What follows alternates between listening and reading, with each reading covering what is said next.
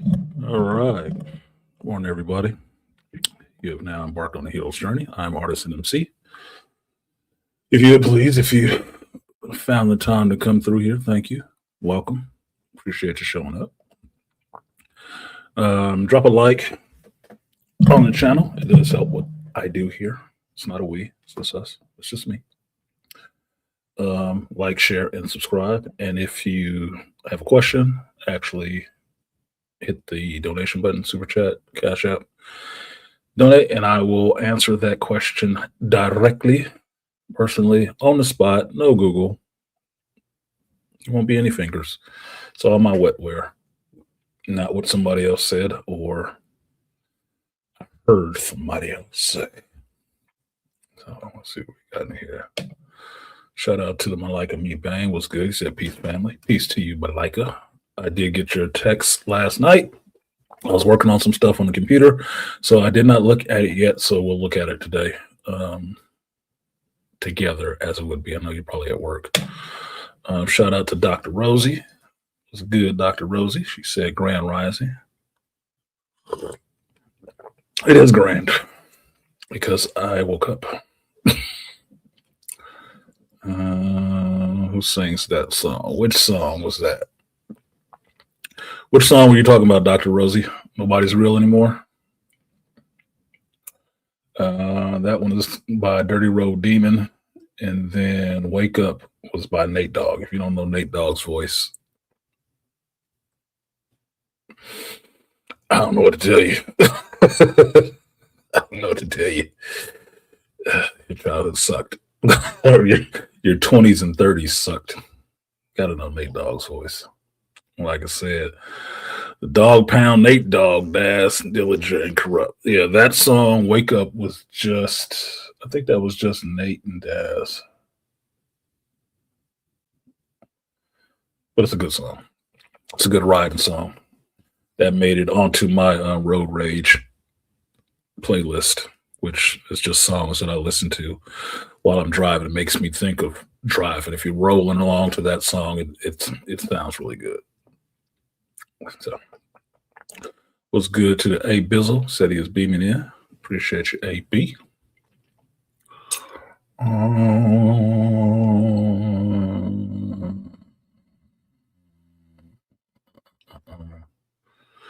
And said, I don't know his voice. I was just waking up. That's the name of the song, too. Okay, so your 20s did suck. It's okay.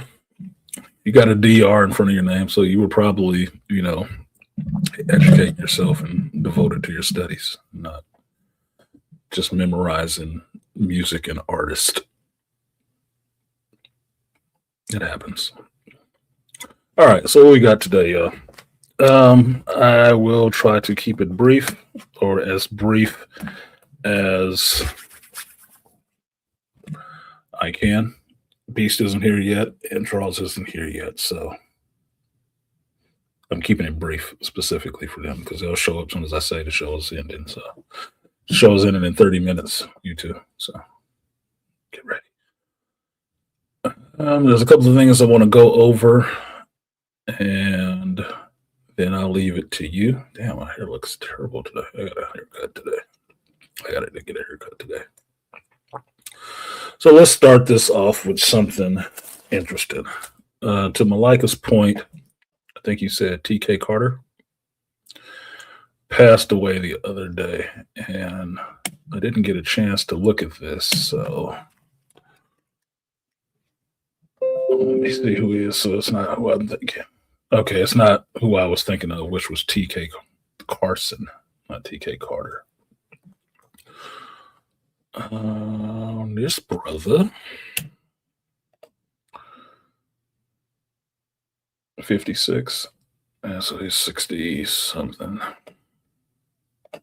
All right, so I will use my Google fingers at this point. Let me turn off the wordies. This is TK Carter. Yes, he was in the thing, Space Jam. I did see him in that. Punky Brewster. Fuck, was he in Punky Brewster? I don't remember him in Punky Brewster. Thomas Kenneth Carter was an American actor best known for his roles in the Corvette. I remember Corvette Summer with Mark Hamill. I remember Corvette Summer. Southern Comfort, The Thing, Dr. Detroit. I remember parts of Dr. Detroit with Dan Aykroyd. I think that's who it was. Runaway Train, Space Jam, The Corner. 69 years old.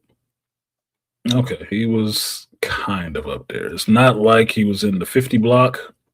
He was way out of the 50 block, rounding on to 70. But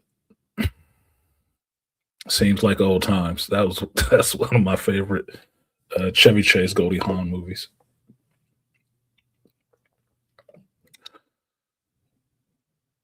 I thought he was, yeah, I thought there should have been more. Yeah, there we go.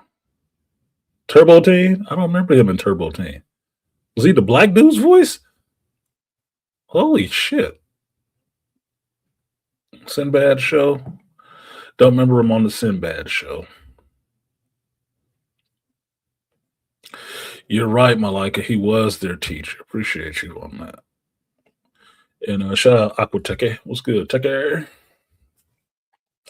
Yeah, he was the teacher on Punky Brewster. For the rest of y'all who are younger that don't remember Punky Brewster, yeah, your childhood sucked too. It was an old 80s show. Don't worry about it. Steve Harvey show. Just Our Luck. Why do I remember that? It sounds familiar. Ground Ace Pilot, my favorite Martian. That was a remake. Yeah, that was a remake. My favorite Martian. Oh, he was in the way back. I didn't see that one. Corvette Summer. I remember this one because it had a cool car in it, and Luke Skywalker was in it. Domino, I didn't see. I wasn't that interested in it. Amazon Women on the Moon. Comedy. Rage in Harlem. I don't remember him in Rage or Harlem. He was in Gym. He did a lot of voice work. Yeah, he must have did a lot of voice work. Obviously. Young Blood from 78. I don't remember that. Cool like that, Teen Mothers. Damn. So he did a lot of stuff that I had actually seen. Ski Patrol was a comedy. That was ridiculous. I hadn't seen him in years, fucking decades at this point. Had not seen him at all. So it doesn't take away from the fact that he is passed. He's a good black actor.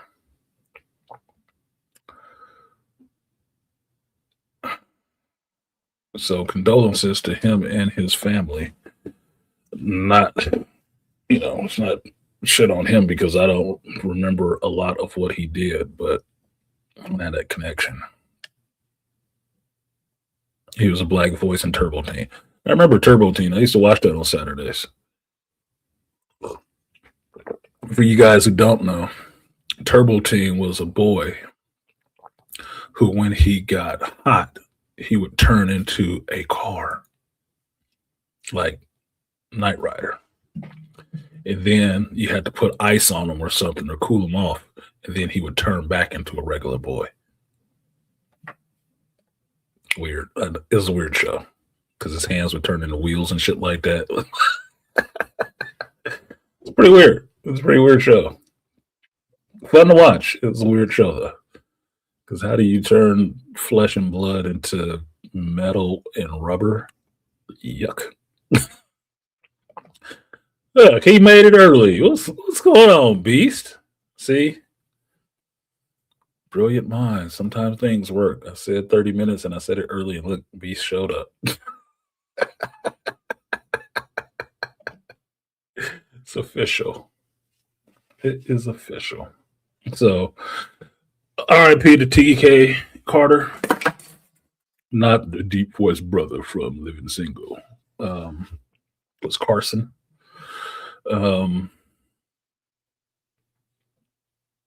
Yeah, sad to see another one of us go. It's only 10 days into the year. I'm just gonna keep quiet because they picking up some folks. 80s cartoons at their finest, somewhat, somewhat. I still say when I remember 80s cartoons that I really loved outside of GI Joe and Transformers and Mask, Mighty Orbots was the shit. Mighty Orbots was the shit to me. Just saying. And Thundar the Barbarian, but he wasn't from necessarily the 80s, I don't think. I mean, shit, I still rock with the Herculoids. I could. Oh, Hanna Barbera, I could still rock with the Herculoids. That shit was cool to me. But that's just me. I was a cartoon buff. So, what do we got on the menu today, you guys? There is some news that's coming up. I know everybody has walked by, beat the horse once or twice during the week. You know, did their high and by.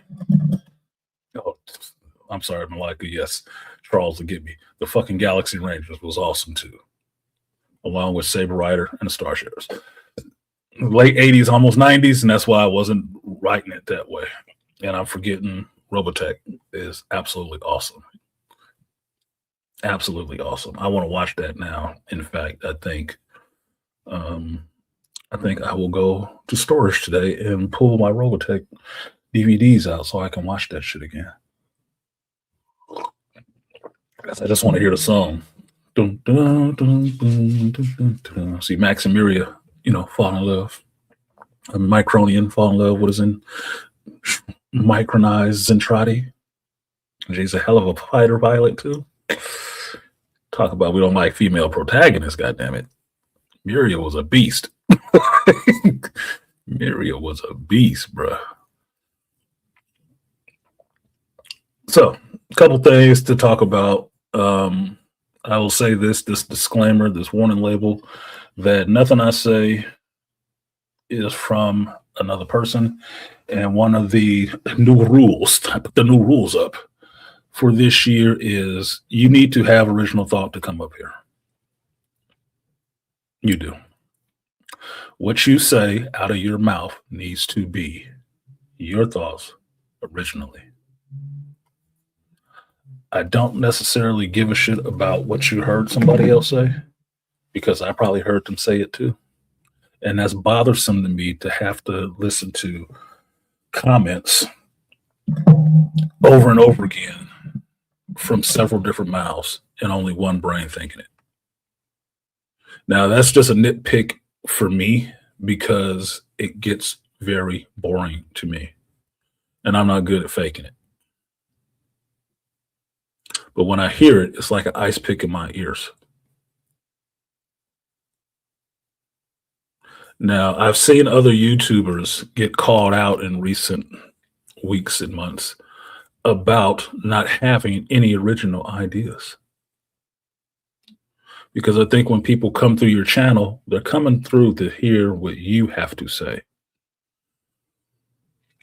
That means you should hold yourself to a standard to have your own original take on things.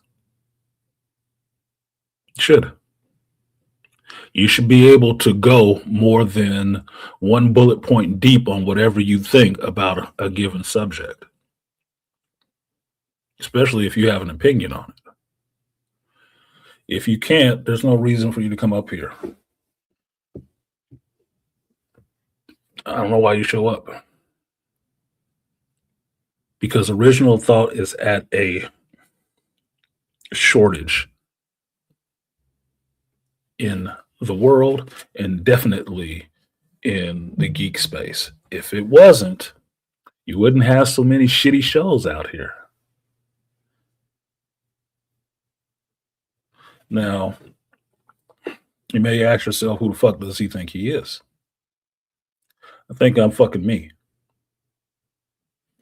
The dude who will say fuck, will show his face, will sit here and talk to you about anything geek related, and you never see me really look it up. Even off the cuff. Whatever the fuck you ask. And I'm one of the ones who will tell you, if it's something I don't know anything about, I'll tell you flat out. I don't know anything about that. I've never watched that. And that's where I'll give you the floor to explain what you know so you can educate the rest of us. Each one teach one, right? But you can't do that with a mind full of everybody else's thoughts and no words coming out of your mouth that are your own. Even in the sciences, even in the university, you learn, yes, you can read somebody else's book, but you do not sit there and write your report or write your synopsis or review of the book and just use everybody else's words verbatim. That means you're not thinking about the material that you're speaking on. That means you're just regurgitating. It's not acceptable anywhere else in the world outside of music and somewhat the YouTube space. It shouldn't be acceptable here. I'm a fan of original thought. So I like people who have a sense of humor because it means their brain is firing quicker, that they can make those jokes really fast. They can make those associations. That is an active brain. A regurgitated comment I've heard 4 times, 3 times before. It's not yours. It's not entertaining. It doesn't make me feel any kind of way. It actually makes me kind of upset. Especially if it's something I've already said, you're repeating it in your words out of your mouth to my face, like I never said it. That's fucking irritating. It's bad enough I can watch somebody else's show and listen to 5 people at the same time repeat a whole show of mine. That's bad enough. It's worse if it comes from my community, because it means you have no respect for me. Or you think I'm fucking stupid. That what I say was not given any thought. That it's just words falling out of my mouth. What I say on this platform, I have thought about a while. The shit that I know, I've known for a while. And when I say a while in those terms, I can mean decades. This is not something I just readily went and found or heard somebody mention. It's not. So when I give you my opinion on whatever the news is of that day, of that week, it is something that has been thought about probably for a week. Unless it came out Saturday, and I can give you a on the spot reasoning for why I think it. And that's what you should actually look for in people's opinion. They can't tell you how they got to that shit, how they got to have that opinion, showing their fucking work. That's not their fucking opinion. It's just a parrot sitting on a stick repeating some shit they heard. That's not me. It never has been. I will always give respect to the people I heard stuff from, and you will always hear me tell you who I heard it from, because I want them to get the respect they deserve for the thought processes they have. If everybody had that shit, YouTube would be fucking empty. There would be nobody on this bitch talking about anything because everybody knew the same shit, right? Everybody thought the same way. That's bullshit. That's not how human beings work. And I've been saying this shit since I've been on here. Your lexicon is not the same as somebody else's.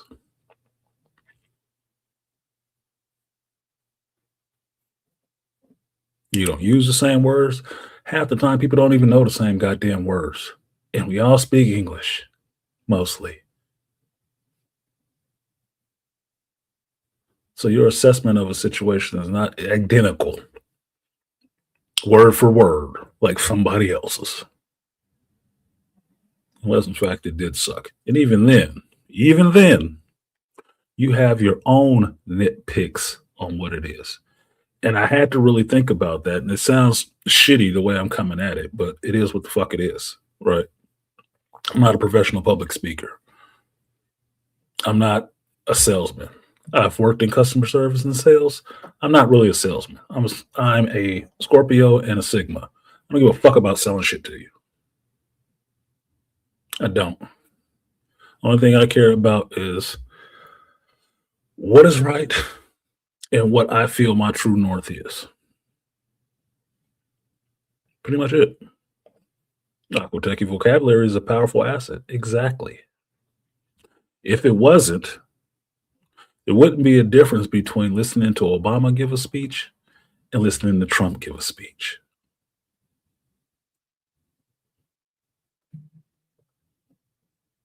There's a difference because everybody, although we use the same language, don't use the same fucking words. We don't have the same train of thought because your experiences shape your thought process. And you don't have the same experience as a person standing next to you, even if you grew up in the same house with them.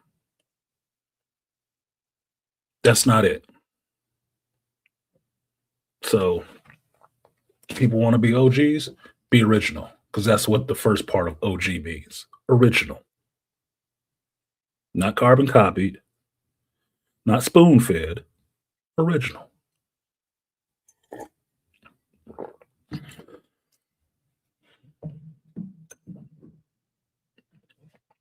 So, that's my thing. I might do a lot more shows just for me solo because when I walk around the YouTube space and listen to shit like that, it just, in some ways, it infuriates me.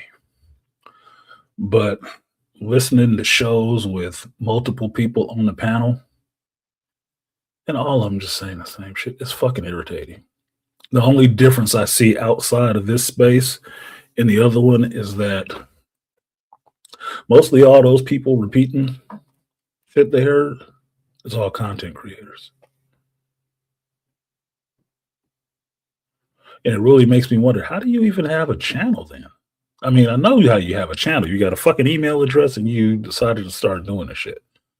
You know, you bought a camera and some shit, but how do you fill your channel? With just verbal vomit?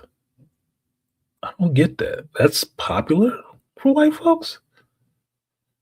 I guess it's not, it really is not important who had the idea. It's just who can sell it and wrap it up better. I guess it sucks because I'm not white. Or would even say something like that because most people won't call out, you know, identities of people nowadays. That's considered, you know, aggressive. It's supposed to be colorblind, even though you can see it in your face the whole time. And mind you, I watch a lot of channels. I was sitting up here yesterday missing Belinda Carr because I haven't seen one of her videos in a while. Belinda Carr is a damn architect. Just reviews products. I'm like, damn, I wonder what Belinda thinks about this damn flooring made out of this clear polymer and stuff. That don't look structurally safe. Well, she didn't cover it on her channel, and she hasn't put anything up on her channel in a while. I'm disappointed. I'm disappointed. I'm a sub. I'm disappointed. Most of your favorite YouTubers I'm subs of. And I watch their videos. Because I was a sub before I was ever a content creator. And even then, I don't repeat shit they said. Because I understand what their opinion is. And I understand very well what my opinion is. You don't have to agree. I'm not looking for fucking agreement. Laugh or yuck yuck. I don't. I say it because it needs to be said. And it's what I believe. And I hold to that. Speak the truth no matter the room. It has put me in positions where I've been at odds at people. Fine. It is what the fuck it is. I'm not looking for consensus. It has put me in rooms where people really support and really respect what I have to say in my view, in my thought process, in my vision. One of the ways they do it on this channel, they support the motherfucker. If you come through here and never support, what you coming through for? Pick up the shit that's thrown out freely? Yeah, I gotta stop that. Kevin Samuels would kick me in the ass. Because I thought about it, I remembered how he tried to start that decorum within the Black manosphere space, specifically. That you didn't ask questions without a super chat. He wouldn't answer them. Because he ran his channel like a business. Told you before, I might be a shitty businessman. I don't run YouTube like a business. I don't. But if I did, I'd shut this bitch down. Same way the comic shop got shut down. Because if you're not supporting, there's no reason for me to open up. Attrition? It has to be a labor of love or reach the ones who actually support you. In that sense, it has to be a labor of love. You notice Belinda has been MIA too. Yeah, see, Aquatech, you know who the hell I'm talking about. Yeah, I think she had a baby, is what it is. I think she had a baby because her and her husband had moved to Texas or bought a new house in Texas, and they had remodeled it. I think she had a baby, or YouTube was becoming too stressful for her. You know, if you're a pretty woman on YouTube, you can get some fucking weirdos showing up. I'm a fucking guy, I get weirdos that show up.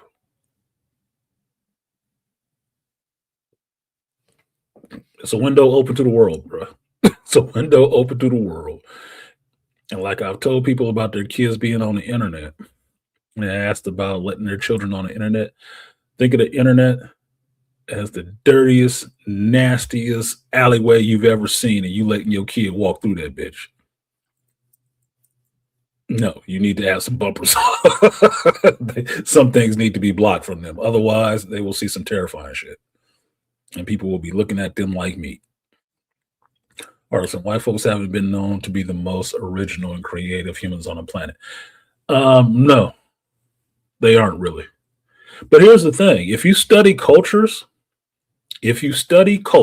people of different ethnicities, what you can say is those motherfuckers are really smart at something. And what they're really smart at is learning other people's shit and selling it back to them. That's why. But the reason they're so good at that shit, because they got their good sales pitch. Oh, our stuff is just as good as your stuff. But at the same time, they're sponging up as much information from you as possible. They ask a shitload of questions, or they make their own assumptions. They're really good at that. Look, if I told you somebody found, this would be a joke, but if I told you somebody found a straight up white wolf in the forest, you would not think immediately that was anybody black, it was anybody Latino, it was anybody Asian, anybody Indian. You wouldn't think that at all. Even though there's people that have been living in those woods forever, you would never think that. But the first thing that comes to your mind, it was somebody white. And it usually is. Why?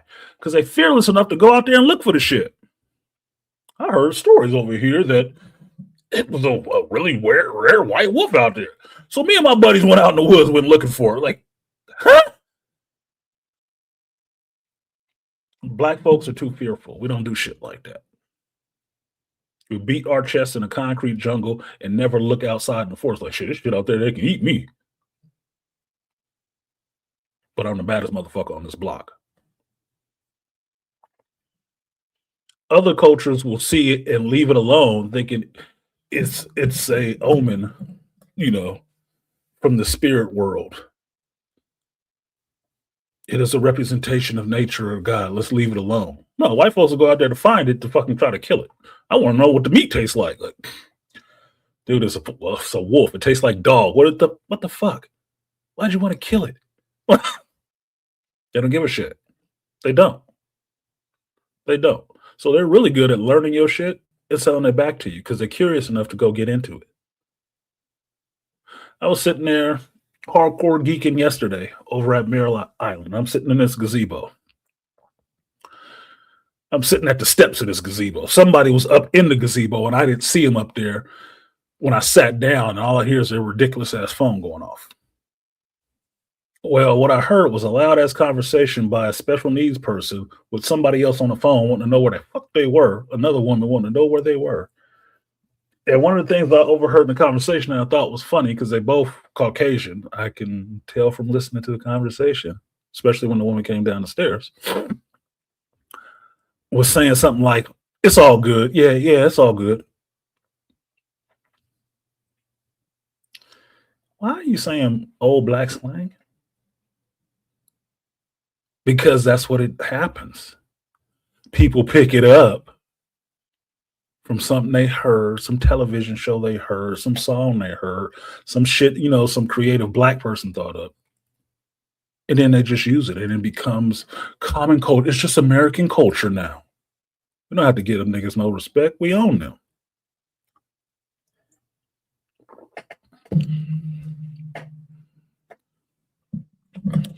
Why would Miss Ann give props to the kitchen staff for making their grandmother's recipe? We own them. All of this shit they come up with is ours. So we shouldn't have to give them any respect for it. I don't tolerate that from white folks. I can't stand it from black folks. That mentality. Nothing is yours. It's all for everybody. No, bullshit. Because everybody ain't wasted the time in their life to read, watch, remember the shit I have. That's why you don't have the opinions I do. It's not the same goddamn struggle. So, yeah, too fearful, and superstitious. Yeah, Beastly, but the superstitious part comes from our African ancestors. Since we ate it last over here, that comes from our ancestors, right? The fearful part comes from being raised in this culture, this American culture, because they wanted slaves afraid. That's why they wouldn't run away. A fearful slave will never leave the plantation because he's so scared of what's out there. Get it? That's why I don't like the runaway slave narrative. The scared black person. Fuck you.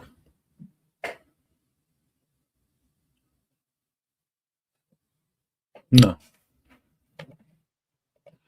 Fear less. And respect the higher powers. It's very fucking simple.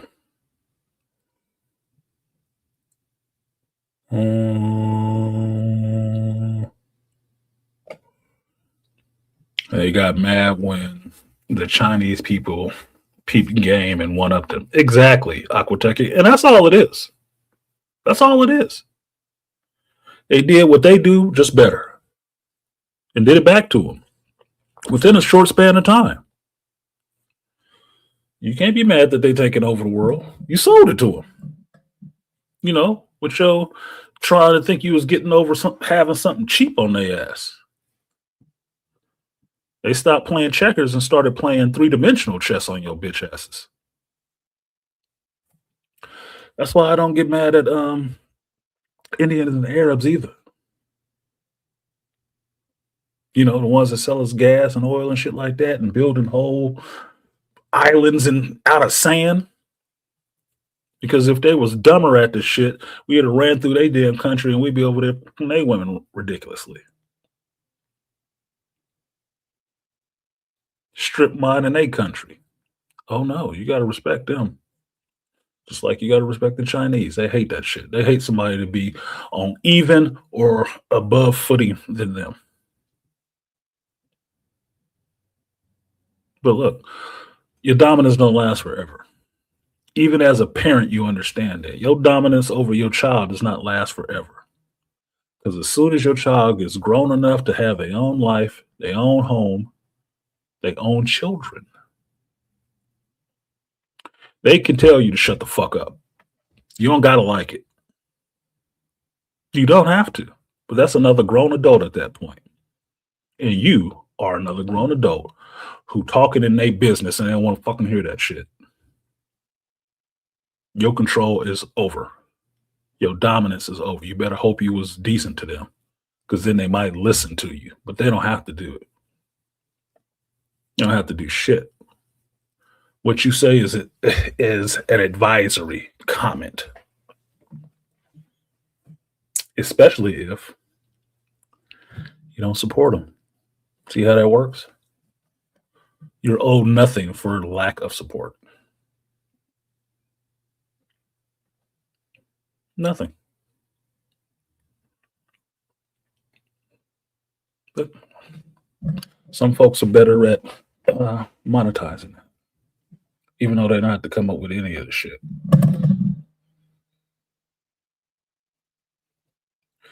And you fall cleverly, predictably in line with just giving it up to them because you know that's what's expected of you. But you don't have to do that with some other folks.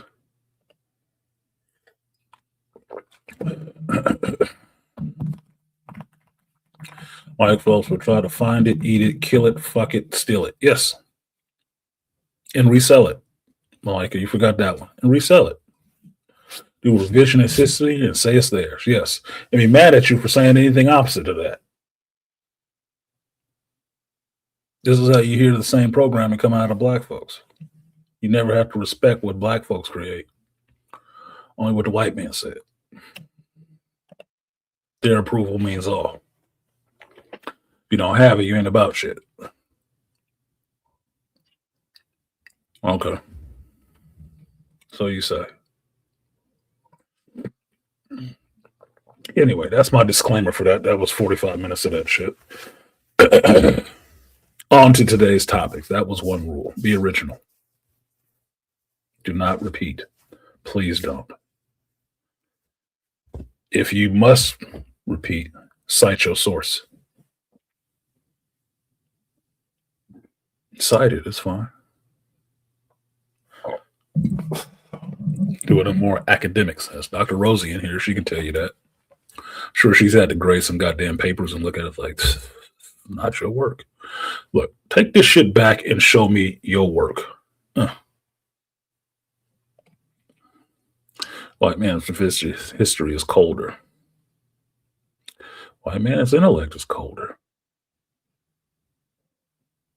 It's more valued.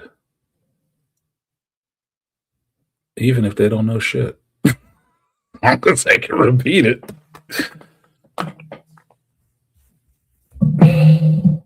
That's usually why I get, persnickety.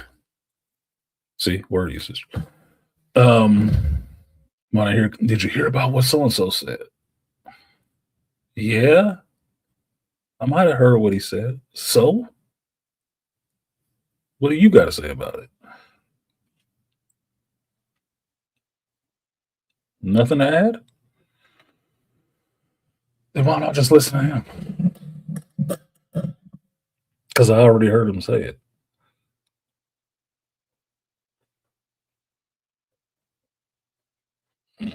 It's weird. I know this. When I watch Dave Chappelle, I'm never expecting to hear jokes somebody else said. Never. Not one special, not 5 minutes. Why? Because I know how he does his process. He writes his jokes from him, his observations of the world. And that shit hits or doesn't hit. But it's all his. It's not stolen. Repeated.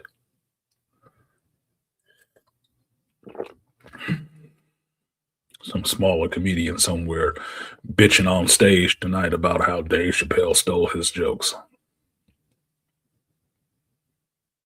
You wouldn't do that. He got too much respect for the craft.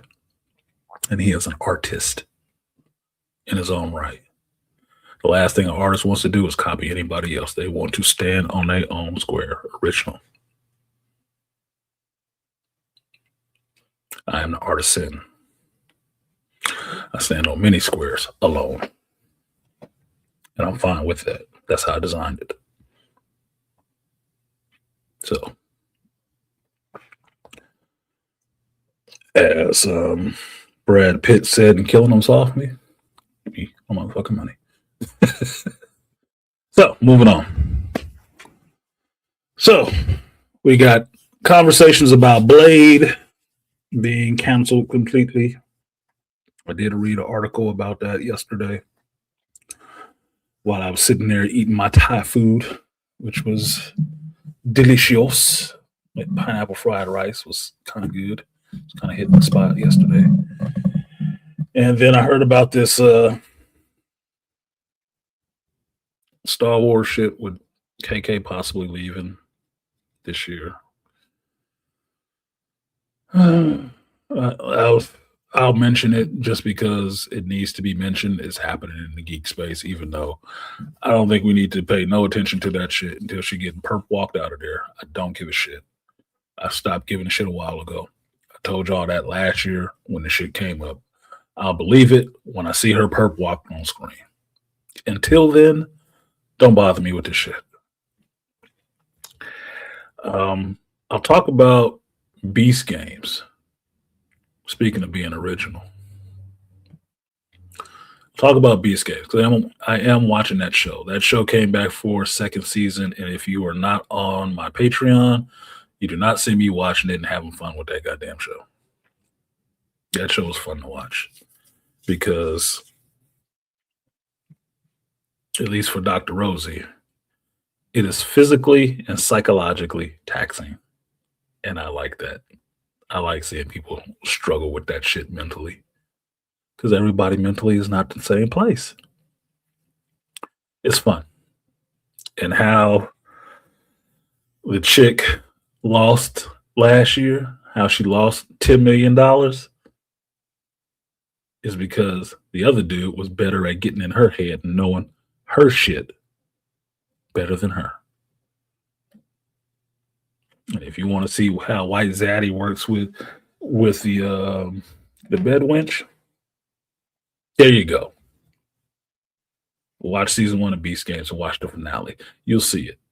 He was in her head deeper than she knew. She couldn't fool him at all. Because she was trying to cozy too much up to him. Oh, this is my friend. This is not your goddamn friend, dummy. That's why your ass walked away without $10 million.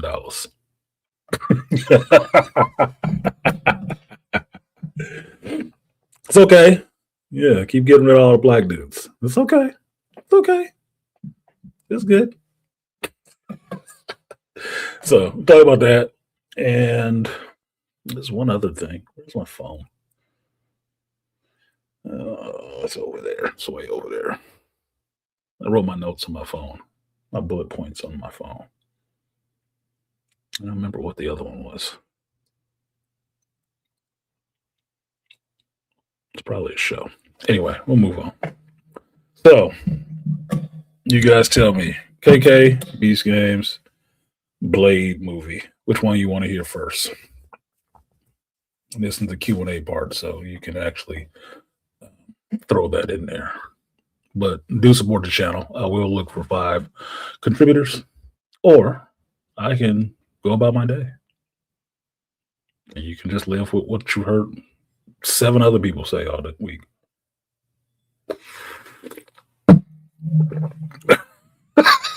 Damn, make your voice heard, Malika. Rosie Blade, Aquateki Blade. Okay, the most relevant to black folks, huh? Okay. From the article I read, which was on comicbook.com or whatever it was, apparently Mahershala Ali, or at least I shouldn't say Mahershala Ali. Apparently the Blade movie is seemingly dead at Marvel. All right. And this is the part you've heard already.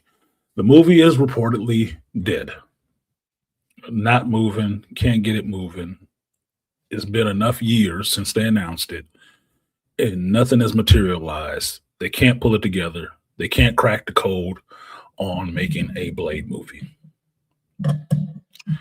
One idea that would have worked came out from somebody else. It was Sinners. That worked. They can't figure it out. Fine. Fine, fine, fine. Accordingly, Kevin Feige is trying to work a different release schedule for movies coming out of Marvel. So they want to make less stuff. And as a way to still put a Blade character out there in live action, they want to just roll that character into a Midnight Suns movie and put that out instead. Now, that's all the main story beats. It's been 7 years. It hasn't happened. They can't crack the code. They've been through 5 or 6 scripts. You've heard me on here talking about it every time. I got tired of talking about that as much as I'm tired of talking about KK. Right? They can't seem to pull it together. Mahershala Ali is still attached. No director, different writers, different scripts. They can't figure it out. It is such a mystery. They can't figure it out. Now, this is your creative white folks, right? You're really creative ones doing this. Because the two people we know could have figured it out, one of which is gay, and you didn't want his damn treatment, but you loved his work on X-Men 97, which is Bo DeMayo. He could have gave you a good Blade script. The other one is Ryan Coogler. You didn't really want his idea either. So he took his ideas and bundled them up and went to Warner Brothers, and he is now owning his idea. You know, vampires in the rural South. Yeah, he owns his idea. He went and made Sinners. Seems like it could work. Seems like Blade could have slotted in there real fucking easy. Even as Michael B. Jordan. But all the rest of the brain trust over at the House of Ideas can't seem to pull it the fuck together. Okay, that's all what we know. Anybody want to hear my opinion on it? It's making me feel special. Like a dude with a little dick talking to a stripper. Just tell me it's big. I know it's not. Just tell me it's big. Just say yes. I just want to feel like it's big one time. What up, JT? The recent expat from San Francisco.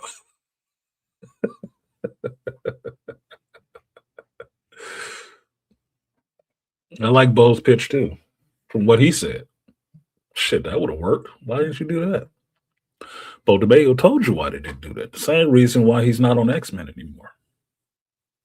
Because you got some of these super cool white folks in charge who think they know how to be black better than the black dude does. Bro him? That doesn't sound authentically the way the black people act. Who the fuck are you? What? The fuck would you know about it?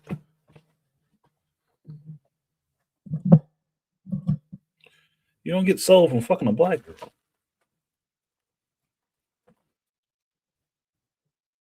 Yeah, exactly. Malika, give me some pseudo big dick good idea energy. Yeah, let's say yes. Okay. You showed up here, so apparently you do want my opinion.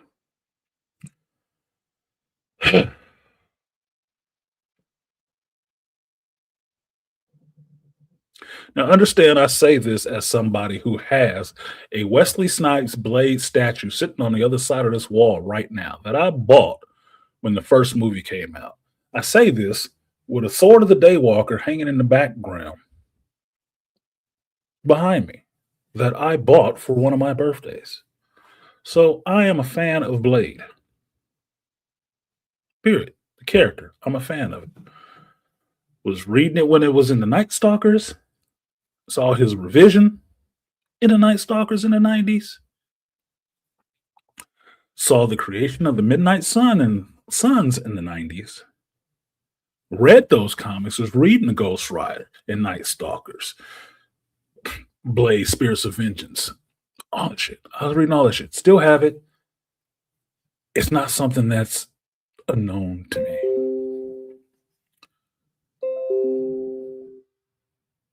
Huge fan of the first two Blade movies. Appreciated the revision of the character that Wesley Snipes did. Not so much of a fan of David Goyer going solo and doing the third movie. Not so much a fan of that. Mm-mm. Not so much a fan of that. A fan of Mashallah Ali, brother from the Bay. Got my respect. He's an awesome actor. Won awards for it.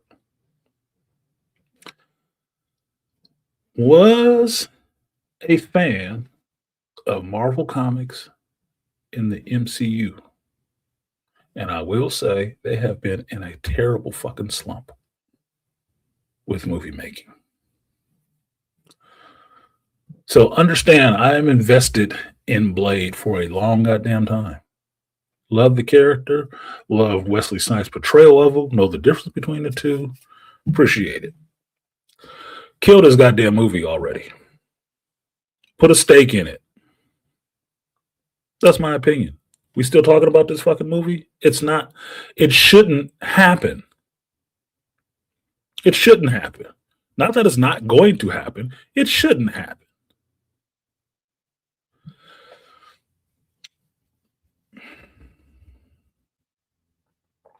What up, Two Trill? Yeah, Blade Origins would be dope, but these people suck. Yes. And that's why I say put a stake in it. These people suck. They can't give you a good story, especially not one centered around a black character. You just saw what Anthony Mackie went through with Captain America. You want Marshala Ali going through that shit too on screen? Yeah, he's one of our prime good actors. Look, his Cottonmouth was awesome. His Cottonmouth was good. He sold it. Could he sell Blade? Yeah, he could sell Blade. Would you want to see him go through that MCU bullshit?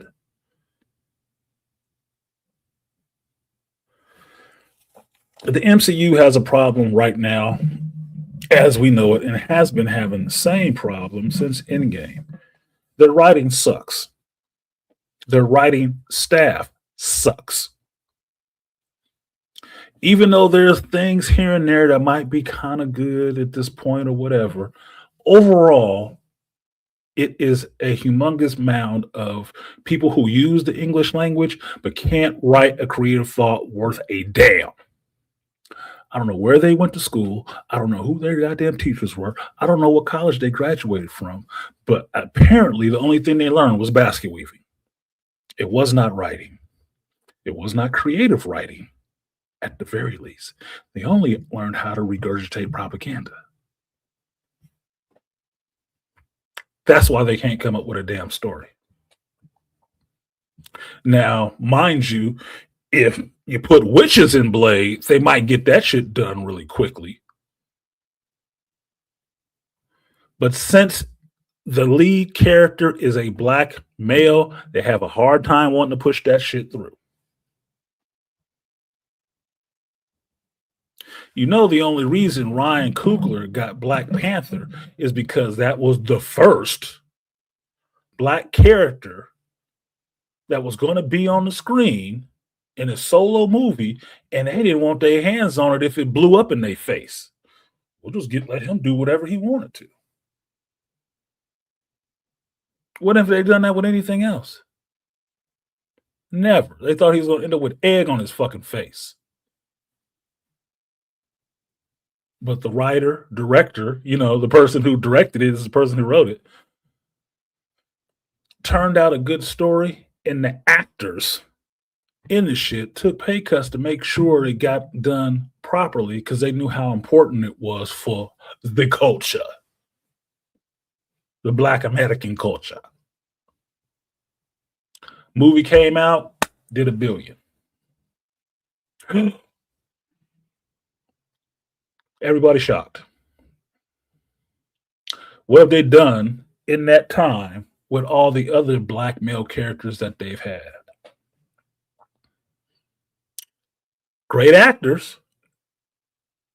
What have they done with them? Where's Don Cheadle's solo War Machine show?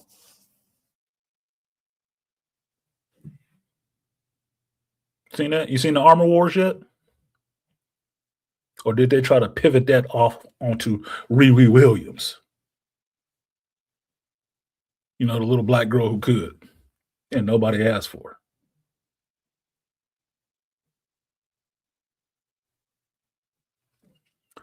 You saw how Anthony Mackie and the Captain America shield situation went. Oh, it's still going on. What a shit show. They gave him the movie of leftover things, the movie of broken toys. Like all the shit we couldn't clean up before, we'll just put it all in your movie, Anthony. We'll let you go out there and front it off. Have fun with that. So much so he knew it, and so much so he had to lose his shit on set about not having a fucking script on a movie that they're currently filming. Who does that? Who does that? Who makes movies that way? No script in hand? That seems like a backwards process. Oh, thank you, Beastly. Let I not forget, since I'm using, his image on the hero's journey. Saw what they did to Nick Fury in Secret Wars, or Secret Invasion, excuse me. You got the great Samuel L. motherfucking Jackson. Yeah, because that should be his middle name at this point. Playing a role that everybody enjoyed, except for maybe David Hasselhoff. And you saw what they did with him. Broken down old man. Scroll fucker. Like, could be any chick. Yeah, it made Nick Fury lose his eye to a fucking cat in Captain Marvel's movie. Insult to the man. A fucking flirkin took his eye. A joke.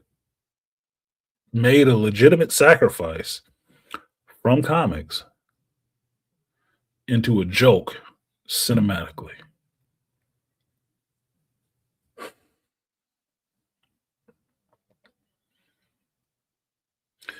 Marvel does not have, I should say, the MCU does not have a good track record with writing black male lead characters. Just black male characters in general right now. They don't. They can't do it, which means it's probably not many black males in those writing rooms. If they are, they're these 200-300-pounder afro blown out to here, look kind of mixed kids that don't got no fucking backbone and no masculine energy to speak of. Which is why they can't sit in a room full of women and push for a black male character being masculine on screen or any good fucking material. Shit, even a masculine gay guy couldn't get it through.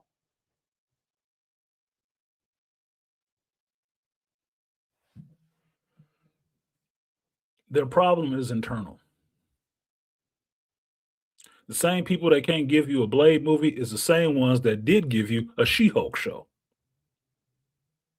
And they showed you their writing room.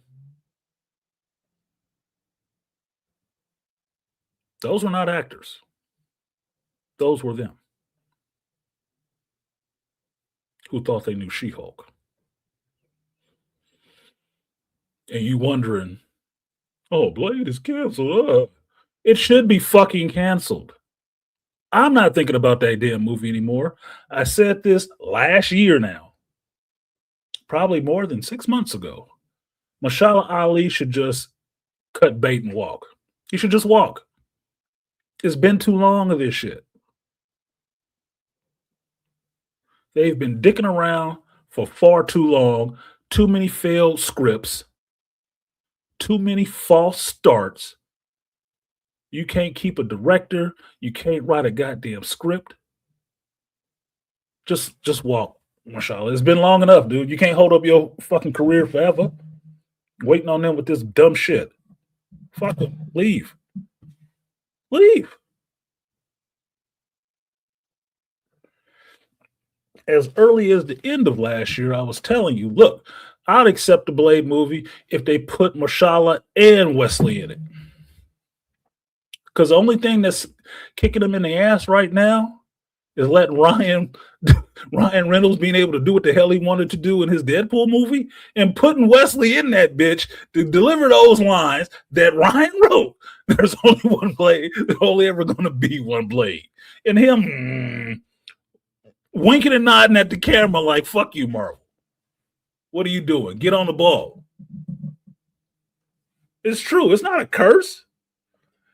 He was only stating what the rest of the audience already knew. They just said it out loud. That's why I was like, oh shit, he said it. Yes. Because everybody knows. Even the original Blade.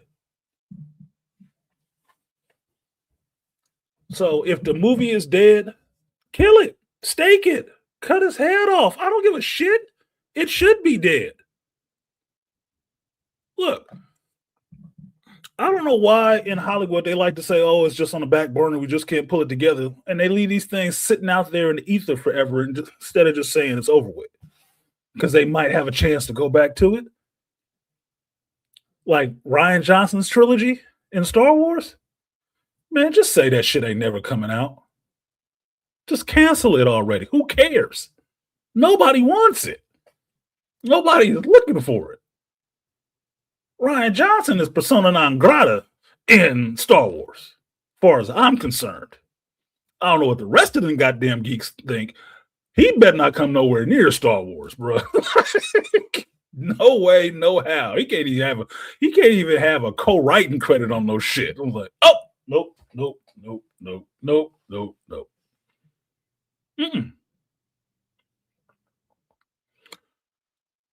Shit. Ryan didn't give you a Blade movie. What Ryan did was expose what Marvel wants to deny. Ryan Reynolds in the Deadpool and Wolverine movie showed you that the fan reaction or the fan love for those characters that have not been done yet, a decent Blade coming back, even Elektra showing up, Jennifer Garner Elektra showing up, to an on-screen version of Gambit with Channing Tatum, the fans responded to that shit. Ryan Reynolds is a fan and has a long memory. And it's in enough of a position where he can make this stuff and put it out there for people to see and say, let's do this for the fans and see what the fans think. What did the fans think? Blade strolled onto their screen and everybody was fucking shocked. Lost their shit. Oh my God. Happy. Happy as hell. And that showed Marvel that you're fucking up with this Blade thing if you're not getting Wesley back.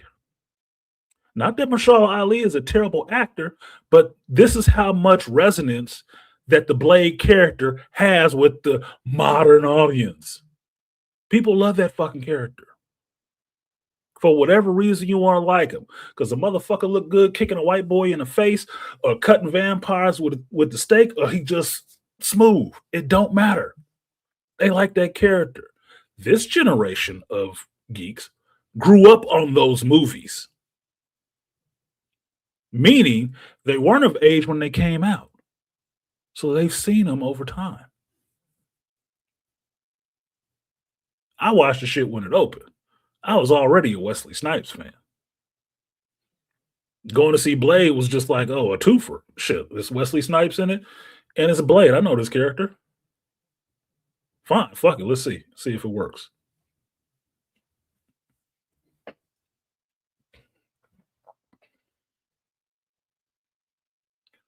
Marvel can't do it now because they have none of that energy. They have none of those fans working there. Now, I would say, for me, Blade's made up history since Wesley did his movie in comic books. It's not a lot to draw on. So a script for Blade would be just an original script, which they should just get to doing anyway, because them finding source material to use, they just fuck it up every time. So just write an original script. Original story, never happened in the comic books. This is the character you have. This is what he can do. What's the setting you got? You throw in some other characters from Blade's history or past, the people he dealt with, that's cool. I heard one report, it was on DA, Derek Anderson, the article he read from, it was a different site. They were talking about the actress, they had picked the actress for Lilith. I was like, don't you dare try to pull that Midnight Suns video game bullshit in a movie. Please no. Don't do that. Absolutely fucking not.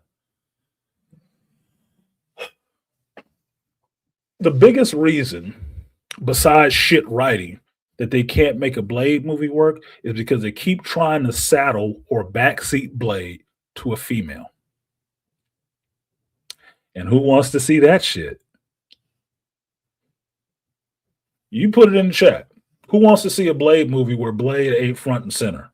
Where he's, taking a back seat to, I don't know, maybe say an Elsa Bloodstone or some shit like that. Would you want to see that movie? You didn't use enough caps on that one. Hey, B. Nobody. Well, Beastly echoed it. Look, there you go. Where parody works. Nobody. Malika got it. Nobody. Hells to the no. All the way from Canada, from the cold spot. No, but they gave me. Nobody. Fuck no. Huh. Exactly. But in Marvel's infinite fucking wisdom, if they talk about doing a Midnight Suns movie, which I suggested before, they have enough of the characters there to do it so far. If they want to try to pivot to a Midnight Suns movie, and they running with the characters they have right now, as soon as you have Werewolf by Night, you got Elsa Bloodstone. Because for me, in the comic books, the Elsa Bloodstone character is nothing but a reskin of Blade as a white woman. I'm not interested in that fucking character. I halfway don't even know where the fuck she came from. But since the first script for Blade was a ripoff of Underworld, and they had made up a daughter for him because Blade needs to be an absentee father all of a sudden, the first script had it being his daughter's movie. This is Blade's daughter. Wait, you gonna make a Blade movie just to introduce a daughter and pass it off to him? Hey, get the fuck out of here. Get the fuck out of here. My journey. Yeah, my journey. It's about my journey. Get the fuck out of here. Nobody wants to see that shit. Who? Look, you guys already said it. I'm not going to be rhetorical on that, but you've already said it. Nobody wants to see that. But the problem with every one of these scripts that you've seen put forward for Blade and Marshala Ali got to read through and was like, yeah,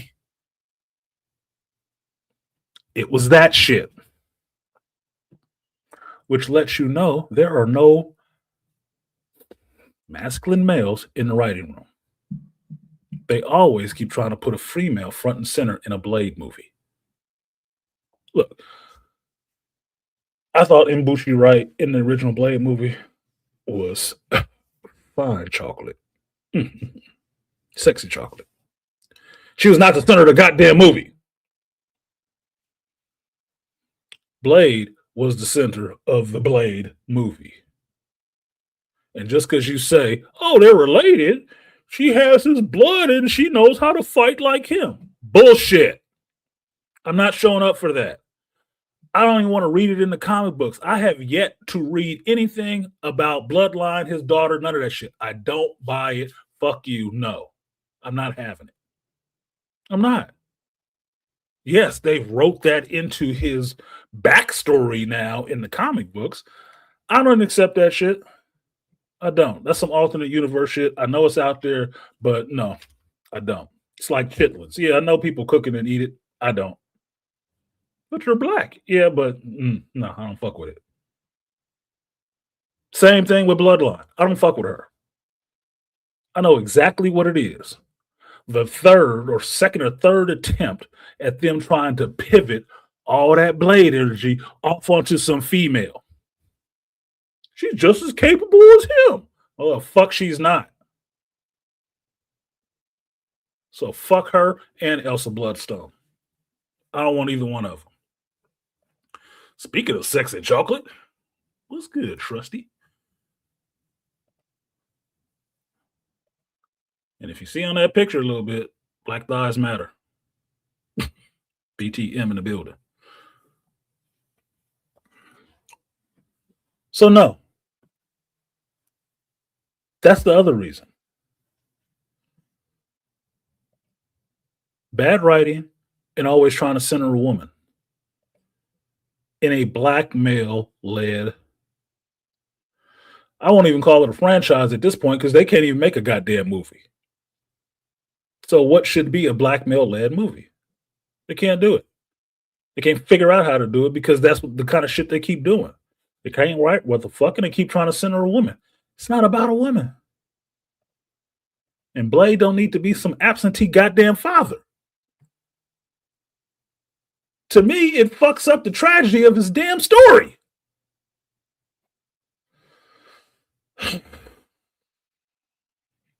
Those Blade scripts given to Marshala Ali weren't even worthy to wipe your ass with. You know how you know that's true, Malika? Because Marshala Ali didn't even wipe his ass with it. He sent them back. Like getting a fly in your food in a fine Italian restaurant. Take this shit back. I'm not eating this. The fans would not eat this. Try it again. Now, the video clip I saw on Derek Anderson's channel, shout out to him. He played this clip of Marshala Ali getting interviewed about his new movie he was doing, and somebody had asked him about Blade on the red carpet. Why the fuck they did this, I do not know. That was wrong. That was wrong. That was about as wrong as that dude, soundbite checking people about, is this the gayest thing ever? That shit. That was just as bad. Like, bro, you trying to get swung on, huh? About this goddamn Blade movie. But his response was very dignified, very classy and stuff like that. But I can tell, because he's from the Bay, he was a bit irritated by that goddamn question. And looking at that lady like, you stupid bitch. He told them, look, I have scratched my action itch. I got to use some of my sword skills. So, but Marvel, they still need to get it together. He told him. Marvel needs to get it together. Not him, not the fight choreographers. Marvel. Well, who's Marvel? Kevin Feige and a gaggle of gooses underneath him who just thinks, put a chick in it. Can't crack the code? Somebody already cracked the code on Blade. You get that, right? Somebody already cracked the code on it. Why don't you get that person back? Let me ask you guys a question. I got Google fingers out there. Is Stephen Norrington not still alive? Is Guillermo del Toro not still alive? Didn't Guillermo just do a really good Frankenstein movie? You know, a Creature of the Night movie? Didn't he just do one of those? You don't think he can come back to a Blade? I mean, notably, the best of the three Blade movies for me is the second one. You know, the one he directed. You can't hire him? He busy?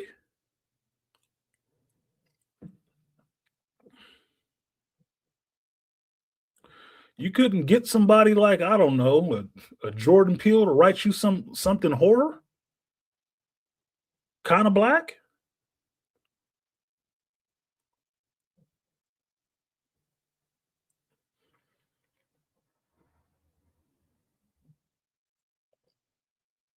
I mean, Coleon Noir ain't out there. He don't do training lessons and stuff like that for teach people how to shoot and stuff. I mean, how hard should this be? How hard should this be? You still got Ryan on staff, right? You know, Ryan Coogler.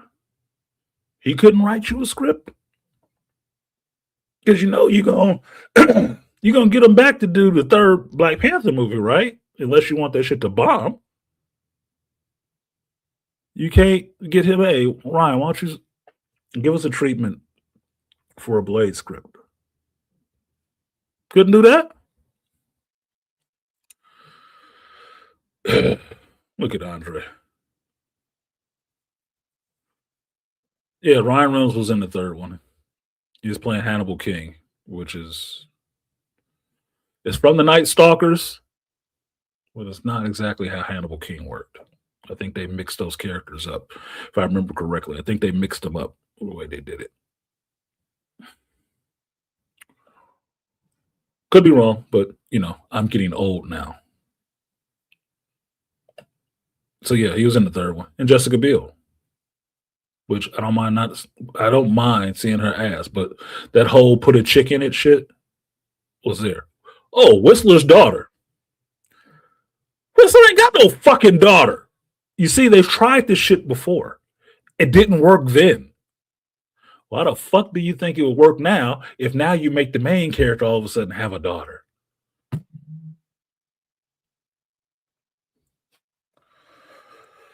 And David S had to ask if they needed help. Shut up, Goyer. Go back to fucking up the foundation, dickhead. David S. Goyer shouldn't help you do shit. Told you. David S. Goyer is like tofu. It tastes better in the mix with something else. Having it by itself is like you eating bland jello. Like somebody took a cold chode in your mouth. No. No. Absolutely not. And I don't know what a cold chode in the mouth tastes like, but it sounds disgusting. ask your girlfriend. If you got one. Still haven't been bored enough to watch BP2. You could watch it. You don't have to be bored. You just have to watch it and see what it is. Because at most, well, at the least, I should say, at the least, it is a tribute to Chadwick Boseman's passing, that you could see the actors in the scenes having real reactions to putting the character to rest when they're thinking about their friend and acting partner going to rest. It's a real reaction. It is a send off in some ways for him. The Talokan shit, how they did Namor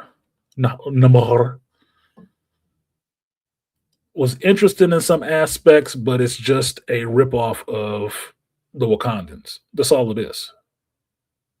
Just pivoted to a culture of Latinos somewhere else. So, okay, Black Panther work, we'll just take all of this from him and give it whatever the fuck. It's kind of interesting. Kind of interesting. The movie in and of itself, throwing, Riri into the mix.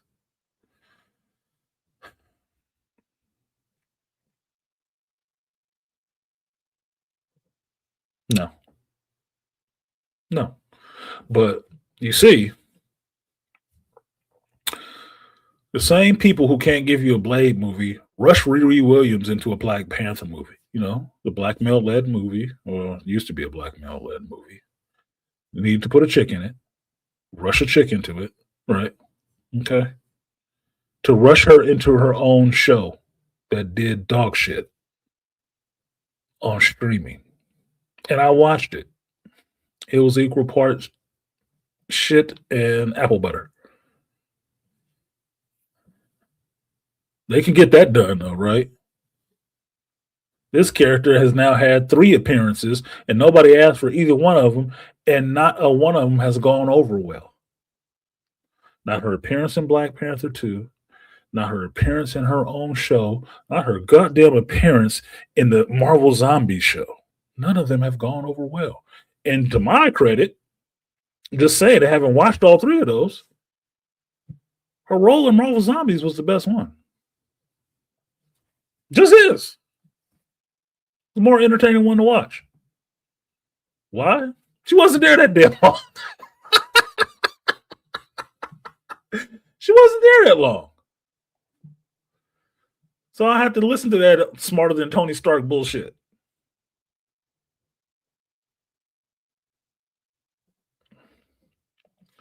Yes, Beast, but you can't get a damn War Machine movie. No, you can't. You can't. Because, I don't know, Don Cheadle can't act.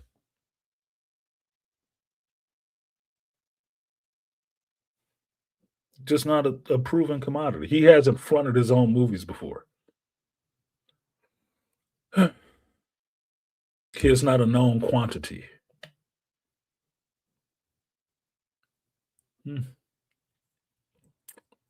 So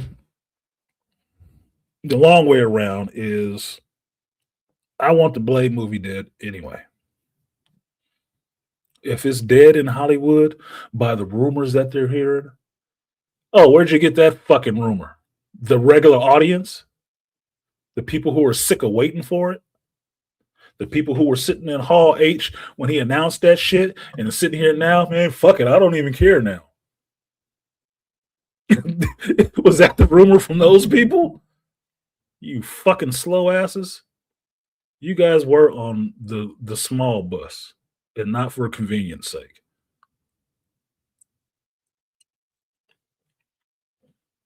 Not because you were from a small town. I want the Blade movie dead. I don't ever want it to come out. You've wasted enough of Mahershala Ali's valuable Oscar-winning time producing scripts that are shit. So my feeling on it is the same as my feeling on Marvel or the MCU possibly ever trying to introduce a blue Marvel. Don't do it. Not with this gaggle of geeses. No. Not these mutton heads. No. Don't do it. No. I don't want to see it done now. If they told me Blue Marvel was going to show up in Avengers Doomsday, I would say, don't do it. Not right now. Don't do it. No. I'm feeling the same way about Blade. Blade can cozy up right next to Adam Brashear and be like, "You waiting too, bro? Yeah, I'm waiting." Don't do it. They are not ready and they don't deserve it. No, we're gonna have to let some of the rest of this shit burn down a little bit more before we can clear out the rest of the suckers and get some actual people in here who know how to make and write movies in. Because Marvel has lost that. It has lost it.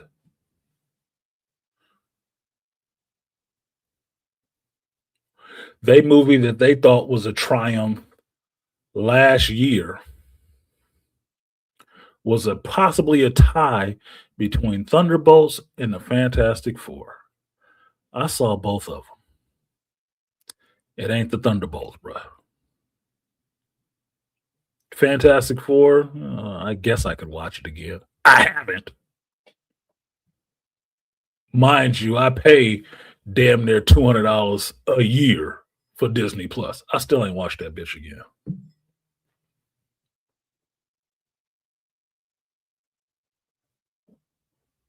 You have a problem.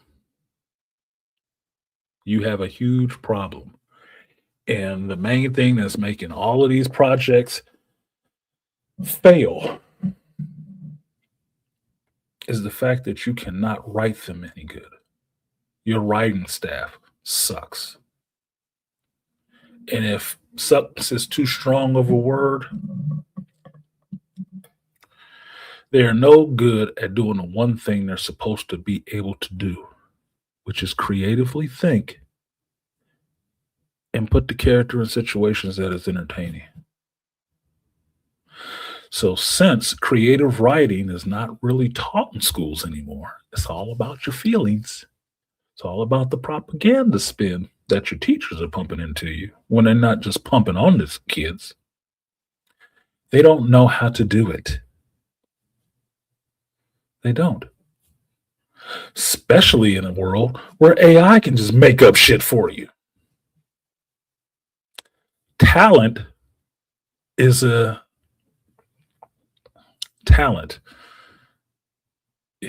short supply nowadays because people outsource their very thought process to computers.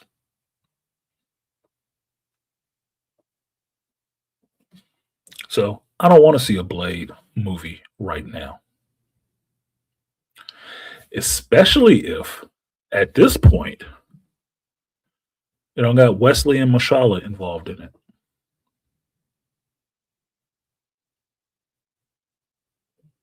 You doing a multiversal movie?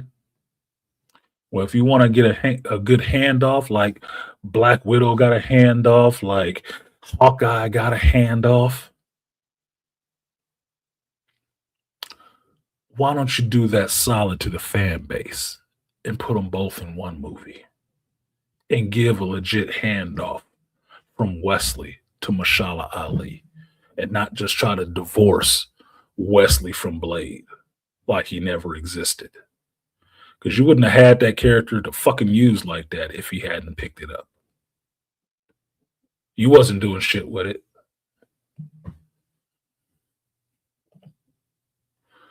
Otherwise, I don't want to see a Blade movie. I don't. I'm not interested in seeing a Blade movie now. Without those two people involved in it. Without a decent script written by somebody who actually, might have known black folks up close and personal.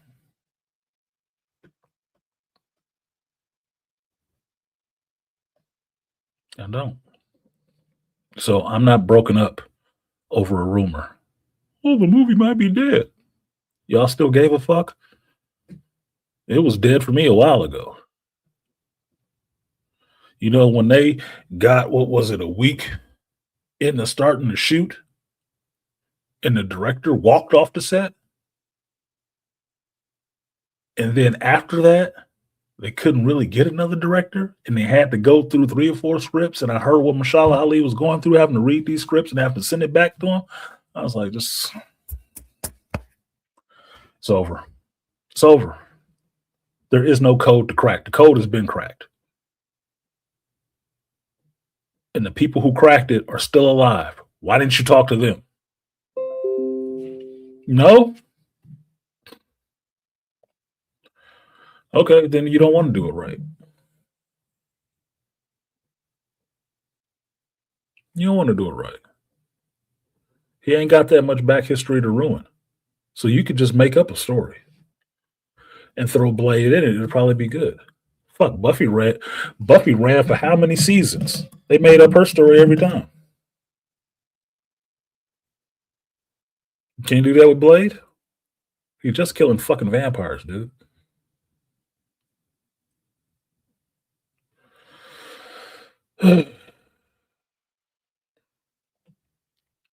Fans and AI doing a better job than billion-dollar studios. You know why, Aquateki? I'm sure you probably know why. Why do you think, you guys in the chat, why do you think Aquatechi's point is so valid? Put it in the chat right now. Impress your fellow chat boxers on why you're so intelligent with your intelligence. Why do Aquatechi's point hold so much weight?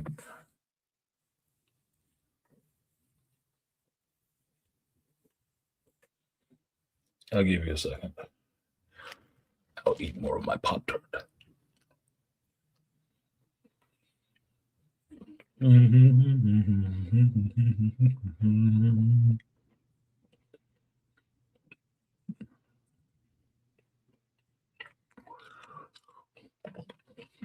Malika was the first one. I'm glad somebody's playing at home. He at work. Because fans are more creative and love the lore. Because fans love this shit. The people at Marvel writing it don't. They probably ain't even read it.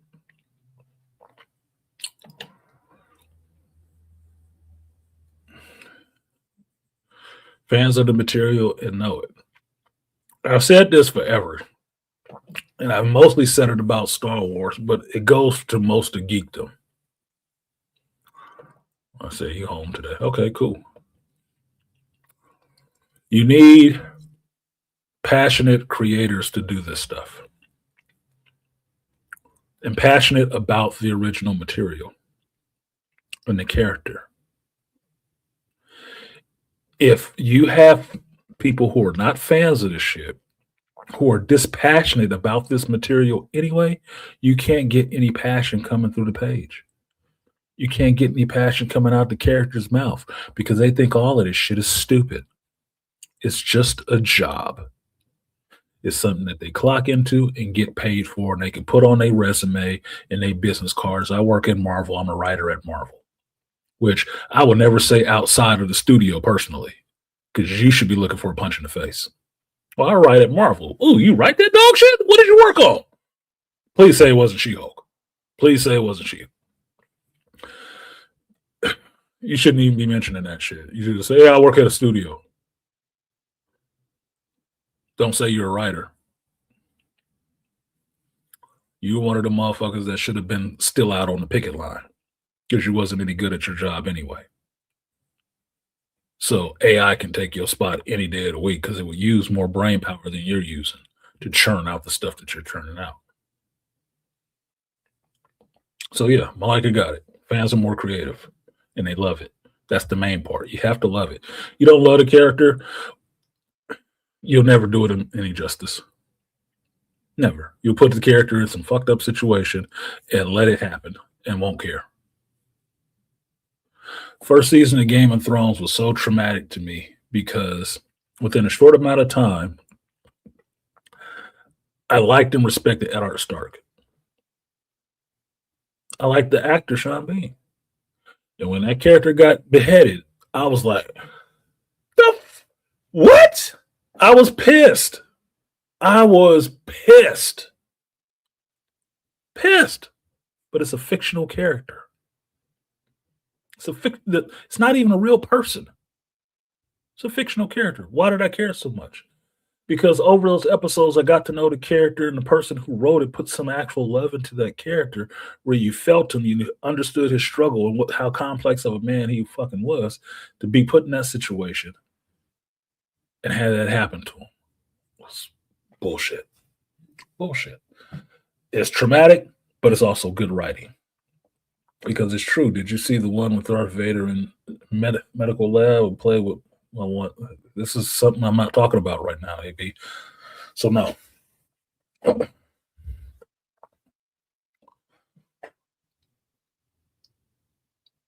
not doing self advertisements today. Um, I mentioned earlier, Wesley and Mashallah are better off doing an indie movie at this point, and this shit throw Morgan Freeman in there to narrate. Wesley and Mashallah don't need to do indie movies at all. Maybe Wesley, because he's still recuperating his career a little bit. Mashallah Ali don't need to do no indie movie. He can if he wants to still be creative. He don't need to do that shit. He can do a big budget movie anywhere. He was just in that last piece of shit Jurassic Park movie, but how much did they pay him for that? Yeah. Ed R. Stark get beheaded. Yeah, it did. It fucked a lot of people up. I'm serious. I wrote a strongly worded letter after I watched that shit. Like, how the hell could you do this? Why would you make a show like this? That's bullshit. But you showed up for the second season, didn't you? They had me. They had me. It's like watching Sons of Anarchy and Jack's wife, I think her name was Emma. She got kidnapped. She was at the park with the kids, and somebody rolled up in the van and kidnapped her. And Jax had pulled up just at the time and stopped them. But with them trying to smash off with her in the car, in the van, and her trying to get out, she put her hand on the jam, and the sliding van door closed on her hand and broke her fucking hand. And she's a doctor, a surgeon. Oh my God. That hurt. That hurt. That hurt. That hurt. I was like, oh, good writing. Good writing. You felt the tragedy in that moment. And seeing how she unraveled a little bit after that, after losing the use of her hand. Oh my God. It was rough, boy. It was rough. But that was a great show. Why? Because they was riding on motorcycles and wearing their cuts and they had knives and shooting people? No. Because it was damn good writing. You could have put anybody in that bitch. You could have been working at a meat market. You still would have been into it.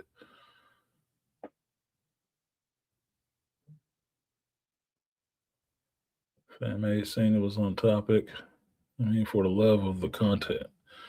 Yeah, for the love of the content. He has arrived.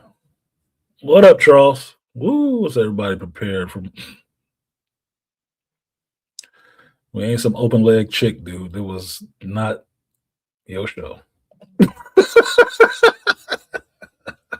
Fucking asshole. Is everybody prepared for my arrival? No, because I'm doing my show. Why would I be prepared for your arrival? So, Artisan, what's your, you going off onto some other shit I'm not talking about? I'll get to that because I didn't get to read the rest of the stuff yet, Charles. But I'm not putting that up on the screen right now. No self-promotion time.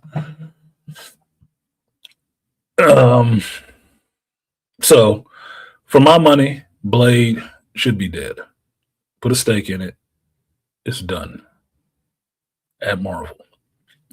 Why I don't want to see a Midnight Suns movie in its place is because it's a disrespect to how good of an actor Mahershala Ali is. Not that he can't work in an ensemble. He can work in an ensemble. But I know it's the conquest line. But what are you conquering here? Not a goddamn thing. I know where it came from. Not stupid.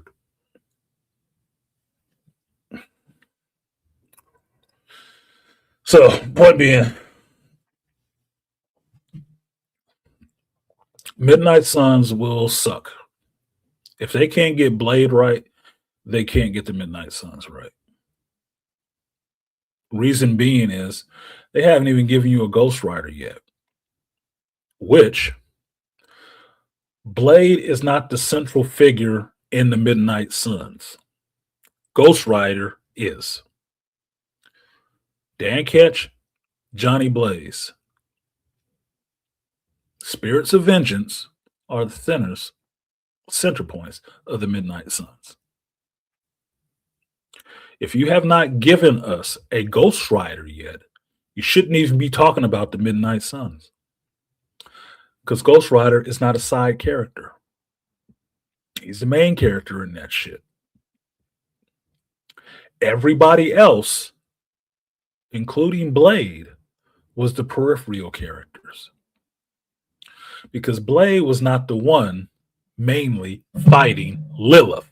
It was Ghost Rider. You know, the spirit of vengeance.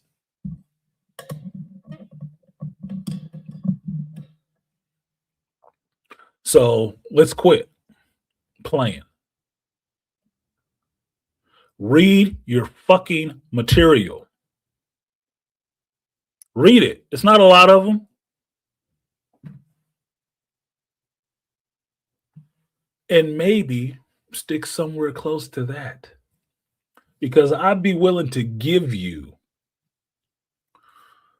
Moon Knight, Blade, Doctor Strange, or just Strange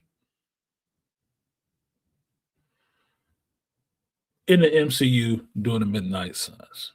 Maybe Werewolf by Night. Okay, fine. You can throw him in there because he's a werewolf.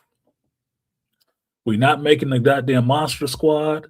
This team has a specific purpose. But you need to have those characters actually flushed out in their own worlds to understand how any of that shit would overlap. You still got Wong as Doctor Strange.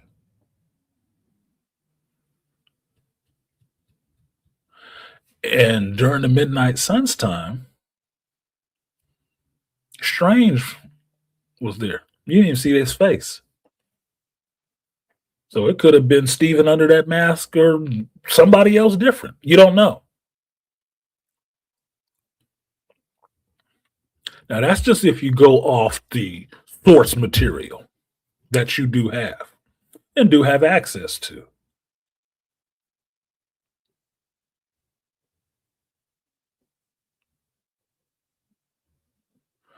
But if you're going to just do this hodgepodge bullshit of throwing a bunch of other loose ideas together in one movie and put Mahershala Ali out in front of that bitch, you're doing the same thing to him that you did to Anthony Mackie with that goddamn Captain America 4 movie. A brave, new, bold piece of bullshit. Giving him a movie with a bunch of your broken toys and letting his career take the stain of that shit. Oh, they're just being racist.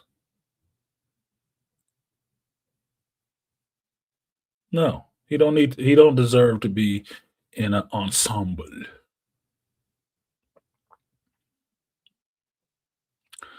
Everybody else got solo movies first before they were in an ensemble. Yeah, a BS team up movie. That's exactly what it is. Look, Chris Hemsworth got a solo movie, and we didn't even know who the fuck he was in Hollywood or otherwise. I'm not Australian.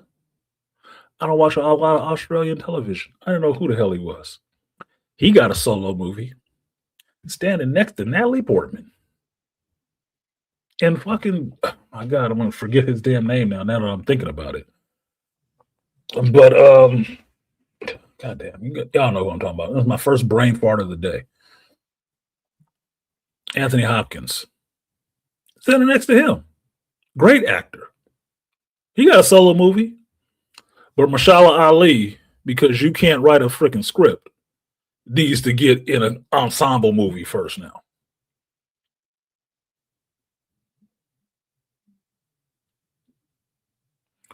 If fucking up was a sport, you guys would be taking the gold or the silver behind KK. So no, I'm not interested in seeing a Midnight Suns movie. I like Beastly.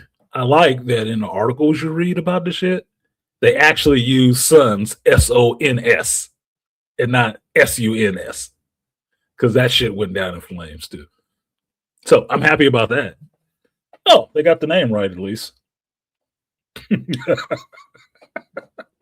put the O back in it. Oh, that's awesome. Not that shitty ass video game you can buy for like $6 digitally. where they have Wolverine and the shit. Like, you ain't never been in a Midnight Suns. This is not a revolving cast. What are y'all doing? That supernatural part is small. That universe is small. There's only certain people that's over there. You got to deal with magic or demons or some other shit, dude. You ain't out there in the brighter day running around in colorful spandex and shit. No, you wear dark colors and leather, man. You use hellfire and some other shit. No, it is not the sunny side of Marvel.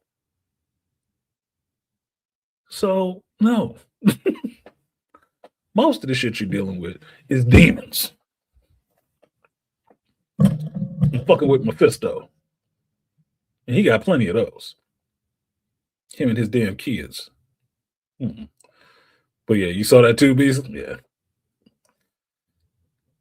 Yeah, and it's there is no girl power shit.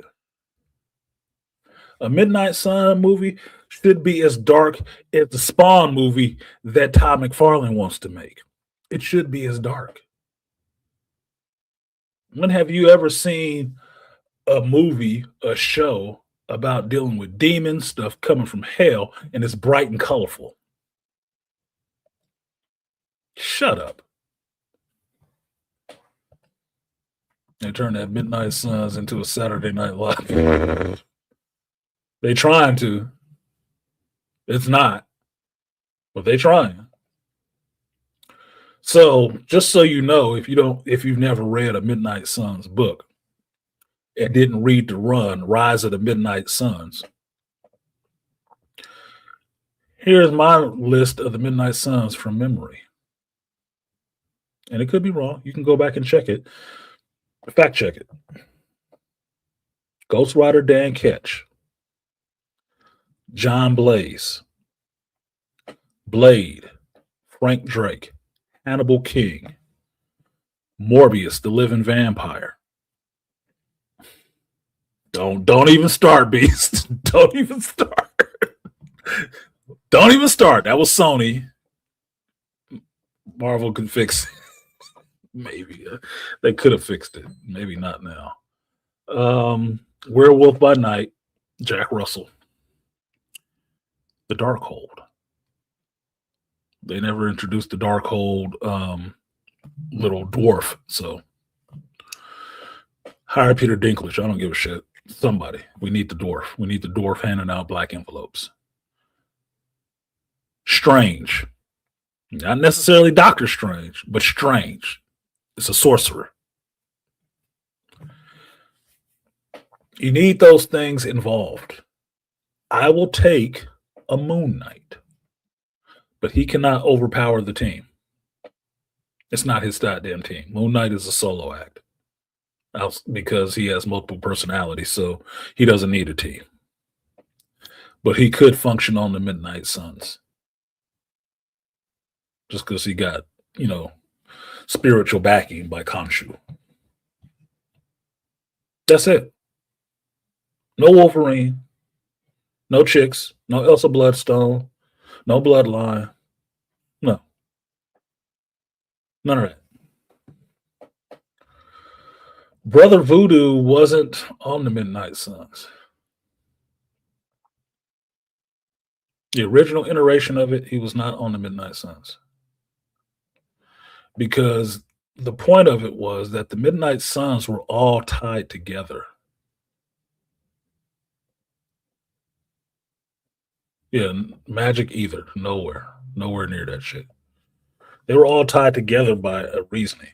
That's why their emblem The rising sun emblem was something that tied them all together.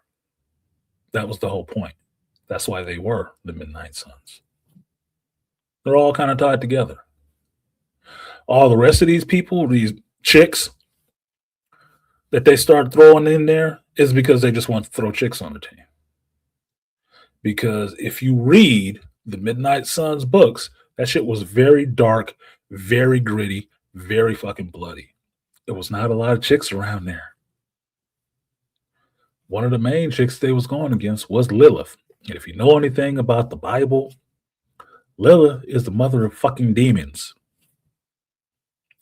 They're trying to dispatch a female. It ain't a bunch of females signing up to be involved in that shit. Especially not in the modern sensibilities. No, she has a reason. We need to talk to her. See what's going on with her. She has a reason for doing this. She's not really evil. We can't beat her. No. It's Lilith, the mother of demons. Gotta go. If you can. Beat her back and put her in a box. People was getting horrifically messed up. It was not a pretty sight. That is not the upfront we sell toys team. Mm-mm. And I forgot about Vengeance. Vengeance was in that. He was around.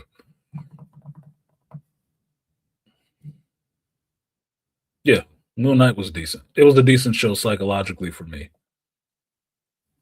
I like Oscar Isaac, so it was a decent enough show. There was some things missed, but it was a decent enough show the way they were doing it and showing his flip between personalities. He is an evil artist and she's just misguided. Yeah. That don't hurt her. She a female bullshit. No. She get the hellfire, man. I like people telling me shit that I'm talking about. The original book was a strike kill team for the mother of monsters. It was not going to be pretty. It's not for kids. It's pretty gritty, pretty brutal. That's what I just said. You missed the disclaimer about not repeating shit. It's happening when you show up late. So I don't want to see a Midnight Suns right now. Now, I know the talk is that it will probably happen after the reshuffling, after Doomsday. Whatever. I'm not sure I want to see it then either, because until you tell me there's a shitload of firings going on and you've hired a whole new writing staff, until that bulletin comes across the wire, we can read it in the article. You can hear people pissed off. Yeah, I used to have a Marvel writing job and I got kicked out the building. And they didn't kick you out because they switched over to AI. I'm not really going to care. Not really. Malika. Lilith is just speaking her truth. Yeah, she was. How she sees it. It's detrimental for everybody else, but yeah. Sure. Whatever, Lilith. Whatever, bitch. Anyway. Lilith was just independent. Yep. in the AB voice. She was independent. She was just trying to be. Fuck her. No. I was rooting for that shit. Lilith was a problem. She was having people messed up. And the Midnight Suns stepped up since they was going against the Sun's mother, to put her down. Stop what she was doing aggressively. Waves of firings. Yeah. And look, I've been out of work. It's not fun. But one of the things that being out of work can do for you is direct you onto the path you probably should be on. As far as the Marvel writing staff, writing is not it. It's not. And that has been proven. Now, I would assume there's different writing rooms on every one of these shows. So let's just say there's 8 to 12 people in a room writing these shows. Not fucking good for the old audience or the modern one. You need some new writers. In a business sense, if you cannot get the job done, I need to fire you and hire somebody else who can get the job done. Because I'm concerned with the results, not necessarily the process, the results. The results are you're losing money with this group of writers. If you want to make money, you probably need to get rid of this group of writers. Simple. And understand while most heterosexual men like women, love them, we don't want to see them in front of everything. Just don't. Football would not be improved for me if it was some 300-pound big ass female center. It wouldn't be improved for me at all. And I don't even watch football. Now, Italian beach volleyball is improved remarkably with women in it. I wouldn't watch it with a bunch of dudes. Wouldn't be as interesting, especially not in those outfits. Yuck. I'm a lesbian. I'm not gay. So, no. It used to be. Charles said one of the interviews to be a Marvel writer should be, did you actually read comic books growing up, or did you like it? Did you actually respect the source material? My thing would be, it'd be like a Kevin Samuels test. Like you give women a test, rate yourself on a scale from 1 to 10, and you can't use 7, right? Why did he pick that? Because everyone would rank herself as a fucking 7. You're not a 7. Where are you now? Eliminate that shit, right? My thing would be name 3 of your favorite comic book stories, and you can't say Hush, um, recent years, Civil War, or something from Batman. You can't use none of that shit. Tell me about it. Tell me about that story. Same kind of thing I do up here when I ask people questions about shit that they say they know about. Same kind of shit. You eliminate those mainline things, those mass media could have been read and popular, heard about in pop culture. You eliminate those. Now what do you got? Now what do you got? Tell me. Tell me about the story. Tell me the story like I'm somebody who's never read comics before. How do you make this interesting to me? You got 2 minutes. Because then you're shaking out people who know shit and people who just repeat shit. Because it's not the stuff that's surface level available. It's the stuff you have to be down some layers from the surface to actually know anything about.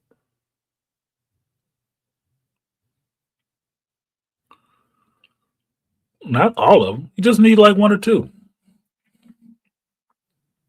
If I told you, give me one of your favorite storylines from a non-mainline comic book, motherfuckers would be like, hmm. Huh. Well, what are you talking about? Don't bullshit me. Just tell me. 2 minutes. You're wasting time. It's very simple. But if I ask somebody a question like, so what did you think of which was your favorite issue of Deathmate?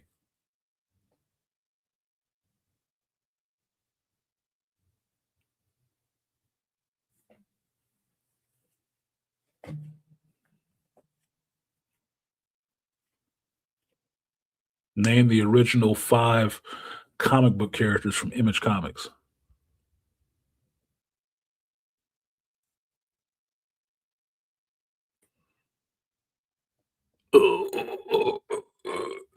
Exactly.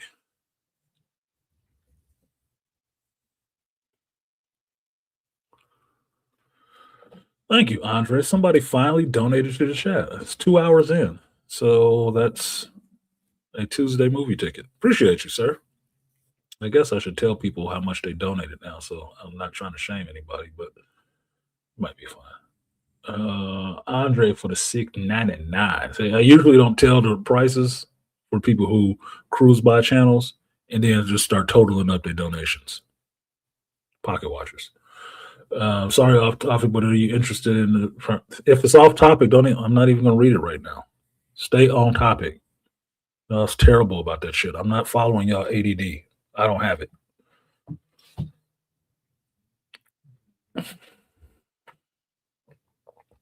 So it's starred. I'll come back to that one.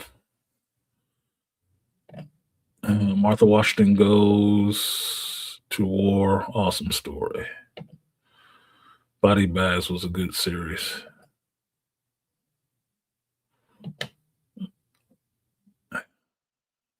Well, you got 2. Spawn, Seven Dragon, Youngblood, Wildcats, Shadowhawk, and there's one other one. I think Ripclaw, Cyberforce.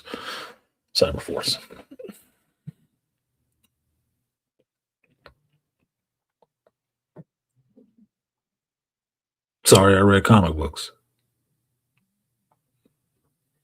Yeah, see, Malika got it, Cyberforce. Sorry, I actually read comic books.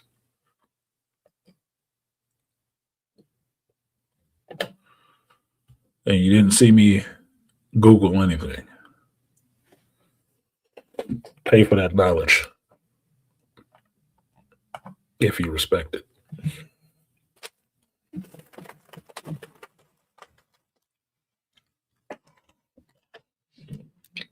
So that's it. I did about an hour on bitching about Blade, which I didn't think I'd bitch about that long.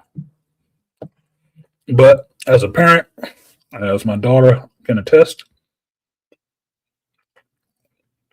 most people who I don't like wouldn't know. I actually do talk a lot.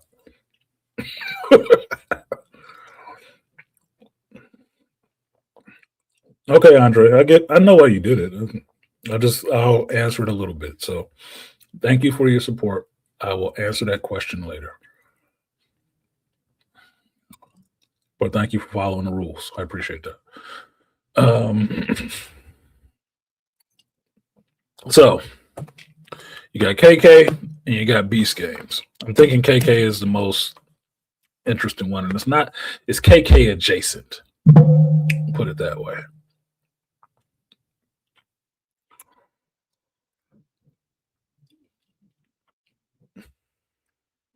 This thing about I don't even really want to say this shit because it's such bullshit. But look, a new article came out this week that said KK would possibly be leaving this year.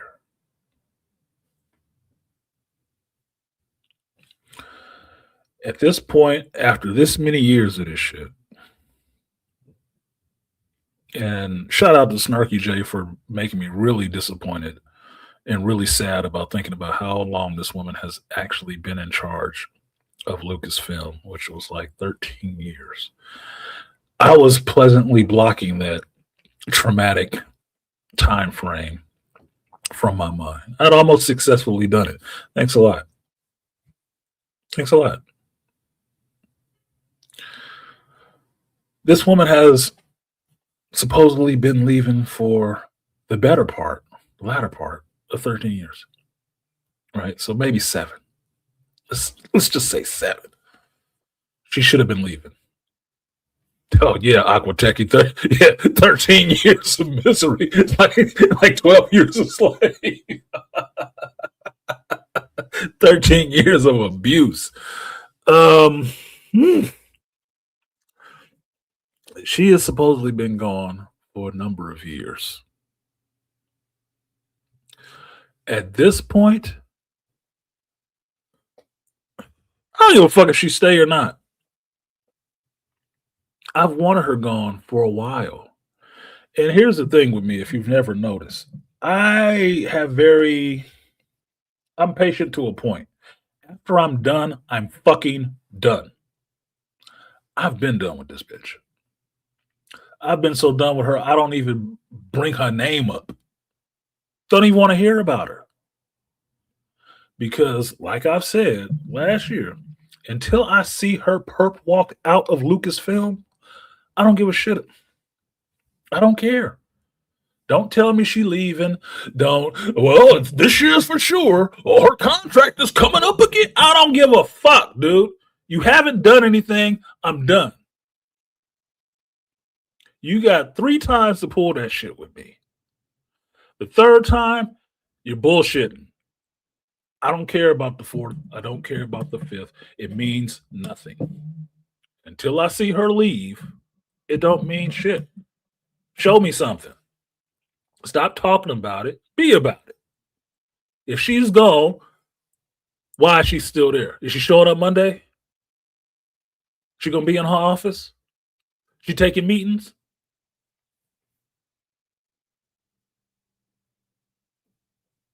I am so jaded on this shit. I am past feeling on it. Yeah, I don't give a fuck. She's really leaving this year. Yeah, whatever. What the fuck ever. Charles is in here. It's like a dude squawking. He gonna swing on you, but he ain't made a move. He ain't made a move.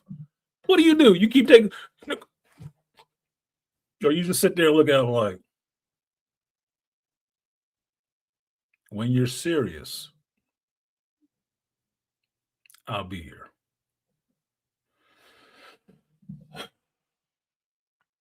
No, I don't give a fuck. I don't care.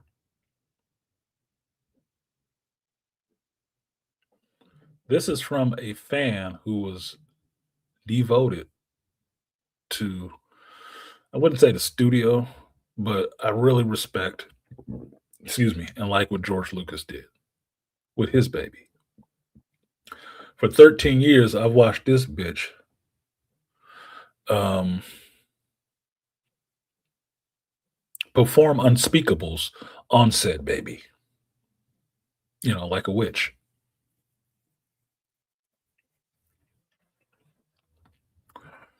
And we've got to sit there and watch this shit and like, won't somebody do something? Somebody stop this shit.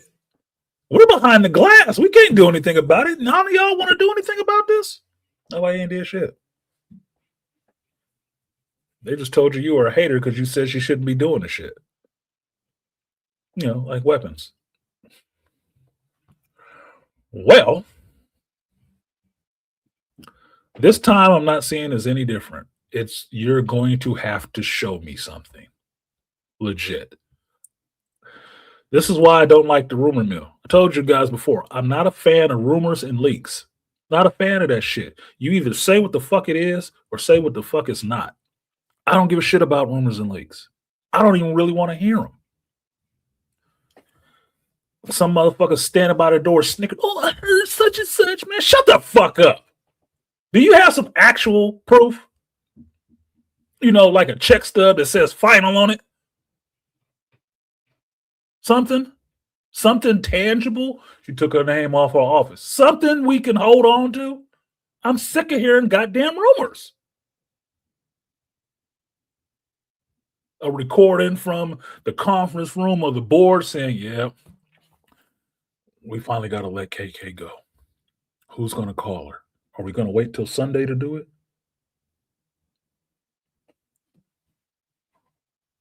If you don't have anything like that, man, shut up. Shut up. Stop priming a pump. It's, look.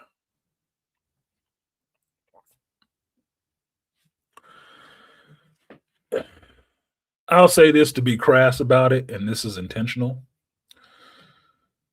It's like a chick sucking your dick that's no good at it.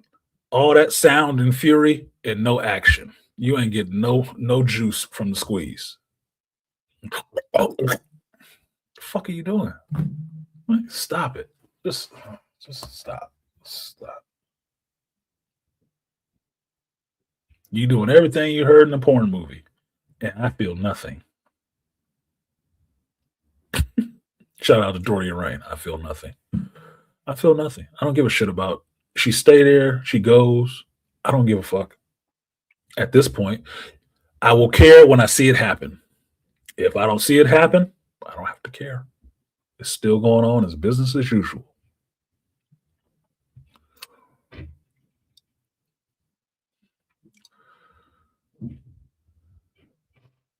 Not every hero has a cape. Charles say it reminds me of the commercial with the old fisherman with the dollar. You got to be quicker than that. Almost had her, yeah. Fucking tease, dude.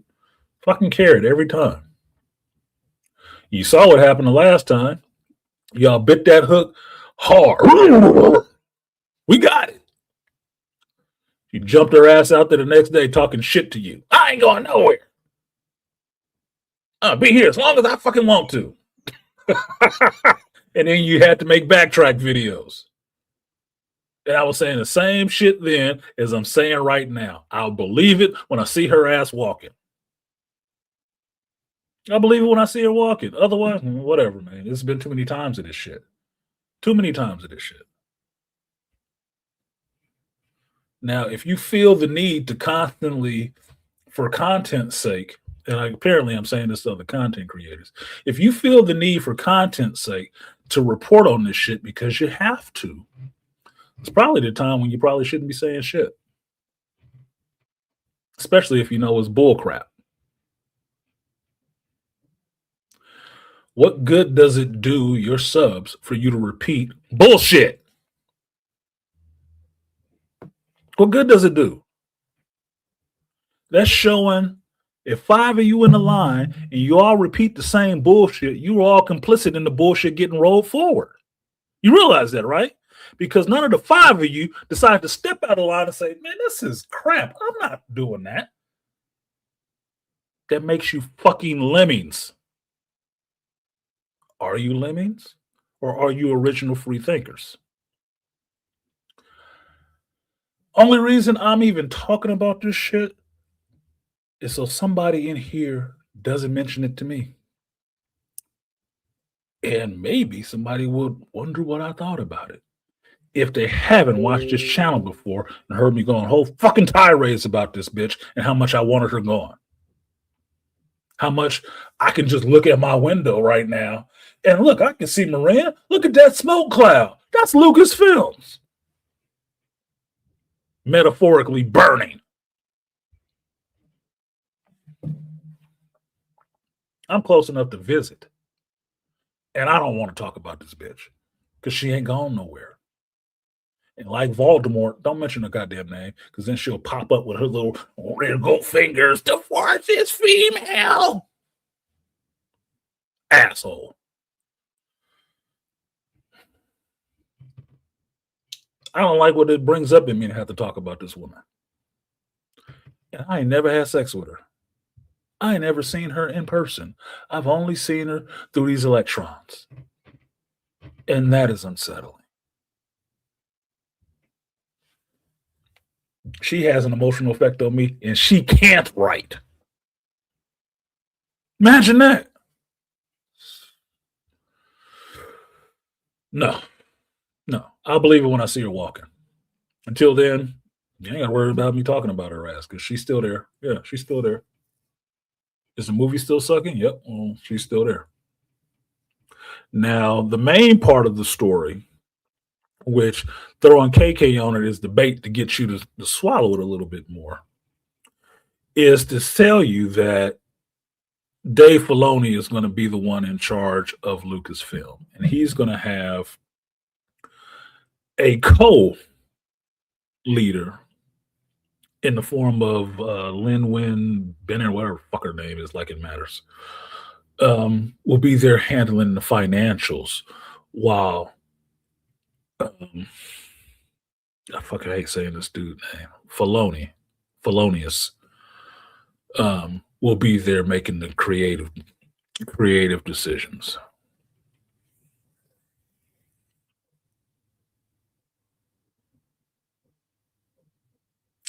This isn't much better. So it'll be the same shit. Basically, it'll still be the same thing. Oh, I get it. I get to suffer through another third season of fucking Ahsoka. Got you. Or we'll get a Sabine show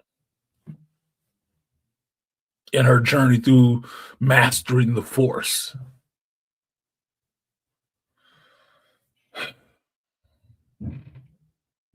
Or no, I get it. He'll go and rip off some more from somebody else's shows and video games to put into something he says that he's the creator of.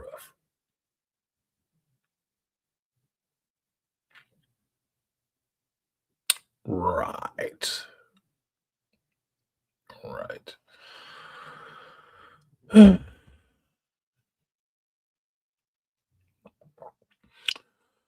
Shout out to no one. The package man coming through, dropping off the $5 holla. Said, I'm on the job.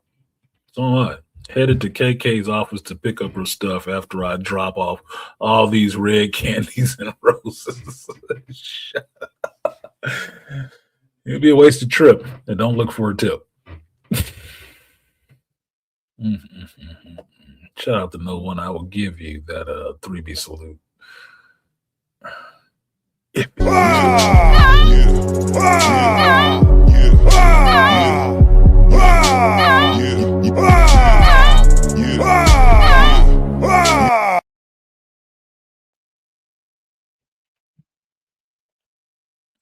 Yeah, I can take you. Shout out to Stevie Wonder because he don't have to see this shit. Look,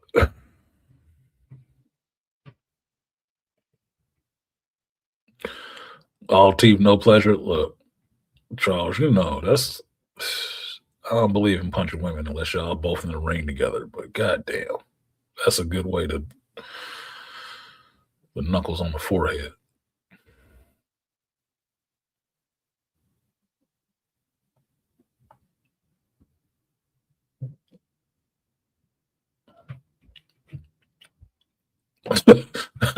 That's a good one, Charles. The next Star Wars movie is going to be called Hope Killer, Dream Destroyer. I'm not going anywhere. That's on her business cards. I still don't know why she takes so much pleasure in destroying George's work, but apparently George denied her some dick.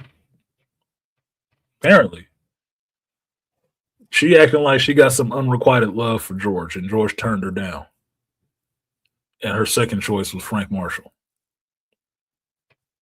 because she will not walk away from fucking up that man's whole legacy. And that is some shit like a bitter bitch mad because you moved on would do. She is too fixated on that. She has nothing else to do but fucks up Star Wars. Filoni ain't no better. Now, I know for a time, I thought he was the lore master and he knew the lore and possibly be a good candidate to run Lucasfilms with Jon Favreau. I have since changed my mind a while ago about Filoni. When I saw what he was doing, what I saw what he was signing off on, namely that shitty ass Obi-Wan Kenobi show, and then actually seeing what he could produce on his own being the Ahsoka show. I didn't know Filoni before he was working on The Mandalorian. I didn't watch Clone Wars. And what I've watched of the Clone Wars, I can't stick to watching that shit. That shit is annoying to me. It's fucking annoying to me. I tolerated the Bad Batch. And then it went away. That I still have not watched the final episodes of that shit because I can't. It just fucking ruined it. Filoni was in charge of that too. Um, I understand who Ahsoka is in a geek's way of understanding. I know who this character is. I know what universe they're in. I know where they came from. I was not a devotee of watching the Clone Wars. I wasn't. My biggest question was, where the fuck did this character come from? It's Anakin's Padawan. Anakin ain't had no Padawan.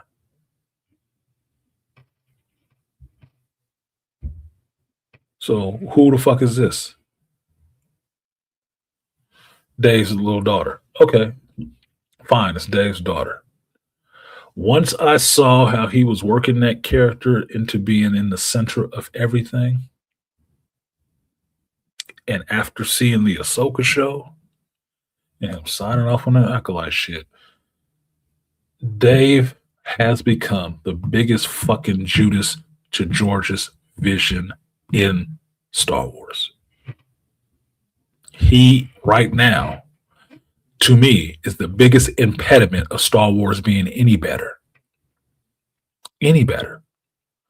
As much as KK could fuck it up from a producer point of hiring people like Rian Johnson to make movies in the Star Wars universe who he don't like this shit, he don't really rock with it, but he just did a story.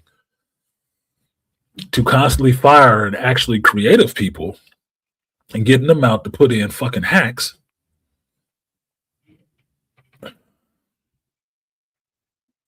The incompetence of Filoni is what makes Star Wars hard to watch.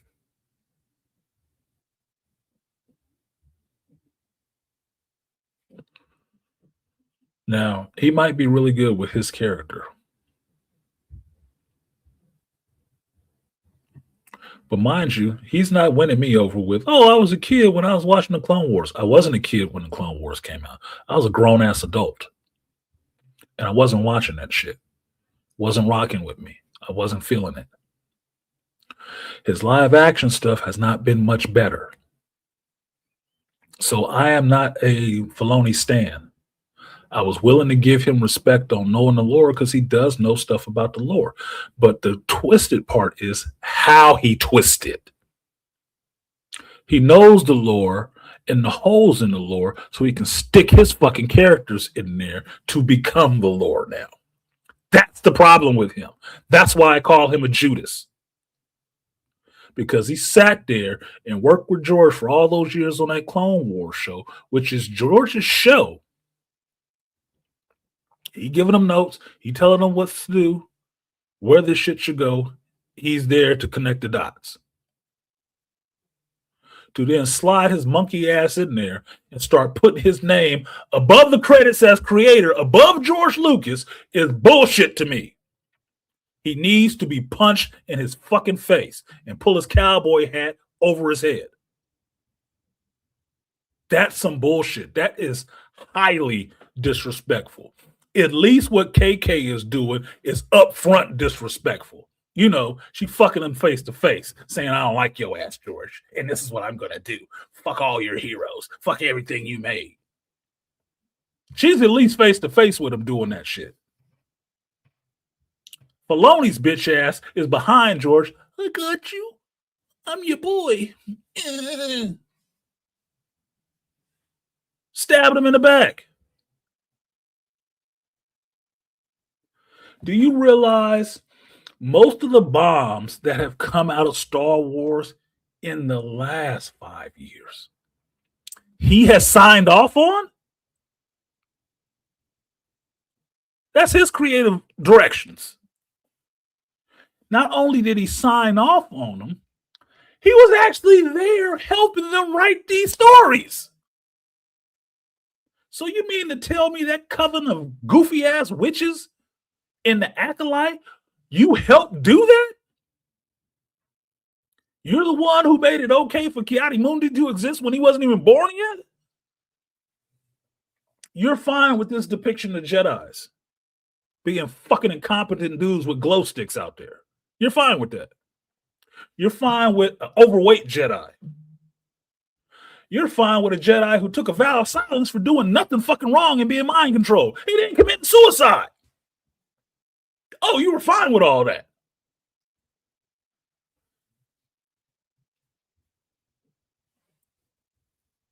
You're fine with a supposed Sith, the stranger, being trained by possibly Plagueis, hiding in a cave, and getting out the water and showing some young woman his main lightsaber? You showing her his Shoto? You're fine with that. That was all good with you. You are a Muppet, dude. You are a fucking Muppet. Where is the backbone in Hollywood? Did all the men with testosterone only make action movies? Is Tom the only one left? Gee. God, dude. This shit is sad. This shit is sad. The best thing to come out of Star Wars in the last 5 years was Andor. By a guy who traditionally doesn't really do Star Wars stuff. But for my money, he made the best stuff in the Star Wars universe you'd want to see. Even with the Rocky 3 episode start. I'd watch that again before I'd watch The Acolyte again. Before I would ever fix my eyes to look at the Kenobi show again. Before I'd ever sit on the toilet and take a dump and watch the Book of Boba Fett again. No. And barring a brain injury, would ever watch Ahsoka again. Dave Filoni ain't it.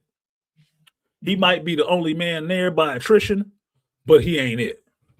He's like the last guy on the bench because you cleared it out already. Like, fuck.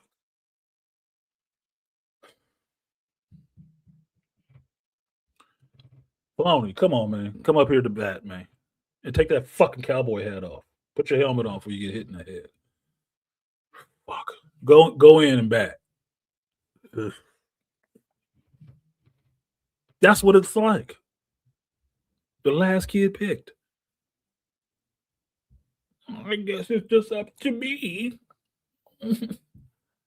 I'll take a swing at it. Oh my fucking God. You mean to tell me you really think Filoni is going to be in charge of anything? That he is not going to have a hand jammed squarely up to the elbow up his ass, or the second hand up his ass. His wife already got one up there. To tell him what to say and do? He gonna be getting finger banged dirtier than that chick in Last of Us was.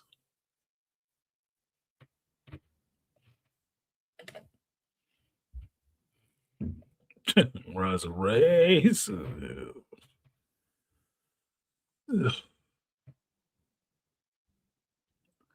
That's not an improvement by any stretch of the imagination. It's not an improvement. And I use imagination in Lucasfilms loosely because they apparently don't have any. As much as you want to say that Tony Gilroy didn't make a Star Wars show, it's not traditional Star Wars, it's not George's Star Wars. Apparently neither was Empire. But I digress.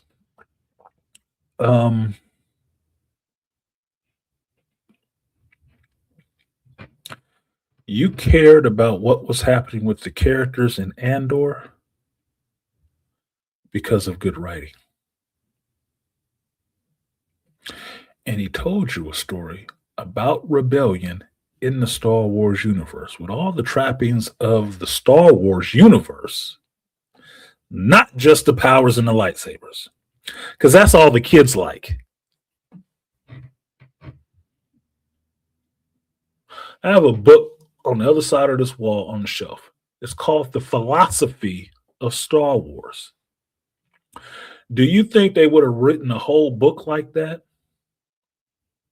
based on the philosophy of Star Wars if it was only about lightsabers and force powers?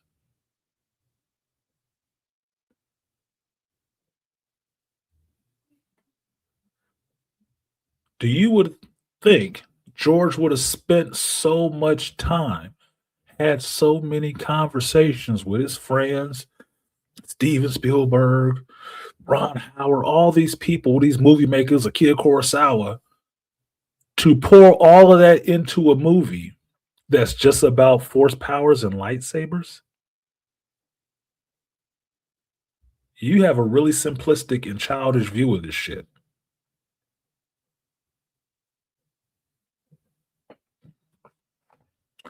That's like somebody thinking that, oh, the code to crack on a Blade movie is simple. You just see vampires and people killing them. Oh, so that's all you got from watching the first 10 minutes of the first Blade movie. Hmm. Okay.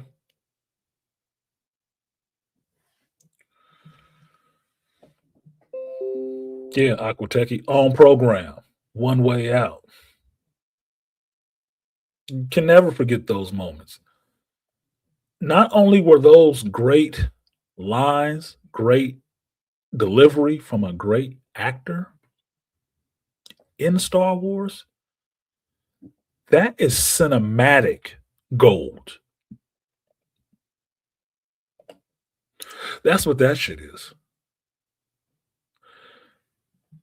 If you would have saw that on a big screen, which is how Andor looked, it looked like it could be on the big screen. That you would have saw that shit in IMAX, and it would looked awesome. If you'd have saw that on the big screen, people would have been leaving the theater. One way out. One way out. Are you fucking kidding me? That's what he gave you on Disney Plus. Well, it's not real Star Wars because nobody was swinging a lightsaber using the Force. Man, fuck you. I like Han Solo. Han Solo ain't never used the Force. Chewbacca ain't never used the Force. Lando has never used the Force. They don't even use lightsabers. But they are the same amount of characters, just as big of characters in the Star Wars universe as the one guy running around with a lightsaber. And half the time, had to save his ass. Wedge Antilles don't use the Force. Hell of a fucking pilot. I'd love to see a Wedge Antilles show. Put that on Disney Plus. But no, you think it's only about lightsabers and the Force. No, it is about the world. The Force is a part of the world. People who use lightsabers were a part of the world, but they went to war with each other so much they killed each other off. So it ain't that many of them left. But the universe keeps revolving.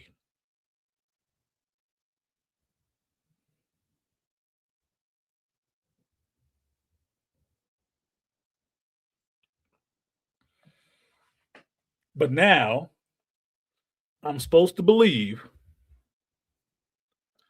little Mr. Cowboy Hat, I play with my sister's dolls, and my little girl that I made, ass, will be the next head of Lucasfilms, and I'm supposed to be excited for that shit. Right. He couldn't do his own show with his own character any fucking justice. That was not even better than season 2 of The Mandalorian.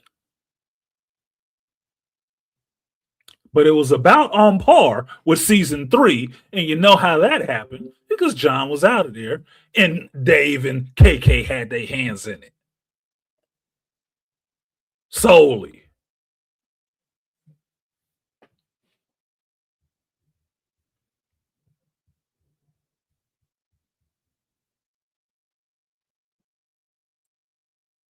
You can believe what you want to.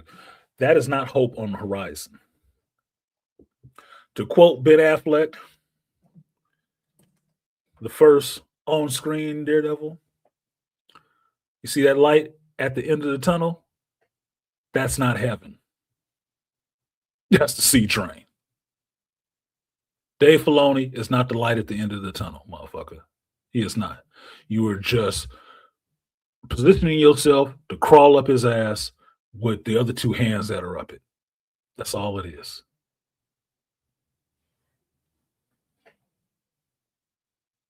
There will not be awesomeness happening. I don't believe it will because he couldn't do it in his own fucking show that he had total control over. Total control.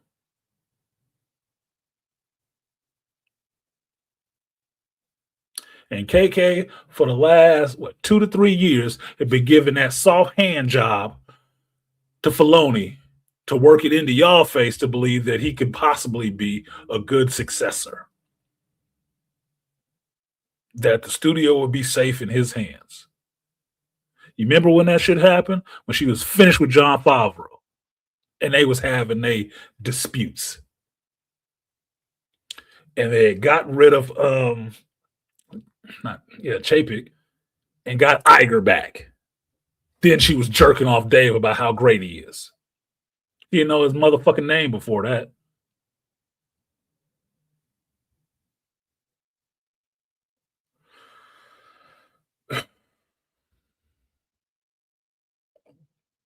You're the devil his due. Yeah. I know you like that one, JT. Daredevil boy in the house. That's not an improvement. KK leaving, I'll believe it when I see it. Dave Filoni taking over. One Reign, Lucasfilms, yeah, whatever. He's been doing a bang up job so far.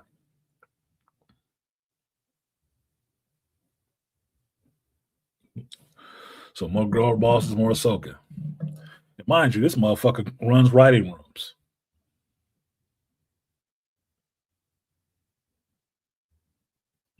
I would think that would apply like the adage of people who can teach something but can't actually do it. Meaning you can follow a script, you just can't write one. Not a compelling one at that. And I would want to say that the test of this will be the Mando and Grogu movie. But you have to remember, John was doing that movie by himself, and then they sent Dave ass over there with him. So Dave can get some directorial movie producer, whatever the fuck credit under his belt. So when he turns around and tries to do his own movie, you would believe that he could make a movie.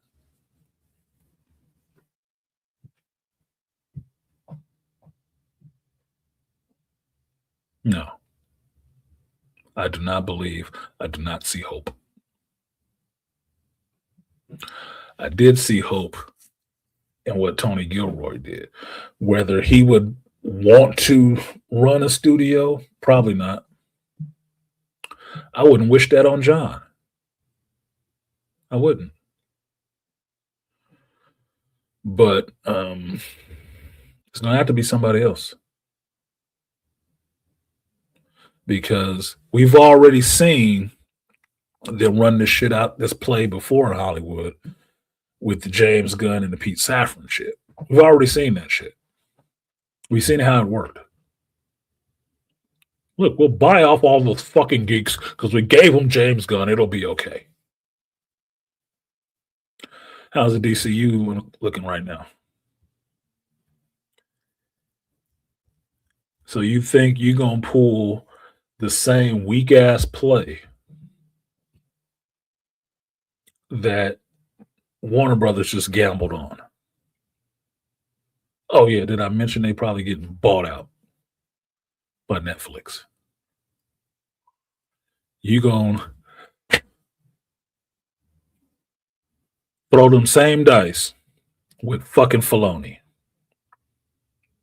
Those geeks and nerds, they love him. He can talk, he speaks their language, he can talk to them. But Lynn, you'll handle all the real important stuff. But just let Dave be out there and take all the slings and arrows and all those bullets. He can be able to quiet those people down, and you just work on the numbers.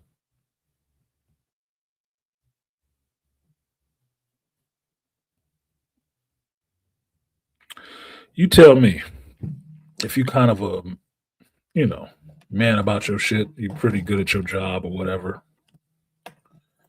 Would you want some woman sitting behind you being kind of in charge with you? If they're going to give you a position to be the head of something, do you want that? Put it in the chat. And this is not misogyny. This is just manhood. Would you want somebody sitting behind you? Like, no, you can't do that. You can't do that, Dave. No, but I kind of want to build it this way. I need just 2 million for this. You can't have that, Dave. No, we're not doing that, fucking Dave. Gosh, I guess I just gotta go back to my studio. At that rate, who's really in charge? Because KK sat there for 13 years. I didn't see her doing shit. She wasn't anything. She was making creative and financial decisions, both of which sucked ass. Because let's not forget, she didn't just ruin Star Wars. She ruined Willow. She ruined Indiana Jones. She ruined a few things, all at the same time, equally as bad, creatively and financially. But if you're going to get rid of her, we got to get two people and still a woman. I told you guys this over a year ago. Star Wars would benefit from having a singular vision again. It would benefit greatly. It needs a singular vision. I said that in my Geek Speak about how to save the Star Wars universe. It's out there. Look it up on my channel if you do that sort of thing. I told you who I'd pick and who would need to go. Dave Filoni was not on the list to stay. And that shit is about 2 years old now. He was not on the list to stay. He had to go. I despise disloyalty. Despise it. And I believe it should be stomped out with the same venom you would give, I don't know, a snake in your house, a rat in your pantry.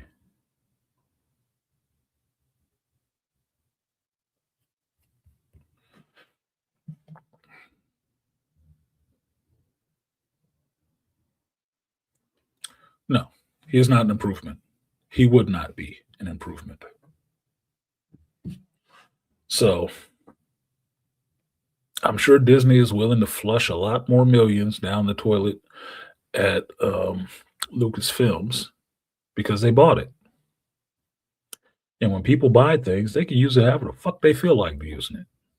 So they will continue to use that to push and girl boss propaganda. And it will not be good.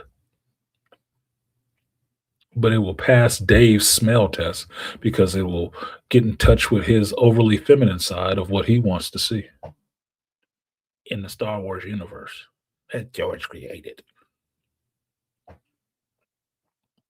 Knock yourself out, Omega. Oh, I'm sorry. I meant to say Ahsoka, Sabine. Knock yourself out. Have fun with that. I'm watching the Star Wars universe now the same way I'm watching the MCU. I've been a fan of this shit a long damn time, and I'm watching you guys burn that shit the fuck down in front of my face and telling me it's my fault. No, apparently it is my fault because I wasn't able to stop you. So, in the words of one of my favorite Negro poets, Usher, let it burn, let it burn, let it burn.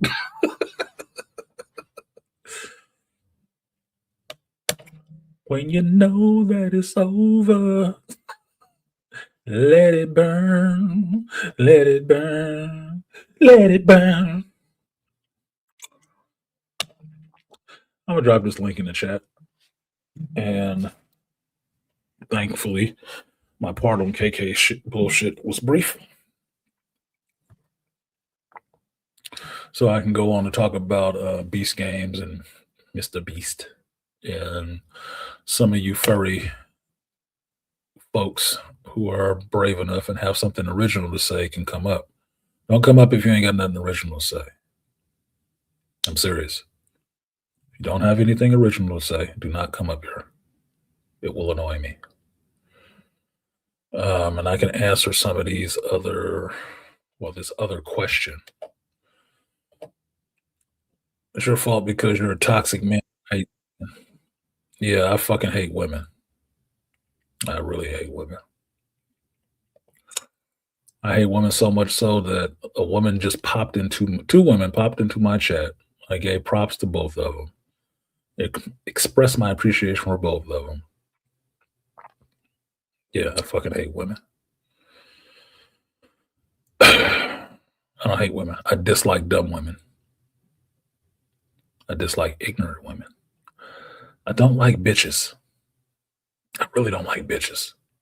That's why I don't fuck with them. Because as I know, a bitch can't give you anything but shit, like most dogs do. So no, I don't fuck with bitches. KK seems like a bitch. By definition, she is a bitch. If not, she making some real bitch moves, and she needs to think about that shit. But likewise, Dave Filoni is a bitch too, because he makes some bitch moves. But if you want that to run your company, knock yourself out, man. More power to you. More motherfucking power to you. So Andre's question from earlier. Thank you, Andre, for supporting the stream. That's how things work around here. Keeps StreamYard being paid for and shit like that. I'm sorry off topic, but are you interested in the Primates movie? I'm thinking of checking it out this week since there's nothing in the theaters. I haven't even heard about the Primates movie necessarily because I haven't been to the theater since I saw Avatar Fire and Ash. But let's see, maybe I can pull up a trailer real quick and see what it look like. What it looking like? I think you mentioned this before, the Primate movie. Yeah, really. Primate.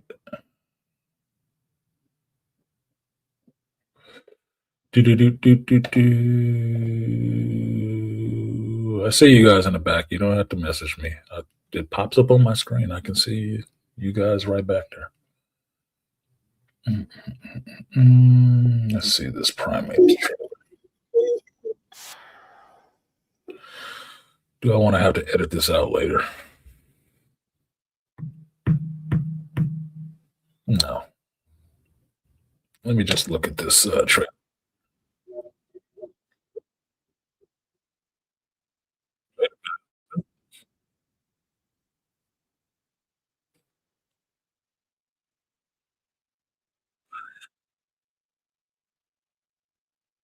Nice, nice.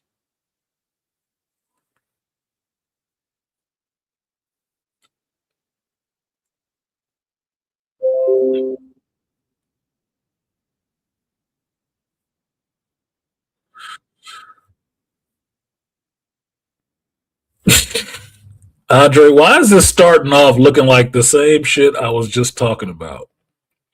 Talking about earlier about white folks finding a rare white wolf in the forest that they would go out there and do that shit. My mother befriended a chimp. How does this not end up being a horror movie? Shit, even Michael Jackson had to put bubbles on a farm on in a place for chimps. God, this looks like it's about to go bad, bro. It looks like it's about to go bad. Oh, it's Paramount too. The people who want to buy Warner Brothers. All righty. I see Jeremy Johns got a review of this shit, so it's already out. I like Jeremy Johns. He does good reviews. Go listen to his review about it if you need that to decide to watch a movie.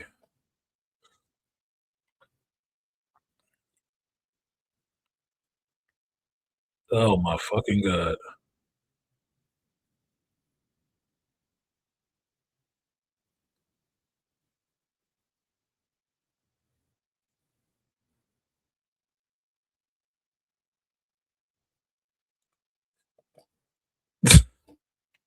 You don't say, white. You don't say, white girl. What was wrong with him? Was anything wrong with him when he had the t-shirt and the diapers on? Or was it when he just started realizing he's a wild animal? What part of that was wrong with him? Son of a bitch. And it's funny, they put this movie out after Jane Goodall died. Like that's messed up. That is messed up.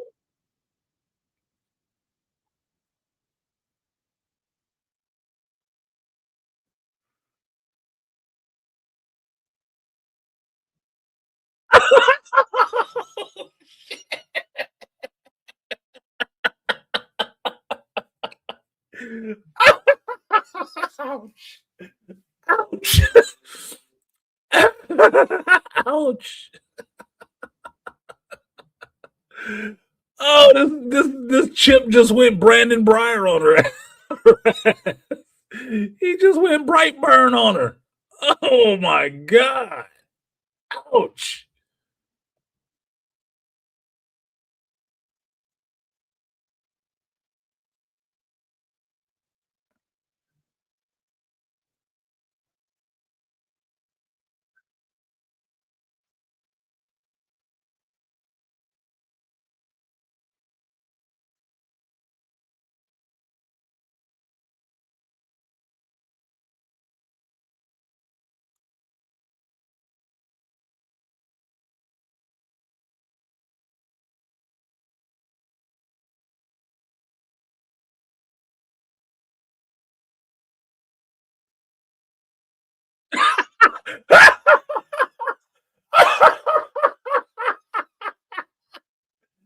The goddamn chip has the key fob.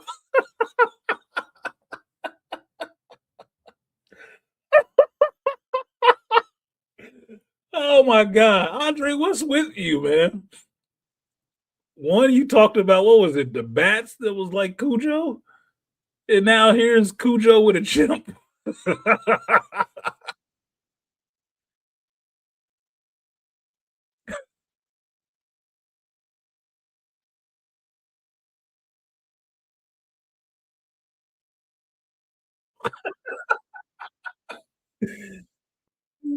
What the hell?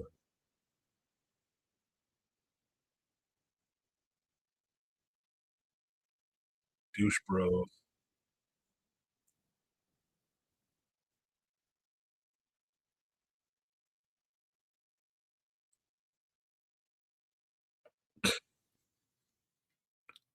Oh, that's nice, man.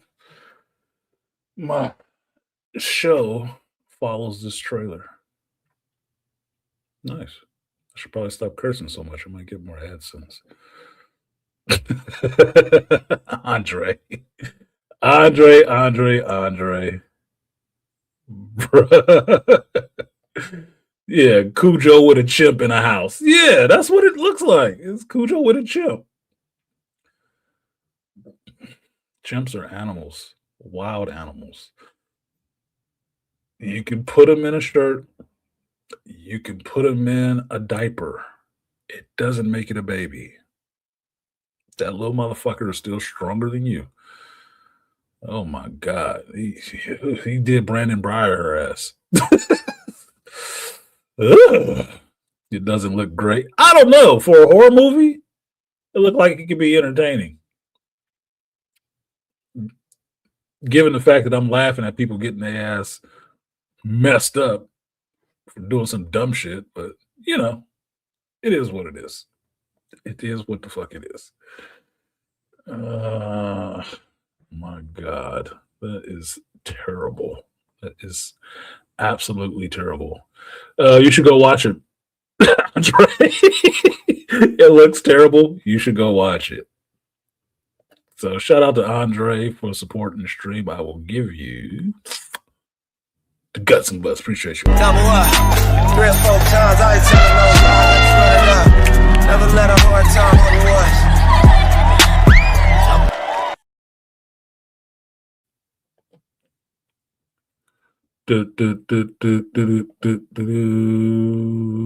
Alrighty now.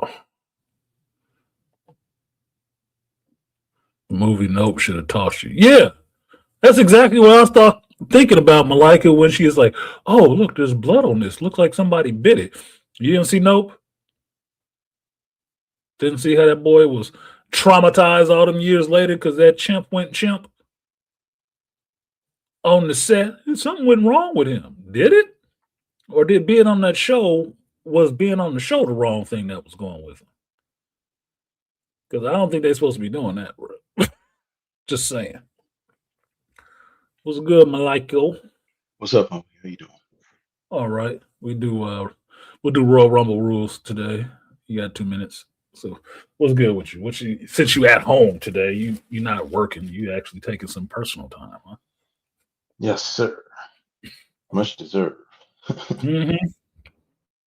You know they don't like it when you don't want to work. When you try to do those things like, have off time. People get all pissy about that. That you earn and that's given to you every year. Exactly. And Like that why'd you you don't why'd you burn take out. off? Because I fucking felt like it. Well, it wasn't entered right. Yeah, it was. Shut up. Hmm. So what you got? What you got on any of this bullshit? Because I haven't even talked about Beast games I'm yet. with you, man. With the blade situation, burn it down. I don't care. I'm left with good memories of Blade, if you know what I mean. Yeah, I can And hold the on. I can last hold on to and the the good one. last memory was beautiful for me. I was like, oh, bring the original back. Right. I have nothing against Mahershala. I would have loved to seen him, but oh, we're scrapping it. You ain't hurting Fine. me. Yeah, good You because ain't I didn't hurting want to me. see a shitty Blade movie. Um, I'm with you again with the KK situation. You know, I don't care what a person says. I care what they do. So show me the actions. Mm-hmm. Dave Filoni, ain't no better. Has he made some okay contributions? Yes, but I think just like anybody, like now I'm in, I want to push my stuff. Okay, but it's not the Ahsoka and Sabine universe. It's the Star Wars universe. Um, do I like the Ahsoka character? She's cool. Sabine, yawn.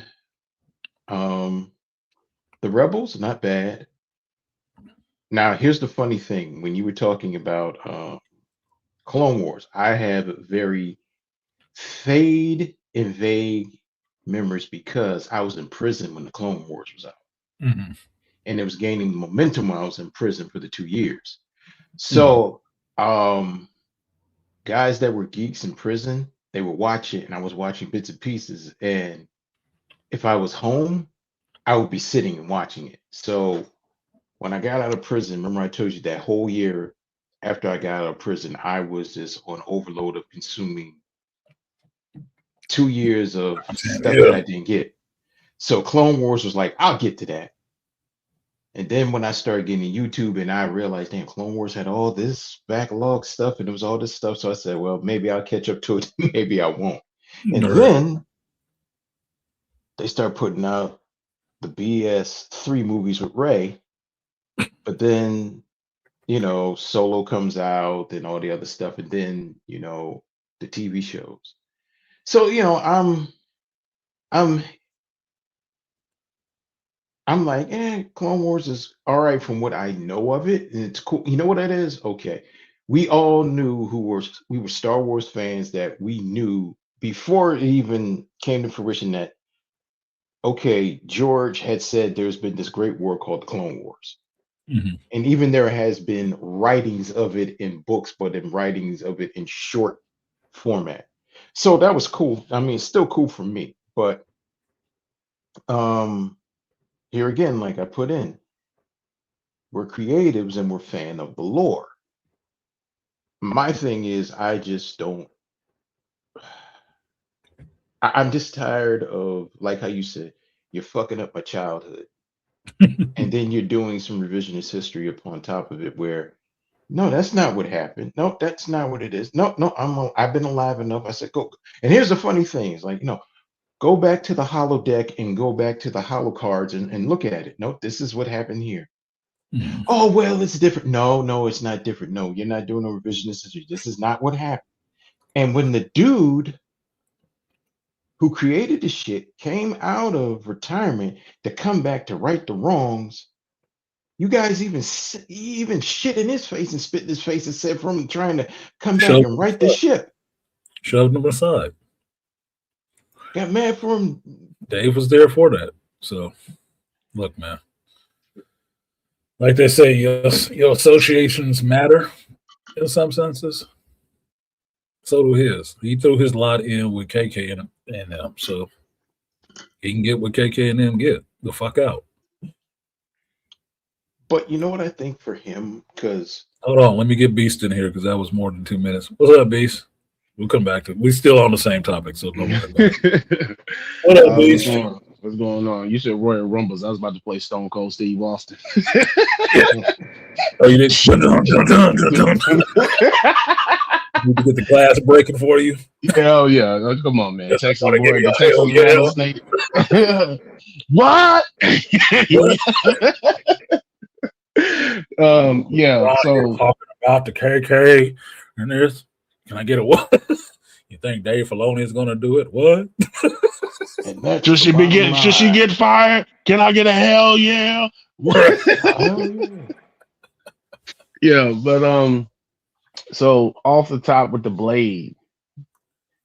Can I just take my toys and go the fuck home, please? Because I'm like that kid at the park when you share your toys with the other kids at the playground and they're fucking it up and you just Like want that to take voice, your like, stuff. hey! Yeah, The fuck you doing? just give me my stuff back so I can go home or go somewhere else. Because you're not you're not playing with it right and you're about to break my stuff, and I was one of those kids. I was real anal about that shit. Like that's why when my mom gave all my toys away to like the daycare, she said it was like all your toys are intact and they're not broken and there are very few Oh, pieces missing. And my mom was like, yeah, he actually appreciates his stuff that he gets and he doesn't like. And I'm like, and I didn't like people playing with my shit, that. So with the blade thing is I'm like that. Like just go back to the comics and fire all these people there too, because y'all are clearly don't know what the hell you're doing. You're hiring people that just it's the same story. Well, I wasn't really a fan of it. Then what the hell do you know about writing it? Because if you weren't a fan of it, why are you writing it? Go get me somebody that was a fan of it to write this shit. Because you're Well, here's not. the thing: if they were a good writer, it wouldn't matter if they knew the material or not. They could make you a good story with a character in that universe. mm-hmm. Yeah. Tony Gilroy is not necessarily a Star Wars fan, but he wrote an awesome story in the Star Wars universe. That too. Right? Mhm. So what's the difference between him and these people in Marvel who are writing a character that they don't like? They're not good writers. That's just what it is. They're just not good writers. And there's nothing wrong with saying that. You can get better. You can get better. But walking around with your ass on your shoulders thinking you're awesome is not helping the situation any. Mhm. You're just not good writers. It's not that they don't know the material, because the material was there. They could have read it and still not gave a fuck. They're just Mhm. not good writers. Plain and Yep. simple. And because they're not good writers, they can't give you any good material, which is what you've seen. There hasn't been any good material coming out of Marvel. It hasn't been. They wouldn't be on the skids and putting all their hopes into the doomsday bucket Yeah. if they had been writing some awesome material anyway. Oh. The trend would have still been rolling. Nobody would have gave a fuck. No, this gotta work. This gotta work. Yeah. You wouldn't be able to hide behind the phrase of superhero fatigue. And like I always said, that has always been BS, because you had just as much material coming out prior to the formation of Disney Plus. It was just scattered amongst different services and networks. You had just as much material, and a lot of that material had multiple seasons. So you had multiple years to watch a lot of that material. It was no fatigue. The thing difference was most of it was good. Did you have some misses? You know, your Iron Man 3s and your Thor and your Thor Ragnaroks. Yeah, you had your ones. All of this shit ain't been all good. Well, You know, look, Iron Man 3 sucked because you fucked up the Mandarin. Mhm. Something you should have been able to get right.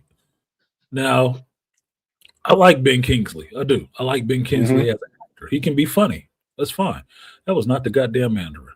And I'm glad they owned up to that it wasn't the Mandarin, because that was some bullshit. oh yeah. You shouldn't have did that. That was the main critique on that movie, outside of somebody else on it or some bullshit. Something else happened. I don't know. But, and then turning Pepper into the extremist. Like, whatever. It was good in the show. In the movie, it was just kind of shit. That was 2 minutes, so let me bring in the next combatant. I don't have no wrestling music for you, so it's the Canadian werewolf, Andre, who wants to go see the Chimp movie. Well, I was just thinking to watch it for the hell of it, because there's nothing else in the theaters right now. It's like You might as well watch it. It looks like it might be funny if you Yeah, like the white folks get fucked up.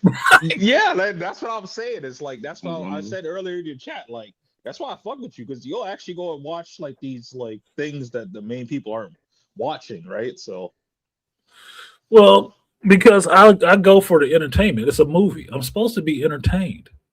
If it looks entertaining, like I went and saw The Nun 2. I didn't see the first Nun movie. I didn't care about that shit. But I went and saw The Nun 2. Why? Because I thought it looked entertaining. Like, you know what?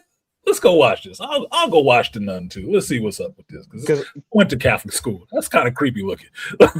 because when I went to go see Avatar: Fire and Ash, I never seen any of the previous movies. Like I just went in just blind, and I was like, I was in there asking my niece like the whole time, like, what's going on. She's probably getting annoyed, but yeah, you know? Annoying. What's going on, man? If you don't watch this goddamn movie and keep up, yeah. Like after the fact, I went back and watched the other movies, and I'm like, yeah, it was all right. Like I mean, it was a repeat, but it was all right. But yeah, that Primate movie, I'm just thinking of watching it for the hell of it, because like it's only kids movies in the theaters right now. But yeah, you keep finding Cujo knockoffs. Have you just went back and watched Cujo yet? I don't even know what that is, but like Wow. What? Cujo? Wow. It is really cold up there, isn't it? I saw. Well, I'm gonna say when I was looking up the movie Primate, I did read people were talking about Cujo. I didn't know what it was. Oh my god! It's the same premise. An animal gets bit gets infected with rabies. Hold on. Tell them the whole premise, Beast, man. Let them go watch it. Let me do my show and educate the masses. Okay, Ooh. Cujo was from a Stephen King book, Arch. I think I can take the copyright delay for this one because this is the educational purposes YouTube. So we're trying to help somebody get it or at least understand. This is the trailer for Cujo, and I'll probably stop it every 15 seconds just to fill it with some bullshit so I don't get in trouble. Nothing that lives in the imagination is more frightening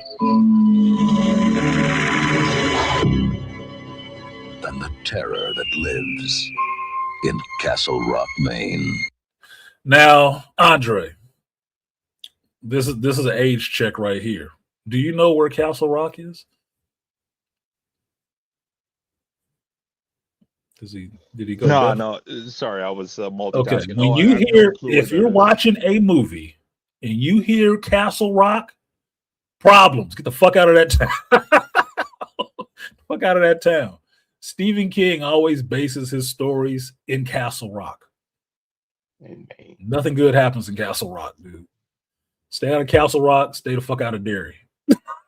I was just gonna say that. Stay out of New England, period. Yeah, I did read it was based on a Stephen King novel.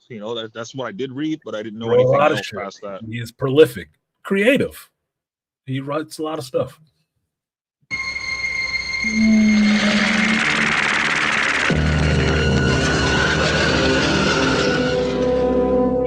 Cujo? Oh shit! I forgot the name of that actor. Better go back. Oh, a hoarder. Cujo. Can he get us in here?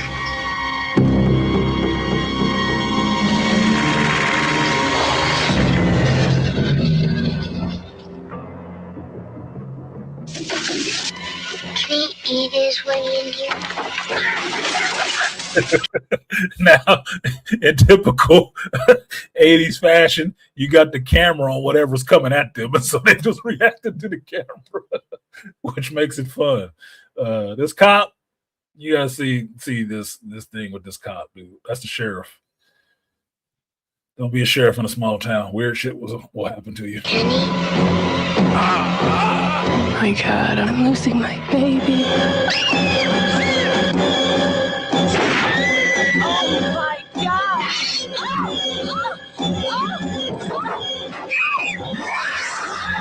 From the novel by Stephen King comes a startling vision of fear. Please, God, get me out of here. Look, I like that video. It's just a fucking trailer.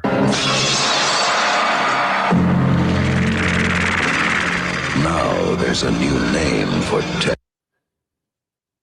Does it look like she was having a good day, Andre? Look like a good day. Well, it especially with the Stephen King reference, I already assumed it's gonna be a horror movie, so I'm just like, all right, fuck it, I'll give you. Not really horror. Cujo. It's a creature feature. Yeah, me and apparently last week me and JT was having this debate on here about what's horror and what's not. I don't necessarily call Cujo horror. I don't. But maybe I guess it could be considered horror. No, it's a creature feature. Yeah, something horrible happened, but I wouldn't call it a horror necessarily. But a dog going fucking crazy would be a horror for you. I mean, it's like calling the Anaconda movie a horror movie. It's not necessarily a horror movie. Or this comical bullshit they put out recently. The first one, not this bullshit with not the first one. I'm just saying, automatically when I hear Stephen King, I assume horror. Yeah, you should. You should assume something weird is happening. You should definitely assume something weird is happening, unless you're watching Stand By Me. Stephen King wrote that shit too. It happens in Castle Rock. It happens in Castle Rock. Really? I didn't know that. Yeah. That's what I said. Stay the fuck out of Derry. Stay the hell out of Castle Rock. They don't like Stephen King because of that. It's a real place. It made them famous for some weird shit happening.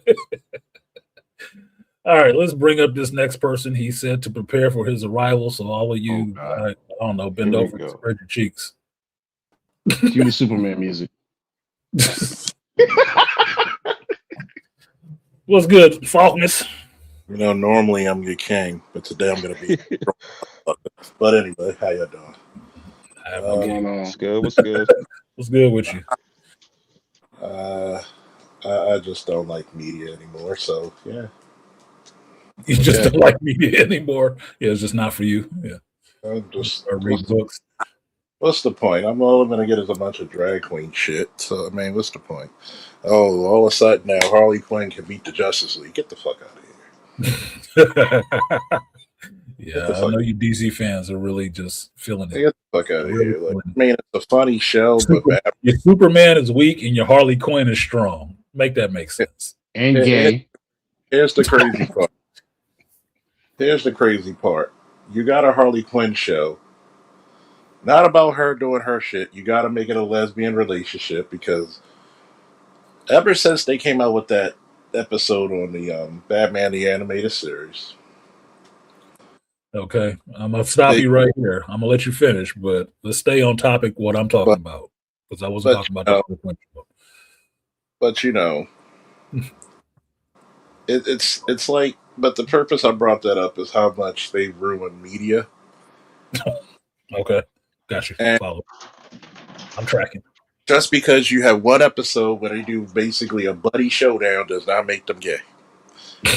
And Are you I'm sure? not just no. They did it once. That's the intro. That's the intro. But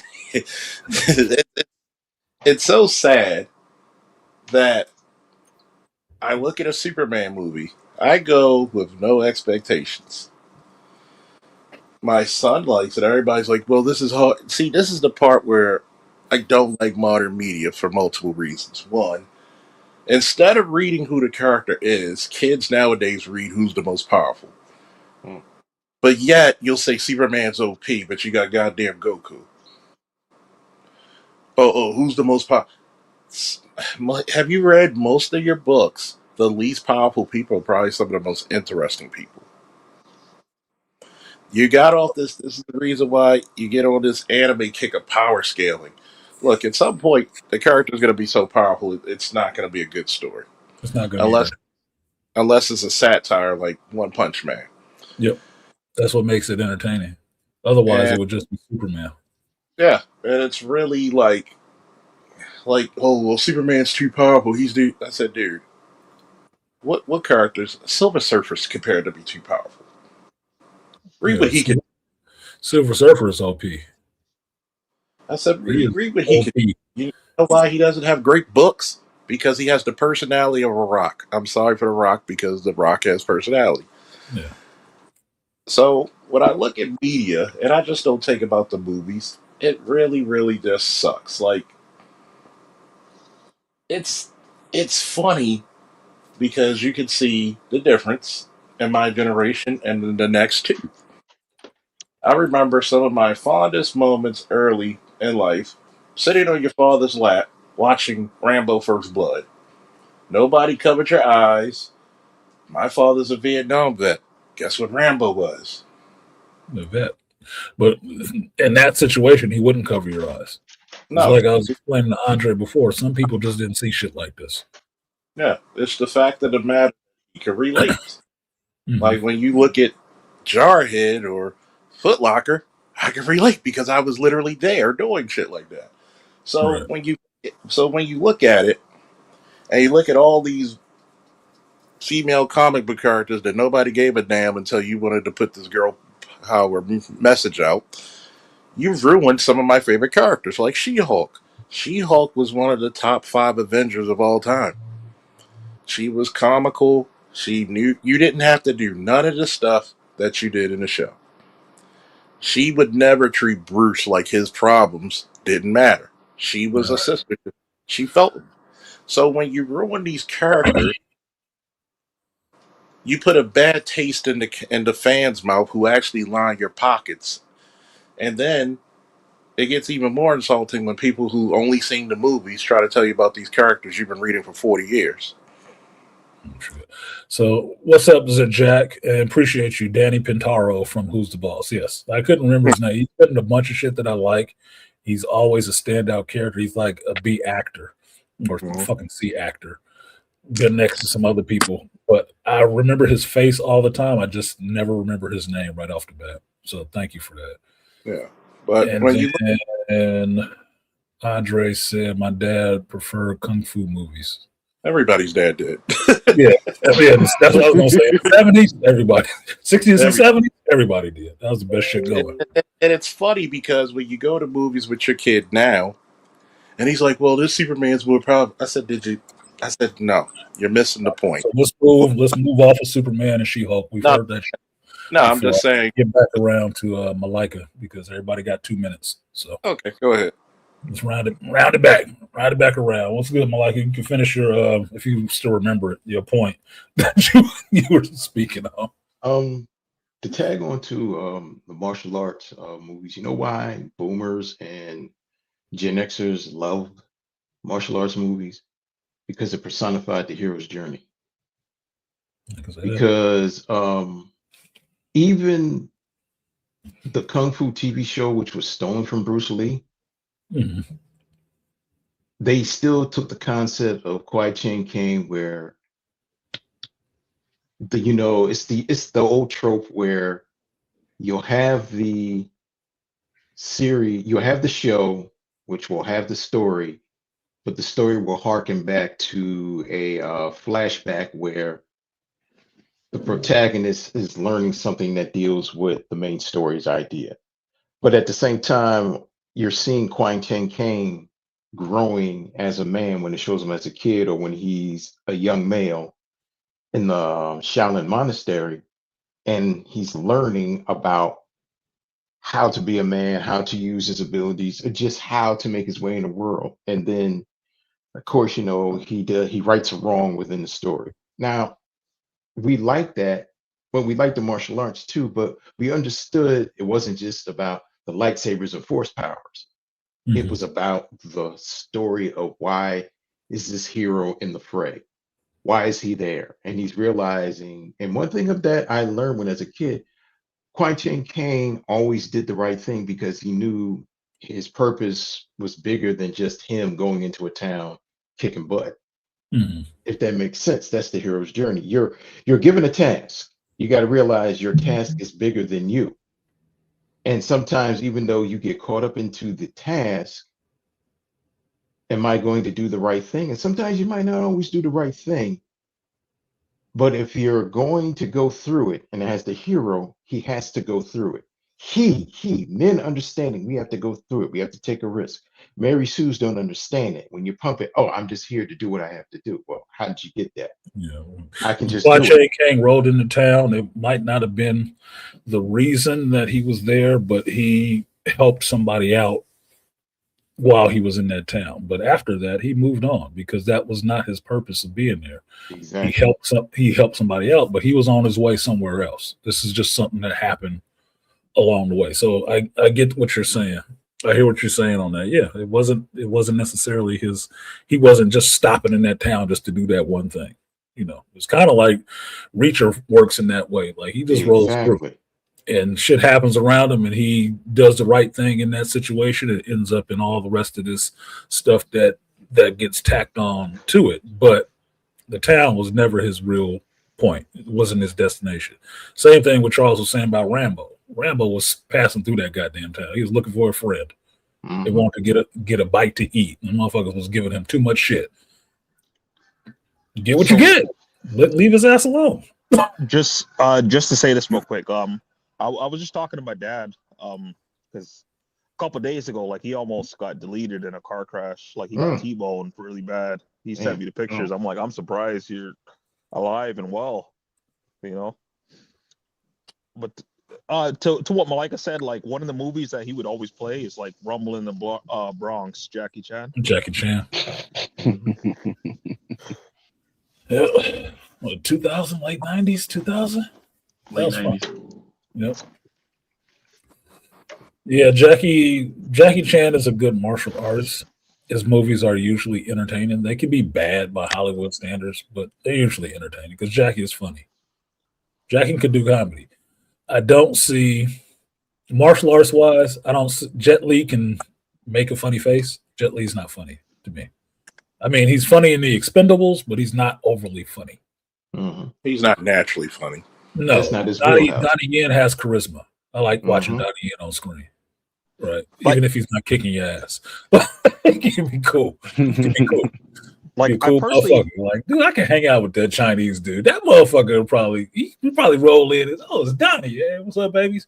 You can get some bottle service with Donnie Yen hanging out. I personally Uh, think Jet Li's moves look better, but Jackie Chan, like overall, he was a better like Jet martial Li's artist. moves look They a look lot better. crisper. Hmm. Well, It's that's shit that's quick. that's made to be that way. But if you want to see prime Jackie Chan, look at him versus go to YouTube and go to him versus Benny Yakitas. Yeah, They Meals just on Meals on Wheels. fight Meals all the time. Yeah, Meals on Wheels. and what They was the fight other all Eagles? the time. Yeah, he's a good fighter. So what you got, Beast? Next in the rotation, Puff Puff Give, man. Puff Puff Give. To the Filoni situation and Oh, here we Kathleen go. Kennedy. Thank you. You said it, but I said that shit ain't no better. I said it because I said it in the chat earlier. I said he created the most Most people know. irrelevant, so-called important character in the history of Star Wars, and that's Ahsoka Tano because her ass don't do shit. She shows up before and after the events and before everything pop off. Because I had to actually go back and look. I said she shows up in between these movies. She's never actually there for the actual battle. And you So know why why? are we Right? cheering? Yeah, why are we cheering her Because on? Filoni is enough of a lore smith to understand these are holes in the lore where it doesn't say if anybody was there. So what he does is go back and like dropping blocks in, he drops his character in those spots. That's it. That's what he does. Mm-hmm. So now all these roads have to go through his characters to get to where they were. Now they're in pivotal positions because it was never written in there before who was there, if anybody was there. So he just drops his characters in there, basically sewing his characters into the universe. And now you in the lore, and now you can't have the lore without his characters. Fuck you, Because fuck you, bro. That's because I didn't need a 3D show. Like I said, I was cool with the 2D show that was already established before he came along with his 3D shit. I said, well, because that's what I didn't understand. And everybody's like, oh, the Clone Wars. I was like, I don't give a rat's ass about the Clone Wars. I say that shit multiple times. It move the damn story forward, as you say, Artisan. We because the best thing you could have actually did was maybe interject her ass in the sequel trilogy. Because then I might have actually had some little bit of pleasure, but you didn't do that. She just keeps popping the hell up everywhere else. she should be gone. Me Yeah. personally, Ahsoka should be gone. The fact that Mhm. she's still around is just proof that he can't let the character go. He can't let it. He can't let it go. Look, I'm sure George Lucas loved Anakin. He still killed that motherfucker. Yep. He still died and went away. So let Ahsoka go. She was supposed to be dead. You should have left her dead. George wanted her dead. Look, you're going against George? You're going against God? Let her go. Goddamn, move on, dude. It's a whole Not big ass just universe with a bunch of other goddamn characters. Write one of them if you can. Ahsoka is the century of Star Wars universe. No, because Century actually has some powers. Ahsoka is just Ahsoka. It's just Dave's little girl. And Daddy gonna make sure she get everything he wants her to have because she's a special, perfect flower. I'm sorry I have to be the Simon Cowell to come along and say this bitch sucks. Get her off the stage. Get her off the stage. She'll never have a career. It was as cool far with as and then as far as the talent stuff, because one of the things you were saying, and they had me thinking about something that going to like fostering the next generation of talent, and we're not doing that because when I'm going to like these Christmas programs this past day, I'm noticing the same goddamn thing. They're not they're moving their hands and dancing to a song that's already being sang. And I'm sitting there thinking, like, where the fuck happened to the talent shows? I remember these Christmas programs were like miniature talent shows like that. You got the kids got to come up there and sing, dance, act, write a poetry, write a Maybe rap. rap. They used, yeah, do some gymnastic, acrobatic shit. You saw it was a talent show. Now, when I look at these shows and I said, what are you teachers teaching these kids about talent? Because we're not fostering new. I said I want to see what was impressive to me is when you see the 7-year-old singing a song with no background with the music but no lyrics, word for Acapella. word, on key, on beat, everything, or they made something up, or the kids that can dance really. I was like. And I said, see, this is why entertainment sucks right here is because we're not bringing out those kids that have that talent. We trying to just make them all do the same shit. Well, here's the thing. Schools can only do a part of it. School is not responsible for making your talent. Your family is. Yeah. Your family and your parents introduce you to kids things that school cannot show you. That's what your family is there for. That's why you're supposed to get your guidance for how to navigate the world from your family and not school. Mm-hmm. School is not supposed to be your parent. That's where you get to learn all the rest of the shit that you need to survive in society, like, showing up on time, doing your work, time frames, shit like that. Fine. Mathematics, language, reading, all that shit, right? The family is supposed to get that other stuff because when you're at home with your family, you can be creative. You take that creativity to school. It shows up in some areas, and if you have a good teacher, they can guide you in some areas to let that outlet continue to grow, right? But if it didn't start early anyway, with people giving you stuff at home to get you interested in stuff like that, it won't spark up. Mm-hmm. It's not going to spark up at school because school wants everybody to be the same. Speaking of spark up, let me get this cigar. Well, you're gonna skip Andre, but you're skipping Andre. Fuck that nigga. Go ahead, Andre. In terms of Andre, do you concede your 2 minutes to? No.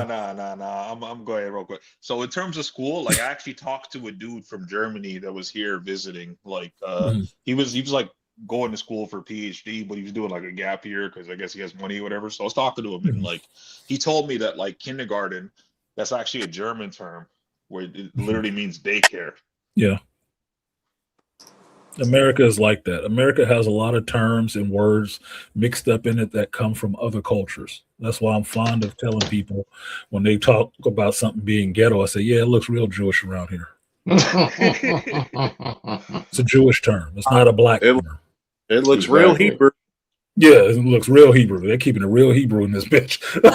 You tell them that shit, they look at you crazy. Like, the fuck is he talking about? Oh, you can't say that, sir. They call you anti something. So, just to be fast, so I mentioned, Rumble in the Bronx. That was like the Bronx. That was a slip up. And the other one was Mr. Nice Guy. That was the other one I always seen. Mr. Nice Guy is fun. Mm-hmm. But apart from that, basically, because Charles mentioned Superman earlier, like the new Superman movie. Like, let's stop talking about that goddamn movie, please. Well, I have a reason for bringing it up. The reason why I was bringing it up. You better have a 30-second reason for bringing that bitch up. Yeah. I'm tired of hearing about that fucking movie, dude. I want it to go away. Well, my 30-second reason is that basically I was trying to tell my sister that I wanted to just come watch it with my nephew, and I was like, shit, I'll order food, everything, just so I could just watch it with him, just so you could see something masculine since he's. I mean, it's better than what. Don't watch that. Don't watch that. Don't watch First Blood with him.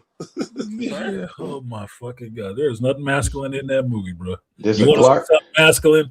Watch Sinners, because at least the dudes in that shit stood up, talk shit, beat up, mess with people who was fucking with them, and actually went down on a chick because he liked women. And fucked the woman too. And fucked the chick in the club because and the box was dirty I too. I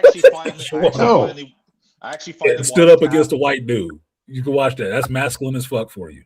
I finally watched about half of Sinners. So okay, do you think that's kid friendly? Because party foul. This motherfucker said he watched half of it.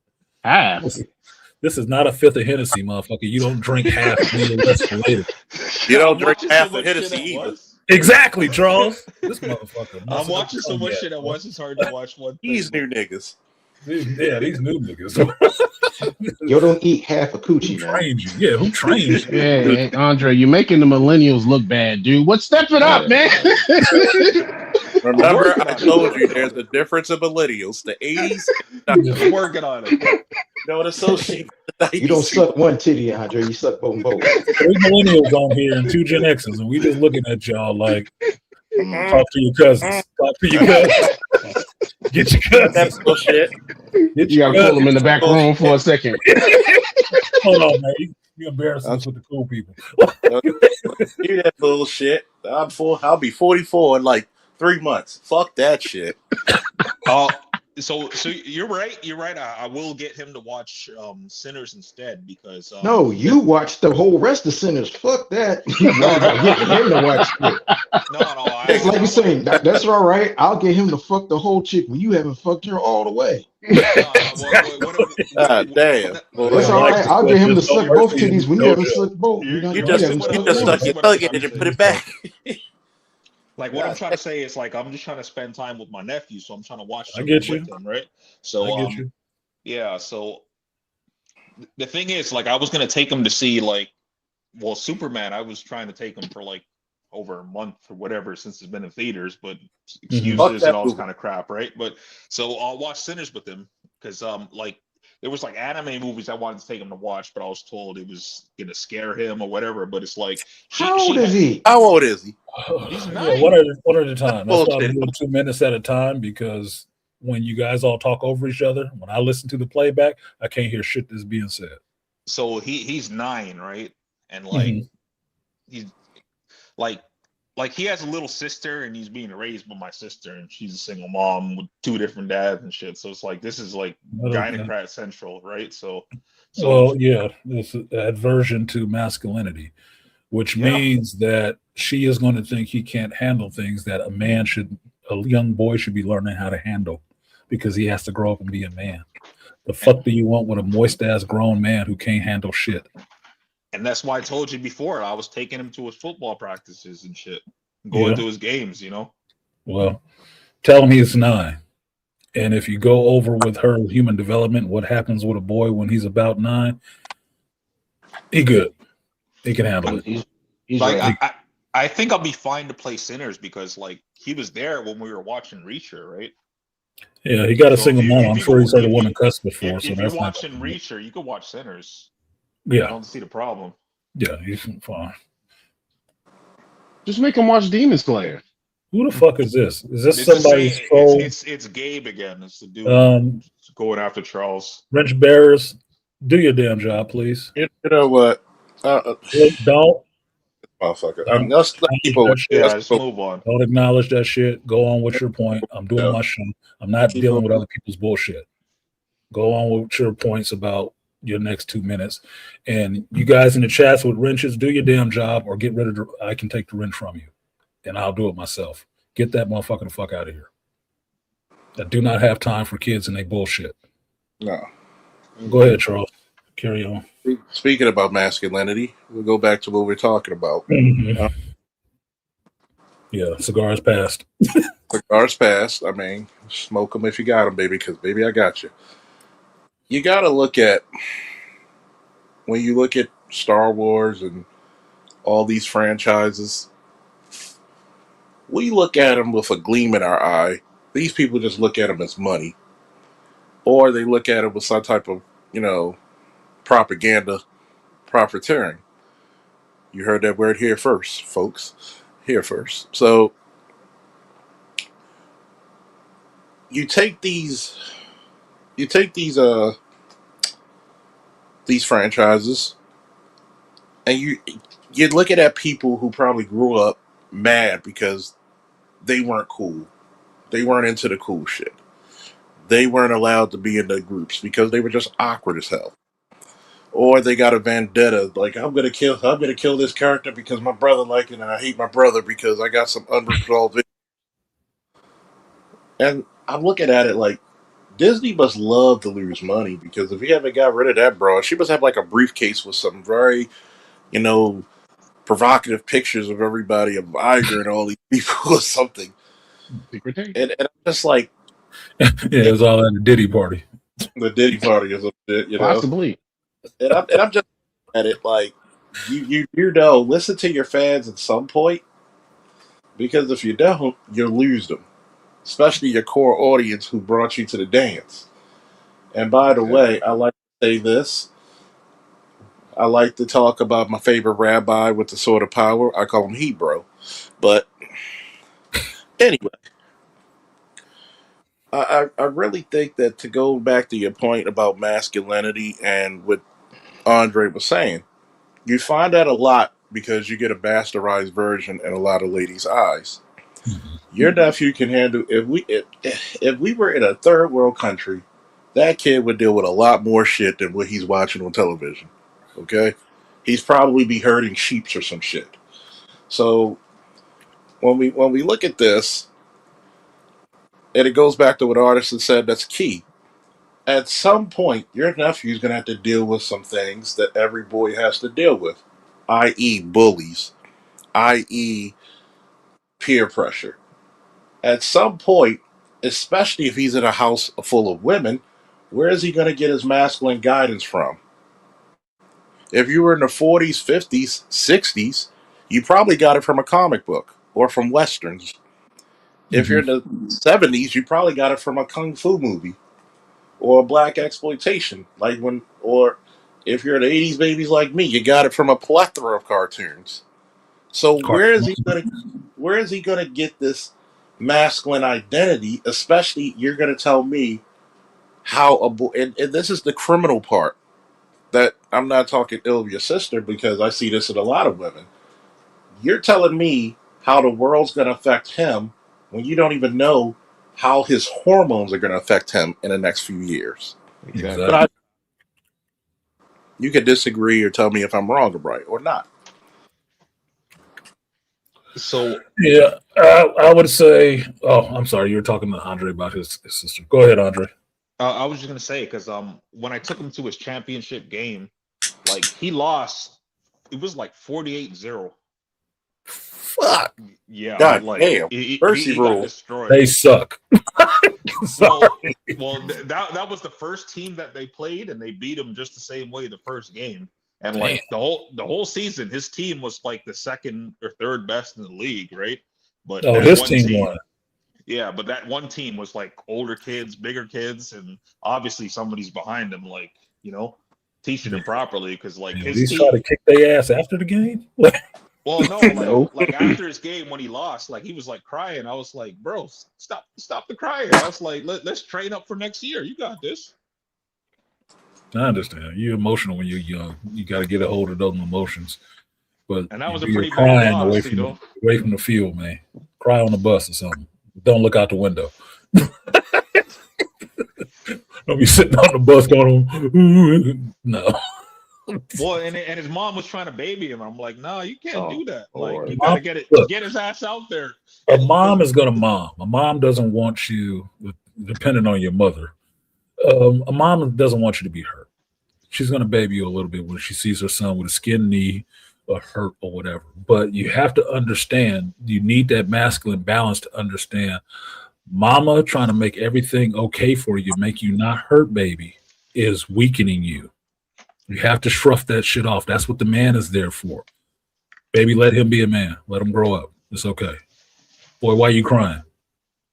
So you lost the game. Did you do everything you could? Where'd y'all go wrong? What was the problem? This is how we, mansplain shit to each other to understand where the flaws were so we make sure that shit doesn't happen again. Because the first thing would have been, did you like this feeling? No? Okay, so what do you need to do better? Because you got your ass stomped. So Artisan, it was hard to watch.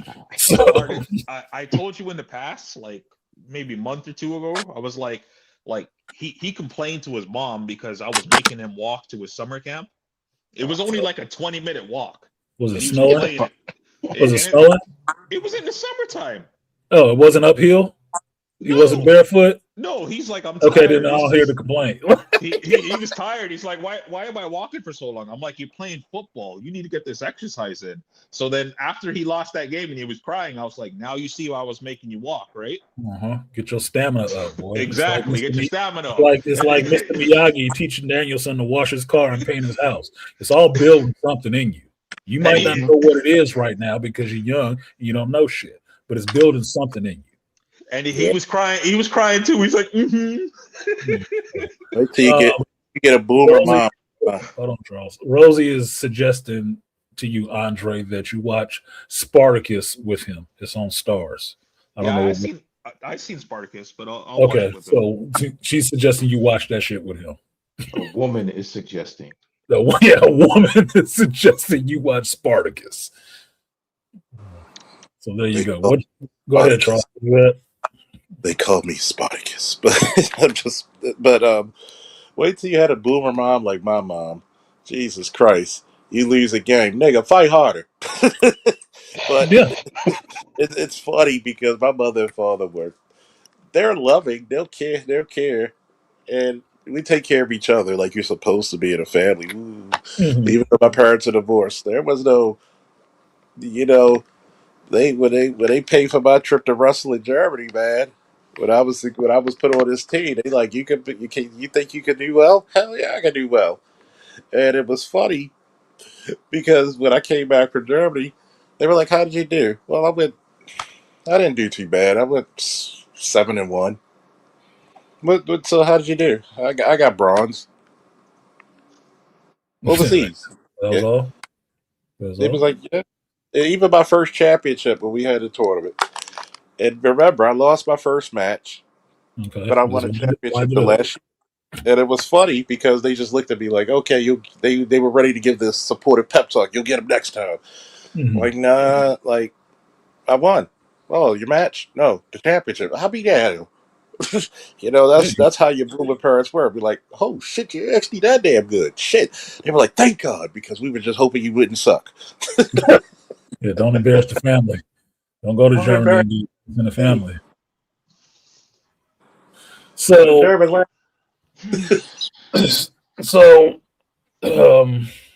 back on topic with the masculinity in the movies and stuff like that. Y'all got anything else on those two that I talked about at first?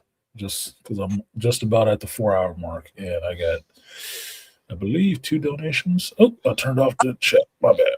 I turned it off for the computer. I sent you a cash app. I'm sorry. I sent you a cash app. My phone is way over there. Way over. I gotta get up. I gotta get up from here. Y'all don't know if I'm sitting here naked, man. Shut up. That's the phone is way over there. I didn't go over there to get it. So if you sent me, God damn it! Now I gotta get up. I'm not sitting here. That's the most artisan thing to do. He probably would do some shit. Kiss my light ass. Well, Artisan did say earlier he's old nigga status now. So Free Willy. Free Willy. Like I'm old enough not to give a fuck. Yeah, old enough not to give a fuck. Like it's Sunday, I let my nuts out. So Artisan, in terms of like the Blade movie, I think at this point, like it has to be like a passion project because you mentioned that they took pay cuts for Black Panther. I didn't know that. I mentioned what? You mentioned that you said that like that some of the actors took pay cuts for, I think you said for Black Panther. Yeah. I'm not 100% sure. Yeah. I didn't know that. They took pay cuts to get the movie out. Like Angela Bassett and Forrest Whitaker actually took some pay cuts to be in the movie and to make sure the movie got out. Because they thought it was important to have that Black character out there. So they supported it. They supported the vision of the director, the writer-director. And they did that to make sure the movie got out. And that's what I meant when I was saying that like it should be like an indie project at this point, because there's no other way it's going to happen, because otherwise they're going to keep drilling it. They're going to keep throwing wrenches in there. Either my thing is this: Hire Guillermo del Toro back, and you can get a movie. Hire Wesley on as consultant, or have him in the movie. You can get it done. Have Marshala Ali there as the MCU version of Blade, because he's not the original Blade. He's just the MCU version of Blade. Have him there too. Let them bang out a script. Bend the fuck over, kiss his ass, and get Bo DeMayo back to write a script. I don't give a fuck. You could have did a lot of other things to get shit done that they haven't done. Guillermo's alive. He did the best Blade movie. But what you mentioned about Black Panther, you said that they expected it to fail, right? And then like when we seen Deadpool and Wolverine, when Blade like said that iconic line, like I was looking at the comments and like even like white people was like, yeah, he's the only one true Blade. And I was surprised to see that, you know? Because for a lot of those people who were young when the Blade movie came out, that's the only Blade they know. They don't read the comic books. They weren't reading the fucking Night Stalkers to know who Blade was. It took the movie for them to know it was a comic book character. So they have no relation to Blade outside of Wesley Snipes playing Blade. They have no plain and simple. That's who was in there fucking, surprised when he rolled out on the screen in Deadpool and Wolverine. An old motherfucker like me who knew the character, like Wesley's portrayal of the character, know how it got all mixed up and made different, was excited that, oh my God, they got him back. I was excited because Wesley was back. Yeah. Mm-hmm. That's what I was excited about. Ryan Reynolds called Wesley Snipes, and Wesley Snipes strolled onto the screen as Blade. Mm-hmm. Not a Gallo Walker, Blade. Like, holy shit. And by the way, that was a good thing, because remember when he put him on in the third Blade movie, and he paid it back. Exactly. Circle. By the way, that's it. By the way, yeah. Staying with the topic. Full circle, and what I would consider loyalty. Loyalty is important. Mm-hmm. You ain't got loyalty, you can't do shit else with people. Fuck up. What are you loyal to? Just yourself? Then fuck you. I could just be interested in just myself. That don't cost anything.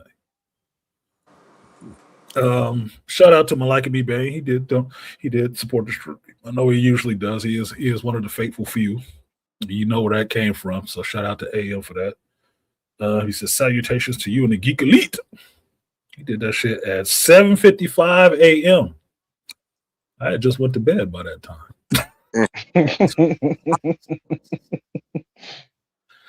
I was up. I was up busy doing some shit. What's her name? Exactly. You beat me to it, Charles. What is your name, girl? I don't know. What do you want to call me? That's why he butt naked. That's why he halfway butt naked underneath the table. Man. You have to be beautiful. Wax on, day. May's Day. May's Day up to the inside of his thigh. Funny. Shout out to Malika for supporting the stream. I will give you your moniker. You named it. The 3B Salute.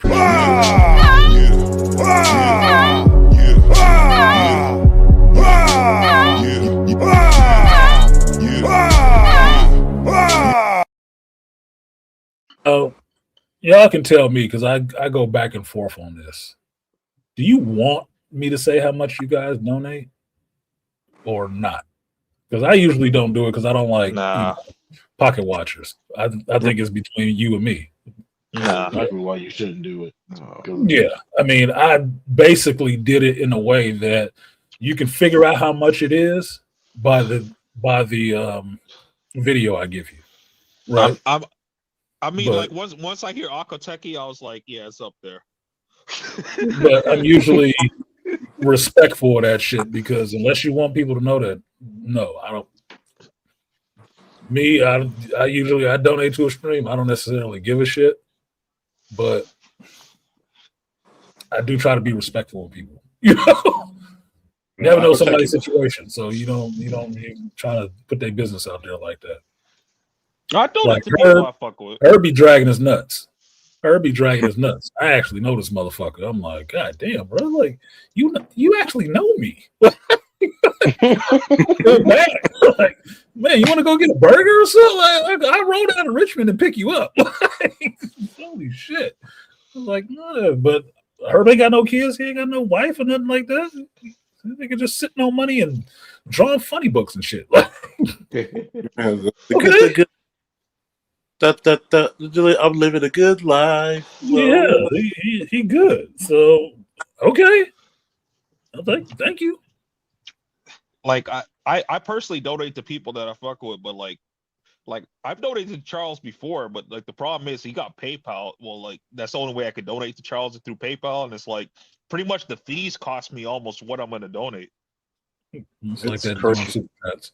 It's like that doing super chats. I have PayPal too, but I have that stuff, so it's easier for people outside the country to donate if they want to. That's it. Well, I told him to get a Ko-fi. A couple content creators I watch use that Ko-fi. It's like Kofi. Yeah, Kofi. Kingston? No, not that one. No, it's called Ko-fi. It's like that's like direct to your bank and shit. No one is being funny. No, just say my name. Say my name. I say your name. I even say your nickname. You know you must be special to me. I gave you a fucking nickname. You know, if black folks don't give you a nickname, they don't usually like your ass. Pretty much. You ain't really family. You welcome at the cookout, but you ain't really family. You want them and then you hate the nickname, but nobody else. And then you hate the nickname, but nobody outside the family call you the nickname. Yeah, exactly. Call you that shit.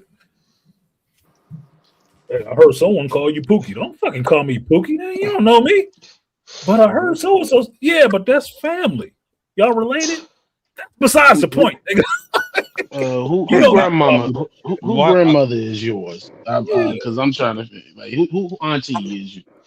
That's why it's like I don't understand with certain dudes because like the way I was raised is like when you get a nickname, it's typically not a nickname that you like. You know, not supposed to be. But amongst your people, you're cool with it because BGS called me like Little Maple Leaf. I don't like that name, but I fuck with him. So I call you the Maple Leaf because BGS calls you the Maple Leaf. That's the nickname he gave you. It's stuck. I don't you like from Canada, nigga. You the Maple Leaf. I don't like the little part of it, but like I'm not gonna disrespect the guy. So I don't call you little. I just say Maple Leaf. Yeah. Nah, it's I just respect the fact. Do that. It's the fact that you got to learn Black American culture. Of course, you don't like the nickname because they're teasing you in their loving way. So get over it. Of endearment. Trust come through here. She BTM. Why? Because me and Malika fucking said so. Me and Malika said so. Well, Malika. She BTM. She love that shit. Well, she feels some kind of way if she don't hear it. I'm back in my hometown. I'm in Toronto, and I got family in like New York and Florida and shit. Like, I do have family over there. So, fuck that. I'm just saying, it's like you saying I gotta understand. I might have family in Mississippi, but you don't see me calling me from Mississippi. I'm just saying I understand the culture. That was just like I used to give I would give my students nicknames. Like one of them, I used to call him Cyborg because he had like a pacemaker in his arm, and it made it hard for him to breathe. Oh, that's very insensitive, Beastly. Well, that's why I gave him the name because that's like calling a dude in a wheelchair Wheels, right? Hot Wheels. That's fucking. Well, because he was like probably one of the better, and he's older now because I just seen a picture of him and his mom got a bunch of championship medals. But it inspired him because of that, because he felt subconscious about grappling with that, and he couldn't breathe. I said, don't feel nothing bad. Don't feel bad about that. I'm gonna call you Cyborg. And only I, Coach Beastly, could call him that. When the other students tried to call him that, they were like, "Hey, don't call me that." I was like, only he can call. I was like, only I can call him that, because I call him that because I know what's on his mind, and I need him to be motivated to go out there and do what he needs to do to win. Mm-hmm. Motivation. You can tell people who named their own nicknames. I am the Killer Destroyer, the God. Some lame shit. You know, I gave myself Anderson. It is what it is, but it's more of a depiction as opposed to a nickname. Mm-hmm. It's just what I do. It's It's because everything that I do. it's because he bakes cookies with a nice flowery apron. No, Like I my don't. But if I did like bake cookies, the motherfuckers would be awesome. Artisan's cookie shop. Artisan's cookies Get your sound like you artisan's want to eat awesome. them motherfuckers, wouldn't it? Get your artisan's Look. awesome cookies. They're Get good, your nigga. Artisan's awesome cookies, man. Look, Selma Hayek came through for a sample, right, yeah, Artisan? You goddamn right. hey Goddamn right. hey Artisan. Let me get to this Aqua Techies thing, but before I say that, you want to know something awesome, and it's just about the new ride. The screen, when it does the Android play, it shows my background screen. So I got Selma riding with me on the screen. This motherfucker right here. And the Latino dude who sold me the car saw, they said, "Oh, we gotta have Selma Hayek up there." I said, "Yes, we do." Good, Selma's riding with me, baby. Getting in that accent. Yeah, that's how about what about new cars was like. You could see my screen up there, and it's like Black Superman right there. Yeah, Selma Hayek up there riding with me, like, "Oh, let's go." Yes, baby, let's go. All right, so shout out to Aqua Techie. Appreciate you for supporting the stream, Aqua Techie. I will give you, Charles named it, the Guts and Butts. Appreciate it. Double up. 3 or 4 times, I ain't telling no lies. Run it up. Never let a hard time on the was. And Toya falling out the car again. Shout out to the Falkness for supporting the stream. I will give you, since he arrived, I did not prepare, but he did arrive. I will give you the 3D salute. Appreciate you, Charles.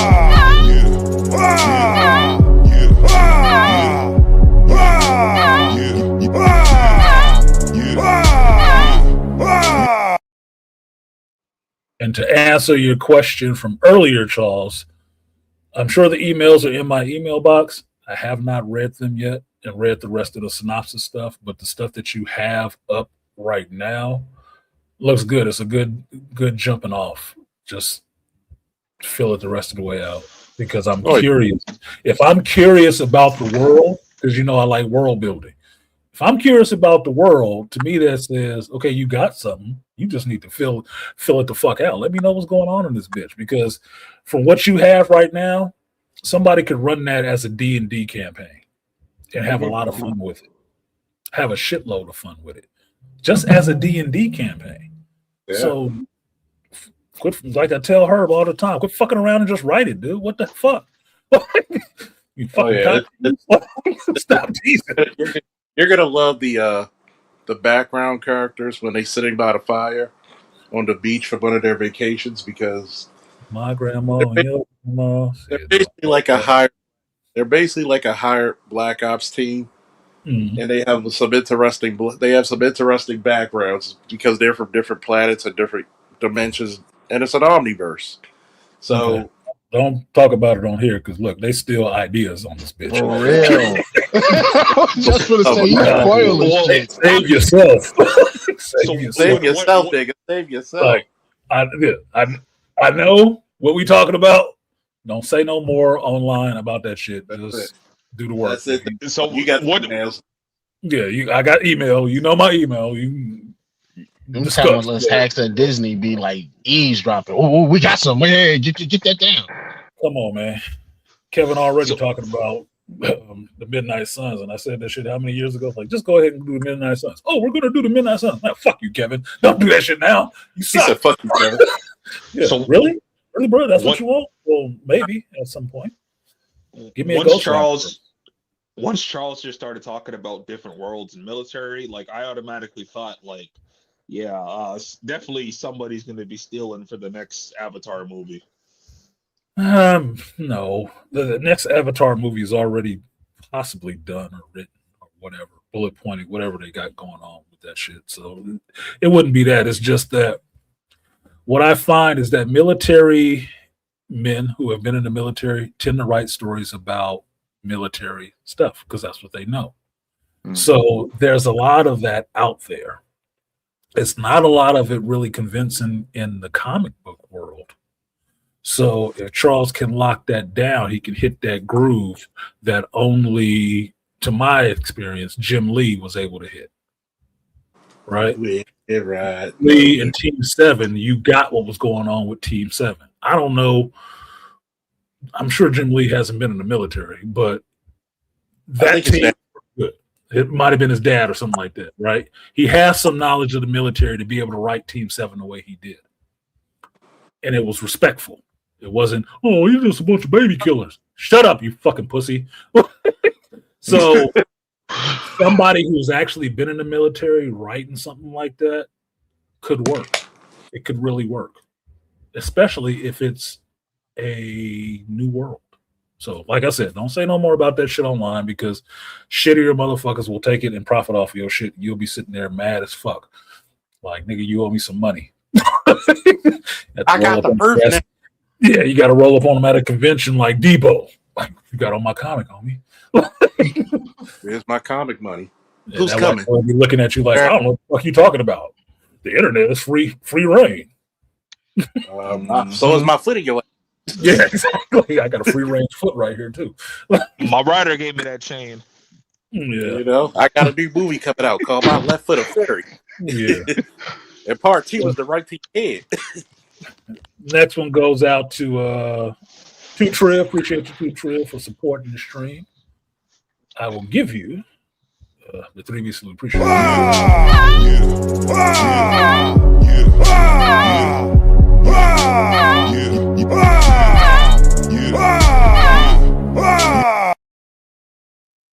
That was the 5. Was that the 5? 1, 2, 3, 4.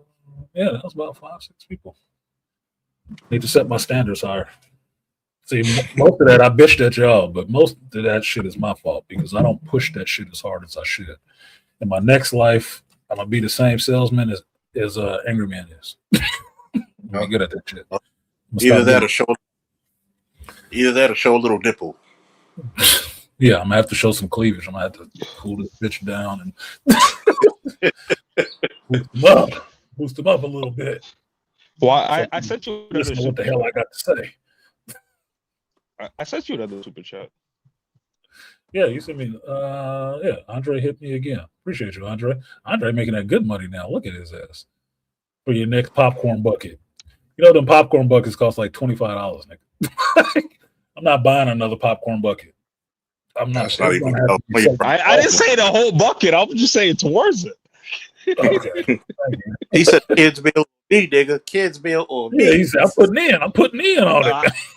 I got 5 on it. I got 5 on your popcorn bucket. I ain't sponsoring that bitch.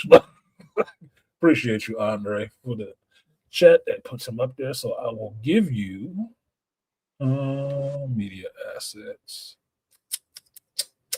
Dola, appreciate you, Andre. Money for the crowd, double lag. Fat, double lag. 100 on the sack, double that. Block like a ghost town, still double back.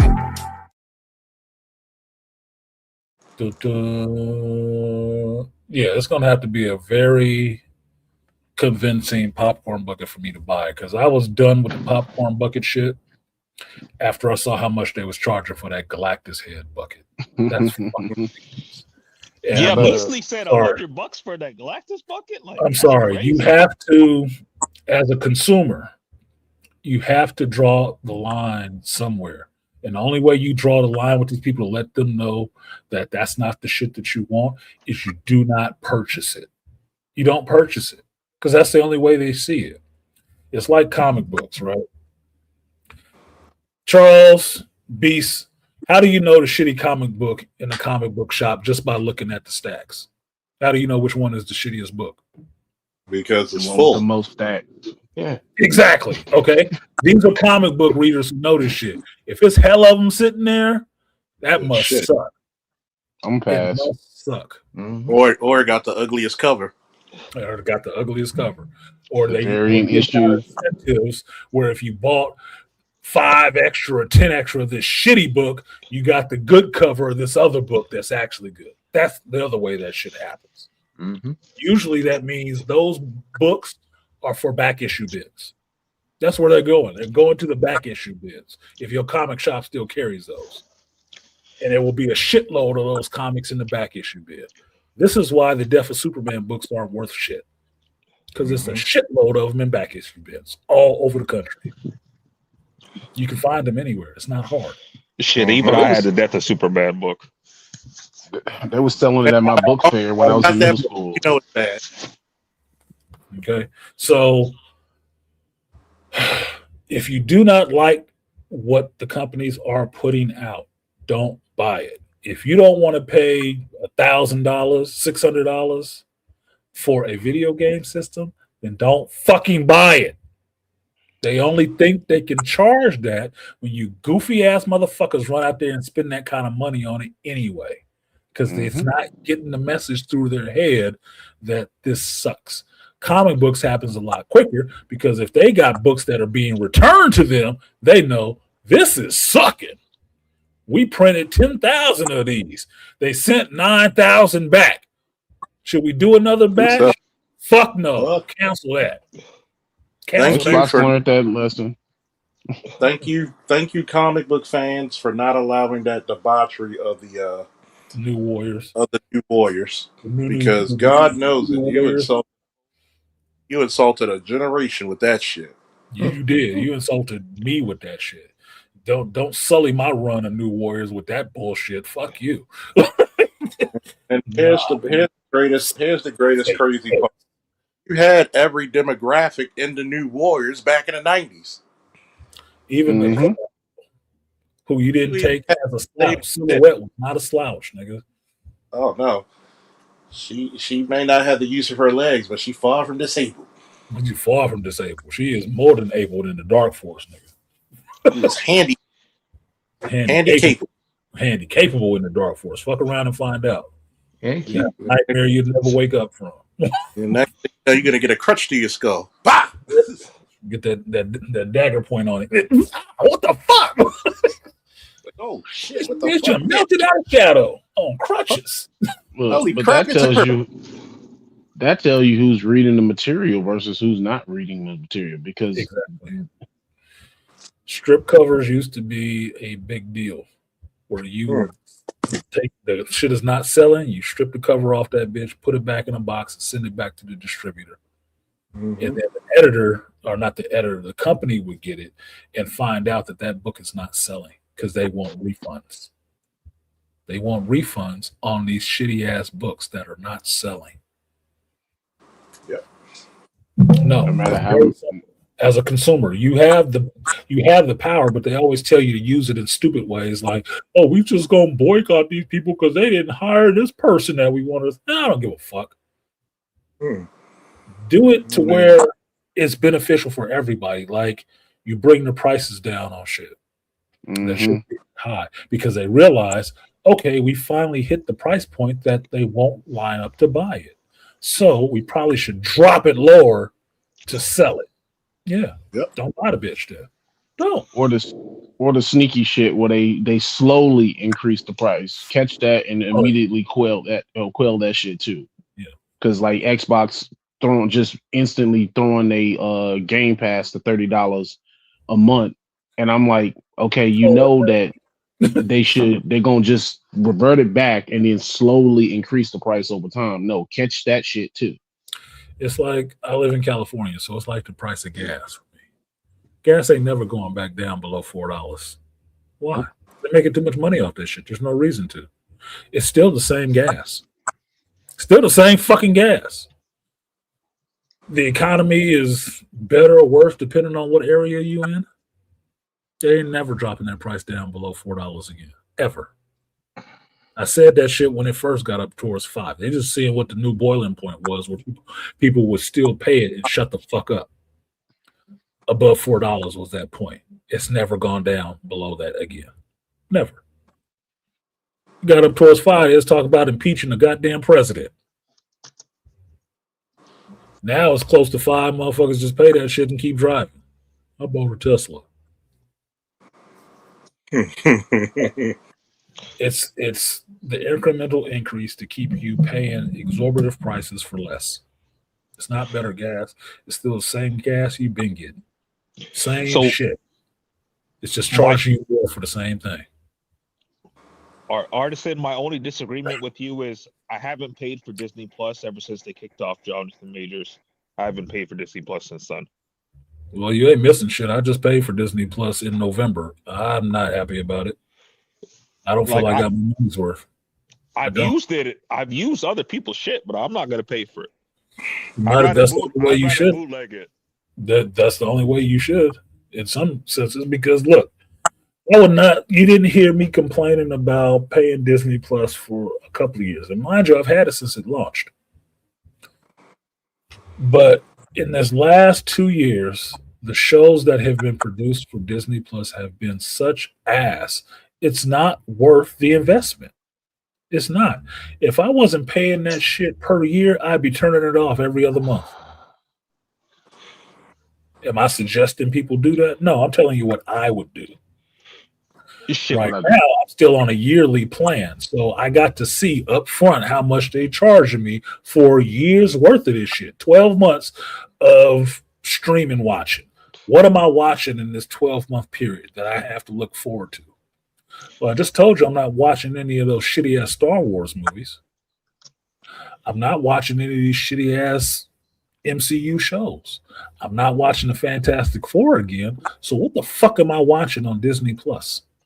Shit, I went to watch Fantastic Four a couple weeks ago, and I started it and I was playing it fine, and then I went to continue the movie, and then it was like, oh, are you in this household? I was like, Disney, you have the audacity to ask me if I'm in this household. You're lucky I'm watching this.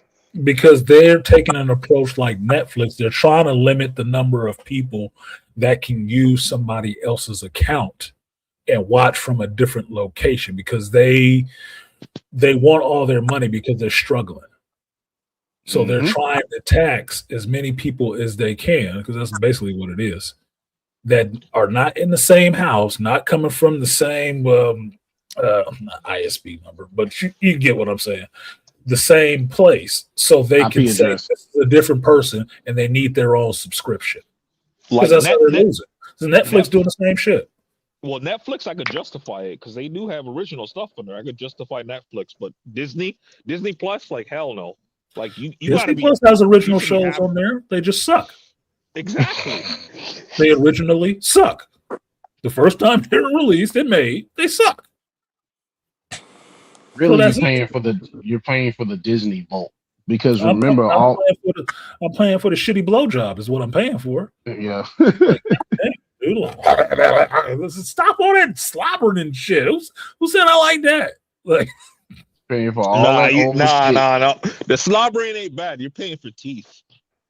You're paying for teeth and rough hands, rough cold hands. The hands they're not even pretending they want to do this shit. They're not. The hand blacksmith. yeah, hands of a blacksmith, the armorer without her gloves on. Like, oh my fucking god, dude! She can put her hand.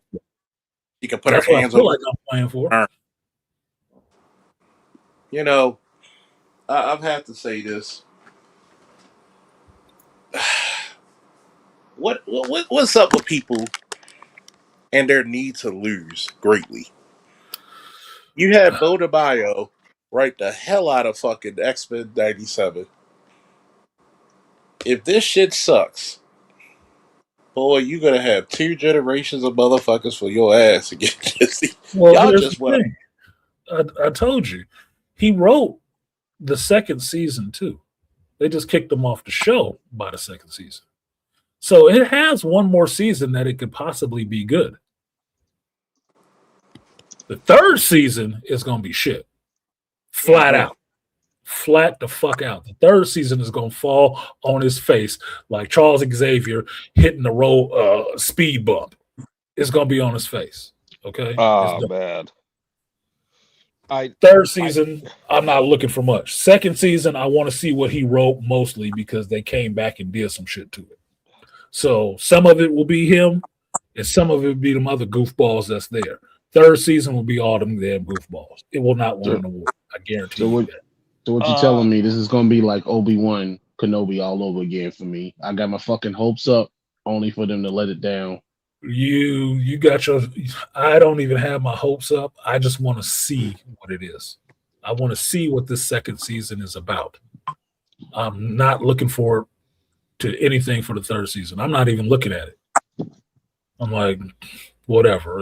I've already written the third season off of my head in a sense. Like, I'm not expecting anything. I'm not expecting it to be good. When it comes out, I'll eventually watch it because that's the fuck I do. I talk about geek stuff. So I'm a masochist in that sense. I'm going to watch this shit regardless because I do not believe in talking out of ignorance. So I will watch it and suffer through it if it sucks. So I can come back here like I did with the Acolyte and tell you I've just crawled through 100 miles of broken glass and nails. My stomach hurts. And I left my dick 5 miles back because it got cut up. This is what I found in that journey. I will still be able to tell you that shit. So if it sucks, it's going to suck out loud. I'll be there to watch it. It's like, yep, that bitch was blowing too much. Well, Artisan, since you mentioned Professor Xavier, I still haven't recovered since Doctor Strange 2. When I seen him go out like that, I was ready to crash out. Be ready to crash out this everybody December. else. You and everybody else. We got two things that I was waiting for to happen. I got Charles Xavier in an MCU movie, and I got John Krasinski playing Reed Richards. They killed both of them motherfuckers in the same movie. I even got Ensign Moff playing Black Bolt. They killed all of the motherfuckers in one movie in less than 10 minutes. I was like traumatized. Like, why the fuck did you do that? Oh, give the fans what they want and then just kill it. And bro, y'all, you do not care about your fan base at all. That's why they did it. Exactly why they did it. Just to show you. See this new toy? Fuck that toy. We don't play with toys around here. That's why I say Doomsday is like on that list. It's like, okay, I said, here's the difference what Ryan and what Sony did with them characters. They did not kill pretty much any of those characters that were back. Sony didn't even kill the villains in the Spider-Man movie. They left them alive. Peter was trying to save those villains. Ryan didn't kill none of the characters that he brought back in his movie. So if y'all just bringing these people back just to get put asses in seats only to take these characters out in this movie, you are stupid, and you will not make any money back. Last week, I know you're a big Cyclops fan. I told you this shit last week. Don't be jazzed that Marston is back for Cyclops. He got one movie, motherfucker, and he is out of it. One movie and he's out. So either he die or they seal away his universe, but that motherfucker will be gone. So don't get used to anybody you see in Doomsday. They're not going to be there long. Trust me. Not even. Remember what I told you years ago? What'd you say, Andre? I was just wondering, like, who's the Cyclops fan here? Beast like Cyclops. Cyclops has his good points.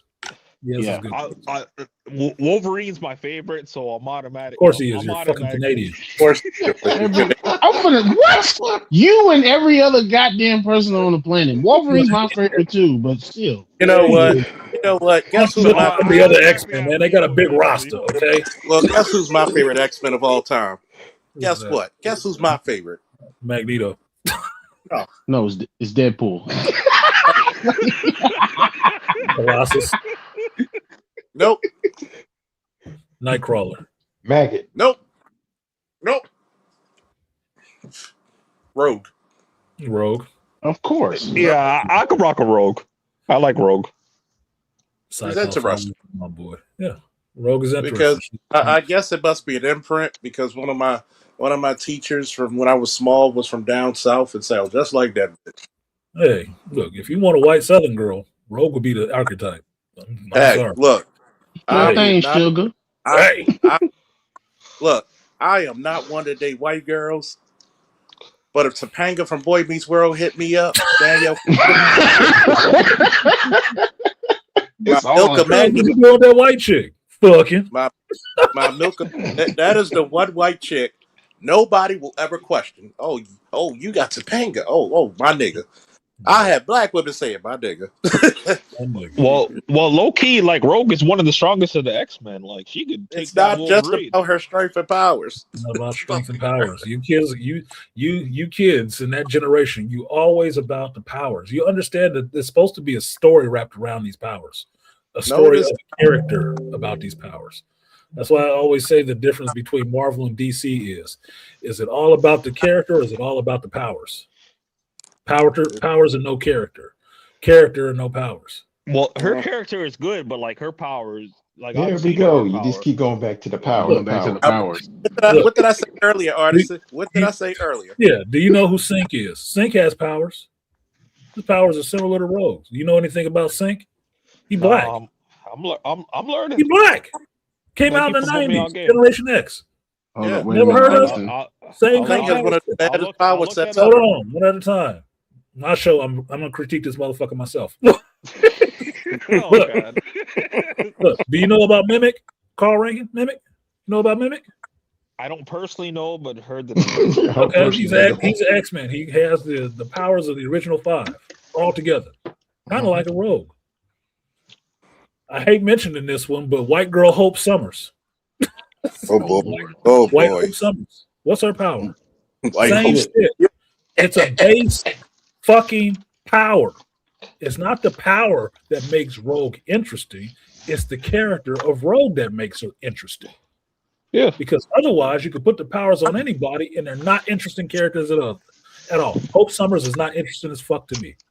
Sync is not interesting. I don't know why she's still there.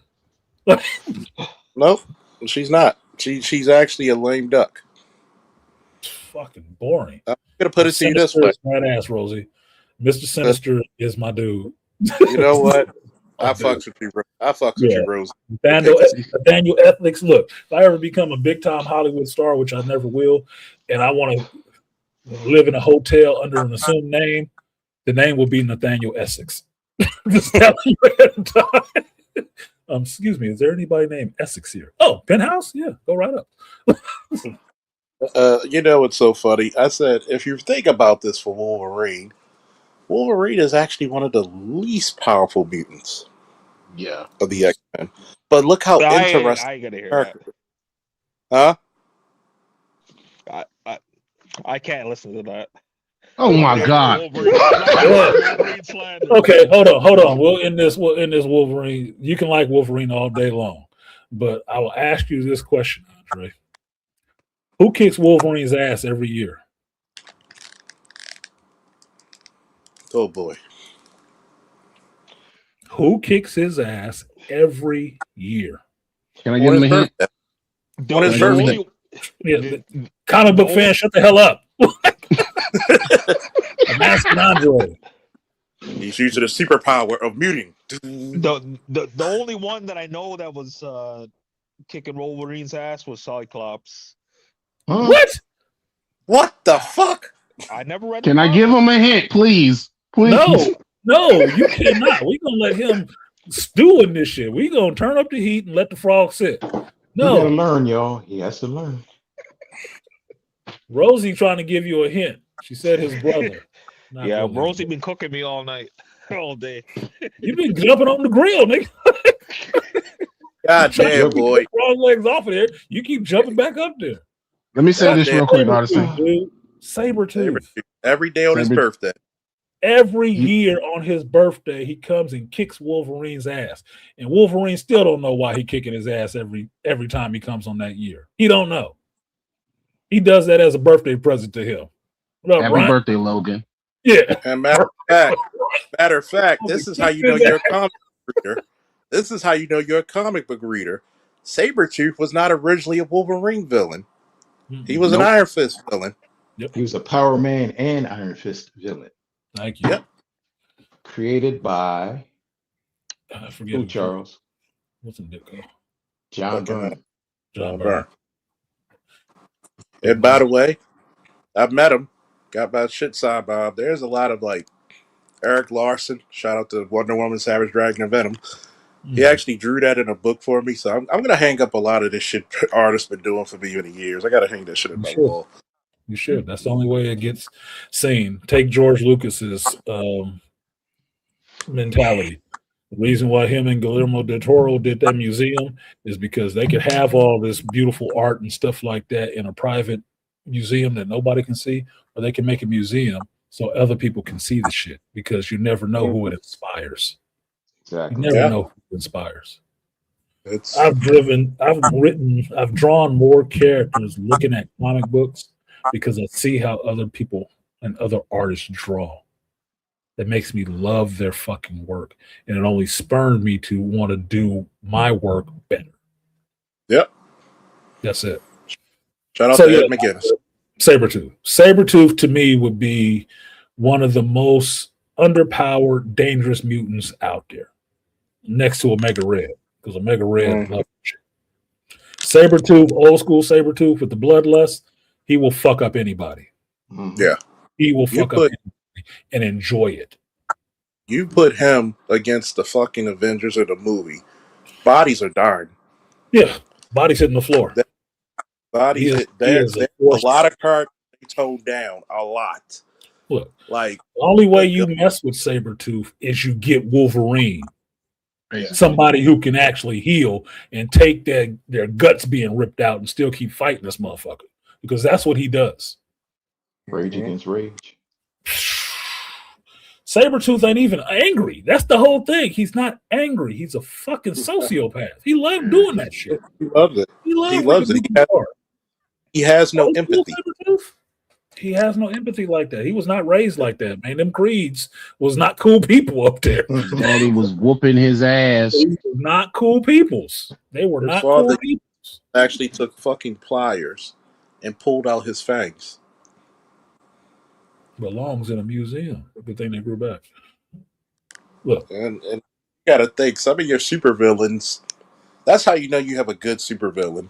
Mm-hmm. If you'd be like, you know what? I don't blame you for this. Yeah, like, I can't agree, but I understand, bro. AKA Magneto. Yeah. So you can like Wolverine all day long, but given your generation was made to really like Wolverine. Because it's mostly from cartoons. Because that's when the first X-Men movie came out and they pivoted all that shit onto Wolverine like he needs to be the leader of a team. Wolverine is the lone wolf of the team. He's not supposed to be leading it. He is not supposed to be in front. He is not. That was Cyclops' role. Always has been. He's supposed to be the guy to go past the edge. Everybody else is not willing to do. He's supposed to be right there next to Cyclops, checking Cyclops' ass, making sure he on the up and up. Like, you being a good soldier, and I'm gonna be over here on the side doing this dirty work. Like, and if you're not living up to Chuck's dream, I'm gonna kick your ass. That's why you get the art. Look, you take what you want to, but keep fucking around, and I'm gonna go fuck Jean again. That's why you get the X-Men Schism arc, Andre. If you read X-Men Schism, that's what happened. Him and Cyclops fell out and got into an actual fight because Cyclops wanted to do some shit that Wolverine didn't agree with. No, that's not Charles's dream. That's not it. He's the only one who's gonna hold the line.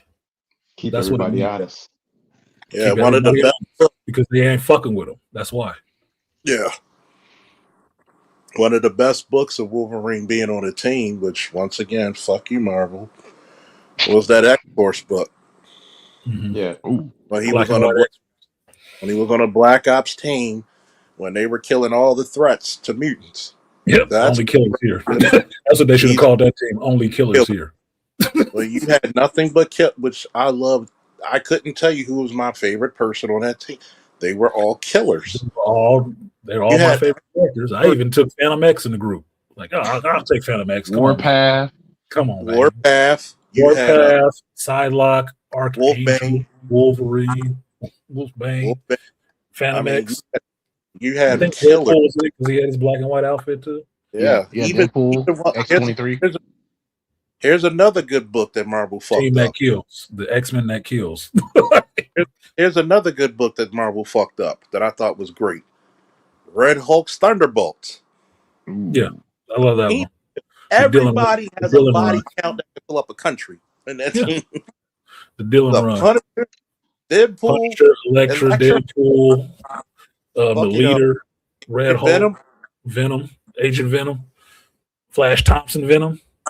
Yep, that was one of the hardest scenes, one of the hardest comic book covers when they're jumping out, and the rest of them just. God, who did y'all piss off? Yeah, that was the Red and Black Thunderbolts. Yeah. I had that run because I was reading that run. I really enjoyed that run. That was fun. That was a great run, man. Hell of a lot of fun. That was when comics with that book and that team. And guess what? It wasn't about powers. It was about effective killing. Scared of. You get the guy who has a body of a Hulk and the mind of Thunderbolt Ross scares the shit out of me. And most of the time, he was planning the shit. Yeah. That was the thing. He wasn't always out there just having to be the one smashing folks. He was out there planning the man. This is what we're doing. We're going into this country and we're going to do this shit. Really? All right, fuck it. You don't trust Thunderbolt because he up to some shit. Yeah, but, we get to apply our trade. There you go. That's the Dillon run. Steve Dillon run. Oh, I remember that one. Now, I only pulled up this cover here because the actual comic is in storage. But I love that fucking cover, man. Look at that cover. Love this cover. Oh, you did say Deadpool was on the team. Yeah. Mm-hmm. Yep. Deadpool, Elektra, Agent Venom, Punisher, Red Hulk. And Leader's on the team, too. But you don't see him brought in the book. Not one motherfucker in the Marvel Universe you want to find alone. Not with these motherfuckers. You don't want to be alone with any of them. And then you looking at him, you're the bad guy. You like, wait a minute, these niggas working together? Yeah. Fuck this. I'm a priest. Deadpool and the Punisher, not only will you get killed, this motherfucker gonna be cracking jokes and shit too. Oh, nigga, kill me right now. Talking to the audience. look, him breaking the fourth wall type. That's why I'm And I can tell you for this run, they had some of the best covers. When they kept to that red-black theme for the covers with the white background, this was some of the best fucking covers. But then they changed it, because they had to make it more aesthetically pleasing. They want the light, because Marvel. Well, some people can't help but shooting themselves in the fucking foot. That's why everybody shouldn't have a gun. Everybody should have a Second Amendment. Just everybody don't need a gun because some people is fucking stupid. There you go. There's the Leader. See, he's red. That's why you got the Leader in that fucking Captain America 4 movie with the Red Hulk in it. That makes sense. They have an actual connection. This is the only way they have a connection. It was in this comic book. So they tried to feed some of that shit in there and it didn't work. Did not fucking work. But for me, the 40s, even if you take the Leader and the Red Hulk out, Agent Venom, the Punisher, Elektra, and Deadpool, man, that's a squad by itself. Marvel can do some things right sometimes. That was a squad unto themselves. I was liking that shit. That and the Strike Force team that Blade was leading. What did they do with them writers? Yeah, sometimes some shit work. They hit on something, dog, a broken clock is right today. But the problem is they don't do anything with those writers. They promote the bad ones onto all of that cool shit and leave them. Fuck them over. Like, look at this cover. This is when Thunderbolt had to check Agent Venom, or at least the symbiote. Look at that cover. That's an awesome cover, man. These covers were like posters. They were like posters. You could pull this shit off and throw it right on the wall. Somebody was like, damn, that's awesome. You goddamn right it is. They had some of the best covers in that year. For that first 12 issues, yeah, there was some good covers. After a point, the art fell off. They got a different cover artist, and it's like, I know everybody needs to get a job, but man, I was really liking this. But this is what you deal with as a comic book fan. Sometimes the cover art is awesome, the internals are shit. Sometimes the internals are awesome, the covers are shit. Hopefully the story is consistent all the way through, which that ain't the case either. So it's always a labor of love. You have to love this shit to keep dealing with this shit because it will piss you fuck off. You'll pull a Joe Hurd and be like, yeah, take it off my saver. I'm not reading this shit for another couple months. Like, damn. That's why I'm Damn, here you curious go. to read. Here's a clean one. Just to prove it to you. This is the clean image. Bam. Oh. Please send that to me. That might be my new cover. That's the clean image. There's got to be a poster somewhere. Yeah, there's a poster. I think I have the poster. It might be rolled up in a roll of shit because I'm a grown up now, so I don't roll posters out on the wall anymore. But I think this is one of the ones that needs to be framed. Yeah. But that's a clean image of that. That's art, dude. That, if you saw that in a museum, you would look at it and say, who are they going to fuck up? Because somebody in trouble. Somebody shitload of trouble. because they're gonna fuck you up. Yeah, like look, Elektra kills people. That's an assassin. Mm-hmm. She the only one running in there with semi non-lethal armaments. I don't think you want to be fucking with her.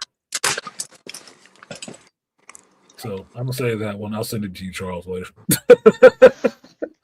My man got the 357 or the 44 Magnum in his hand. Boom, boom, boom. Everybody about to give you that work. A little bit of wet. Maybe you take Elektra. Maybe you can flirt with her. It wouldn't work. I'm gonna say, ain't no flirting with her. Yeah, ain't no flirting. You can try it. It won't work, but you can try. Get your kunai in your throat. I forgot about this. I like to call that the team quicker fuck you upper. The quicker fucker upper. Look. The quicker the fuck are you upper? So I have a question for you guys. I'm wondering about. So yeah, of course I do. Sexuality? Well, no. My question is girls, we respect you. No, you were saying like Sabretooth. The birds and the bees. Go ahead, Andre. I'm still riding from Wolverine, so you guys said Sabretooth's gonna fuck up Wolverine, right? Yeah. So, you're supposed to still ride for Wolverine. You a grown ass man. Just because we don't like it doesn't mean that you got to. Yeah, of course. I try to convince you to why it's not that way. I told you my point. You got your point. Fine. So like what the fuck you want to.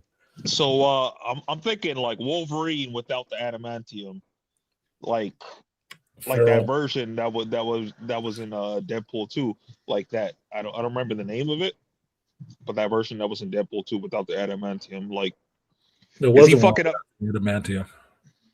It's called Savage Wolverine. Yeah, that's what I'm talking about. The feral Wolverine with the bone claws is the one that doesn't have the adamantium. Yeah, the one I think you're thinking of in Deadpool and Wolverine was the one with one hand. The one with one hand still has the adamantium. He just doesn't have one hand. Age of Apocalypse.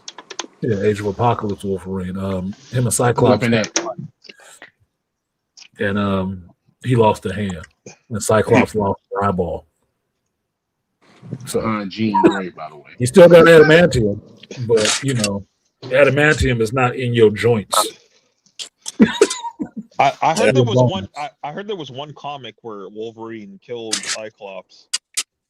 There's a couple comics where he kills Cyclops because that's the comic book beef of always having Wolverine kill Cyclops because the rise of Wolverine's popularity equaled the demise of Cyclops' popularity. Mm-hmm. Cyclops became an asshole. Had more edge, and coming into the 90s and out of the 80s, people wanted characters with more edge. Wolverine was that dude. So Cyclops' popularity went down, Wolverine's went up. Even though, think about this. Every time Cyclops uses Arctic Blast, he's hitting you with enough force to smash through mountains. Imagine what that's going to do to a human wrist. Yeah, I was hearing there was versions of a Cyclops where there was no limit on that Arctic Blast, where that was just tearing through shit. There is no limit on it. He controls the limit on it, right? So what happened in that Age of Apocalypse, he made a thin beam and sliced that motherfucker's hand off. Took his eyeball, though, too. So it is what it is. You have to look at, I know nowadays they say Cyclops' vision, his eyes are like portals to another dimension with that ruby red shit in it. I don't like that idea. Whatever. The way I've always looked at it, that it was always looked at initially, is that Cyclops' blasts are concussive force. It's like opening a fire hydrant. Mm-hmm. Open the end of a fire hydrant, you can make that beam shorter, thinner, wider, whatever, but it's still coming out with the same goddamn force. So yes, he could slice, meaning thin, a mountain. Or he could just blow a fucking hole in it like Goku punched it. Because there's that much force coming out of there. It depends on how he directs it. What I loved about the first X-Men movie, they showed you Cyclops touching his visor, but he had a dial on it so he could focus that beam. And that's how he shot the seatbelt off a road. He didn't blow the whole seat and her apart. No, he focused it, bam, small point, and then back to the wide view. I like that. That was the whole. Yeah. Usually the point with him touching it, it was to open the shutter. They did that all the time through the comics, man. Exactly. That's why Xavier gave him that visor. He said this can help you learn how to control your optic blast. Yeah. Remember, it's a focusing thing.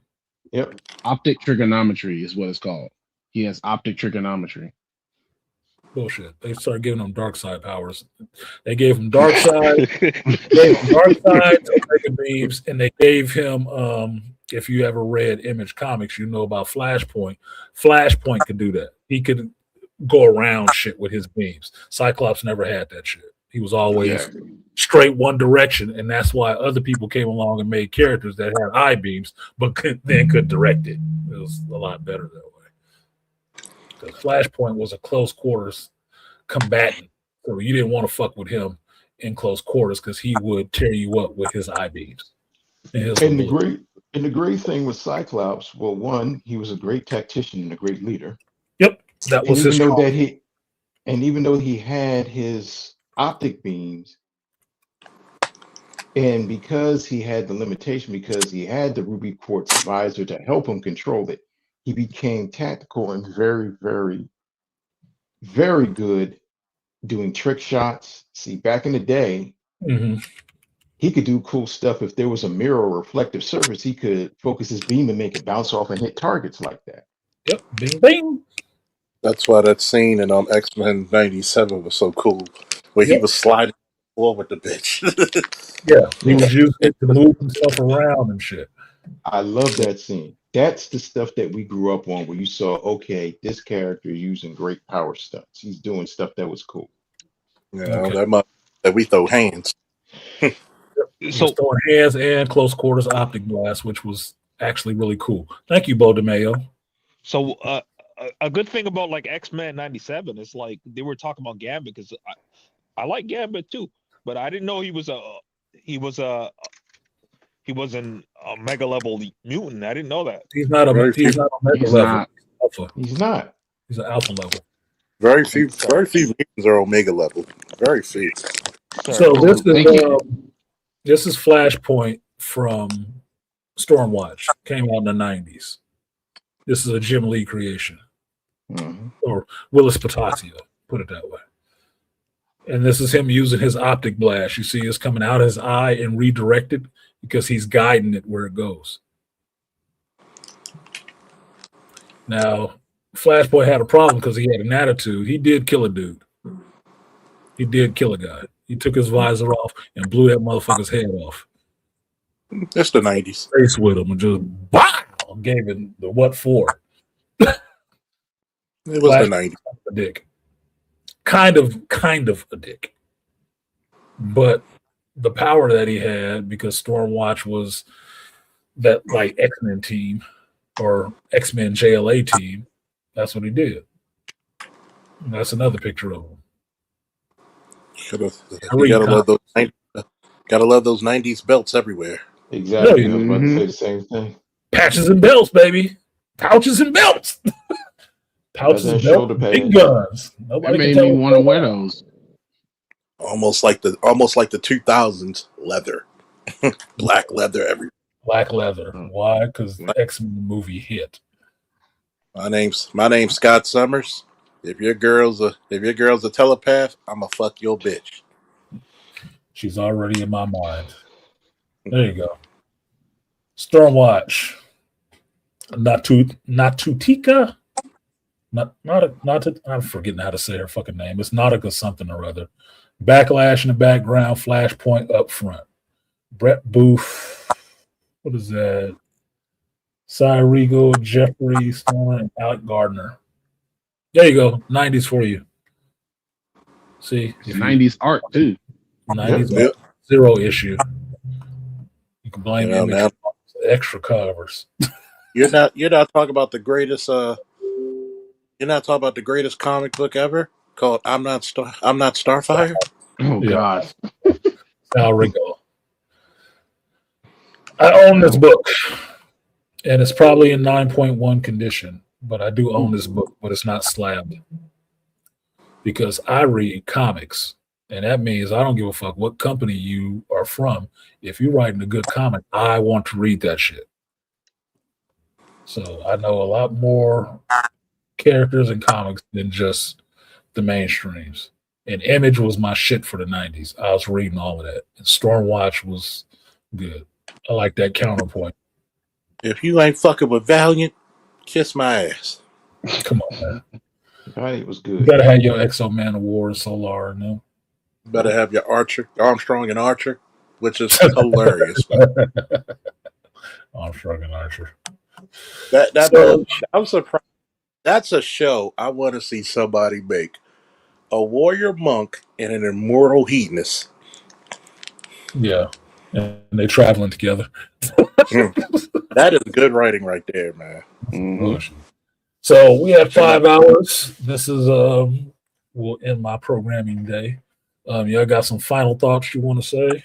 I didn't even get in the Beast games. Oh. I didn't get in the Beast games. That's okay. The conversation was flowing good, so I like that. I like that more. Beast games is still fun. It comes out on Wednesdays. So you can check that out. Prime, right? Amazon Prime. Yeah, it's on Prime. Go and watch that shit. That first. Let's see if I want to. I probably shouldn't give y'all no previews. So I shouldn't give y'all no previews because I think I just figured out that I was doing my Patreon wrong. That motherfuckers wasn't actually paying for this shit. It's like how do I fuck this up? About to get out of here. Up there, but I want to go first and ask you guys a question. Since we all of us up here, we all hate women, right? So, what are you talking about, man? Would you guys watch a Rogue, a Storm, or a Phoenix movie? Depends on when they're writing it. If they're writing it right now, fuck no.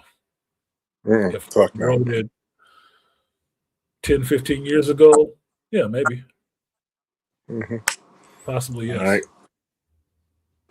right. Rogue 20 years ago. It's just a message. Sorry about that, fellas. Hateful of women. I'm gonna just go next. Remember, live free. Oh shit! My bad. Go ahead. Say it again. I'm sorry. Like, such hate, nigga. Such hate. I hate. Doing my show. God damn it! I hear your phone call. I hate you with your phone call, nigga. Remember, I live free. Read comics, play video games, buy guns. You know, get a pretty woman to fill up on consensually, and drink some liquor and smoke some cigars. Woo! Peace. Eat some steak too. Prepare for his departure, and he flying out. All right, what the rest of y'all characters got there? No, man, thank you for letting me come up today. No, you always more than welcome, man. You ain't always at home on a Sunday, so you know the conversation is good and flowing. And diarrhea. Just have good flow, not bad flow. Bad flow. No, I want a good flow that I don't have to sit with a plunger next to me. No. Right. Let's start a book club. Rosie has a good thing. I like that. Let's start a book club. That'd be cool. We do have a book club. This is one of the members of the book club up here right now. He's supposed to be reading some. The last thing we were supposed to be reading was some 50 Shades of Grey bullshit, so we can go back and have a grown folks geek talk about the similarities between that and 9.5 weeks. But we all got shit going on. I still got a book I need to read. I'm looking at it right now. This fucking Supergirl, and Rosie knows I started listening to the Odyssey. I had to read that you shit. got a lot on your plate, man. You got to make sure you get that plate clear. Yeah, I got a lot of books on my plate, but I'm trying to do things different in the new year. So you got to read that Kryptonian bitch of tomorrow. Got to get disciplined, is what it is. Lacking some discipline. I need to get myself refocused and get back on the discipline game. Yeah. Working out and reading. I'm getting fat and stupid. So, getting fat and stupid. So I don't want to be either. So I need to be doing the things to keep me from doing that. See, she just wanted to brag about how many books she read this year. 300. Okay. All right. What? So? Sure. Goody two shoe. You a doctor? What the fuck?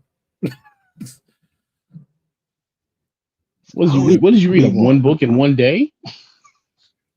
You'd be surprised. Was that one book in one day, or how did you break it down for the people, Rosie? Let them know how you read your books, so they can see if that's attainable for them or not. You sure you didn't jack into the Matrix? As far as I know, she read all kind of shit. So I know there's not a book that passed her fancy that she ain't picking that shit up. Like, ooh, like 2 books in one day. Get the fuck out of here. How? She don't watch much TV. That's how. I can tell you this, Beastly. She ain't sitting her ass up for 4 hours on Rivals. Our time goes somewhere. We had the same 24 hours. Charles has said this many a times. We had the same 24 hours.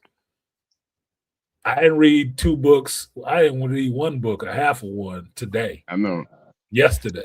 Look, I was just trying to get into the. I don't own the TV. That's usually the reason. Here's the funny thing, B. I say the same thing to people when they say, I got to find 10 on the work. I said, I have the same 24 hours in the day that you do. If I can do it for an hour in the morning, you can do it for an hour in the morning. I don't want to wake up at 6 or 7.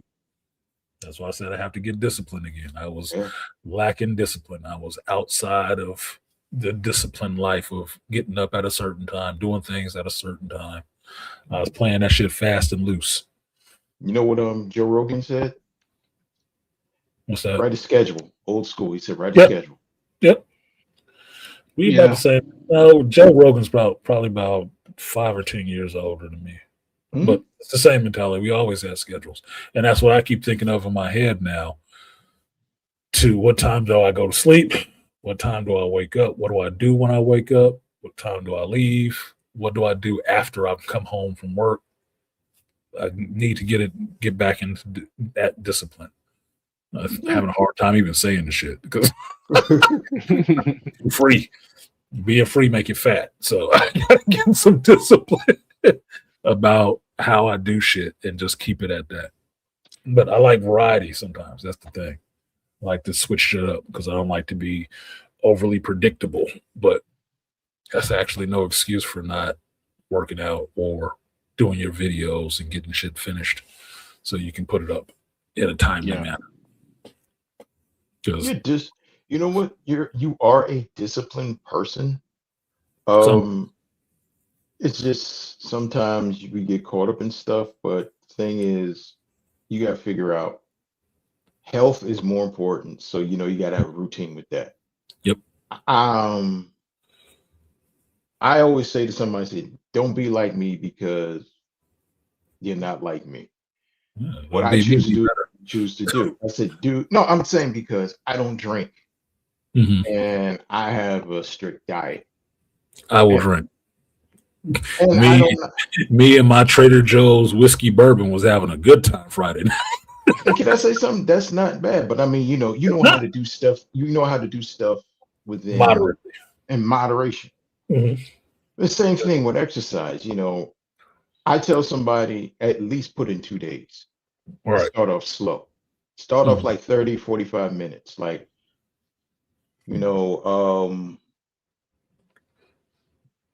just find out what works for you. There's no excuse, especially in today's environment where we got 20 million things online which can You taking help you care of out. yourself should always be a priority. Mhm, Doing your job is part of taking care of yourself. That's a priority. So mhm. never give somebody else more of yourself than you give to yourself.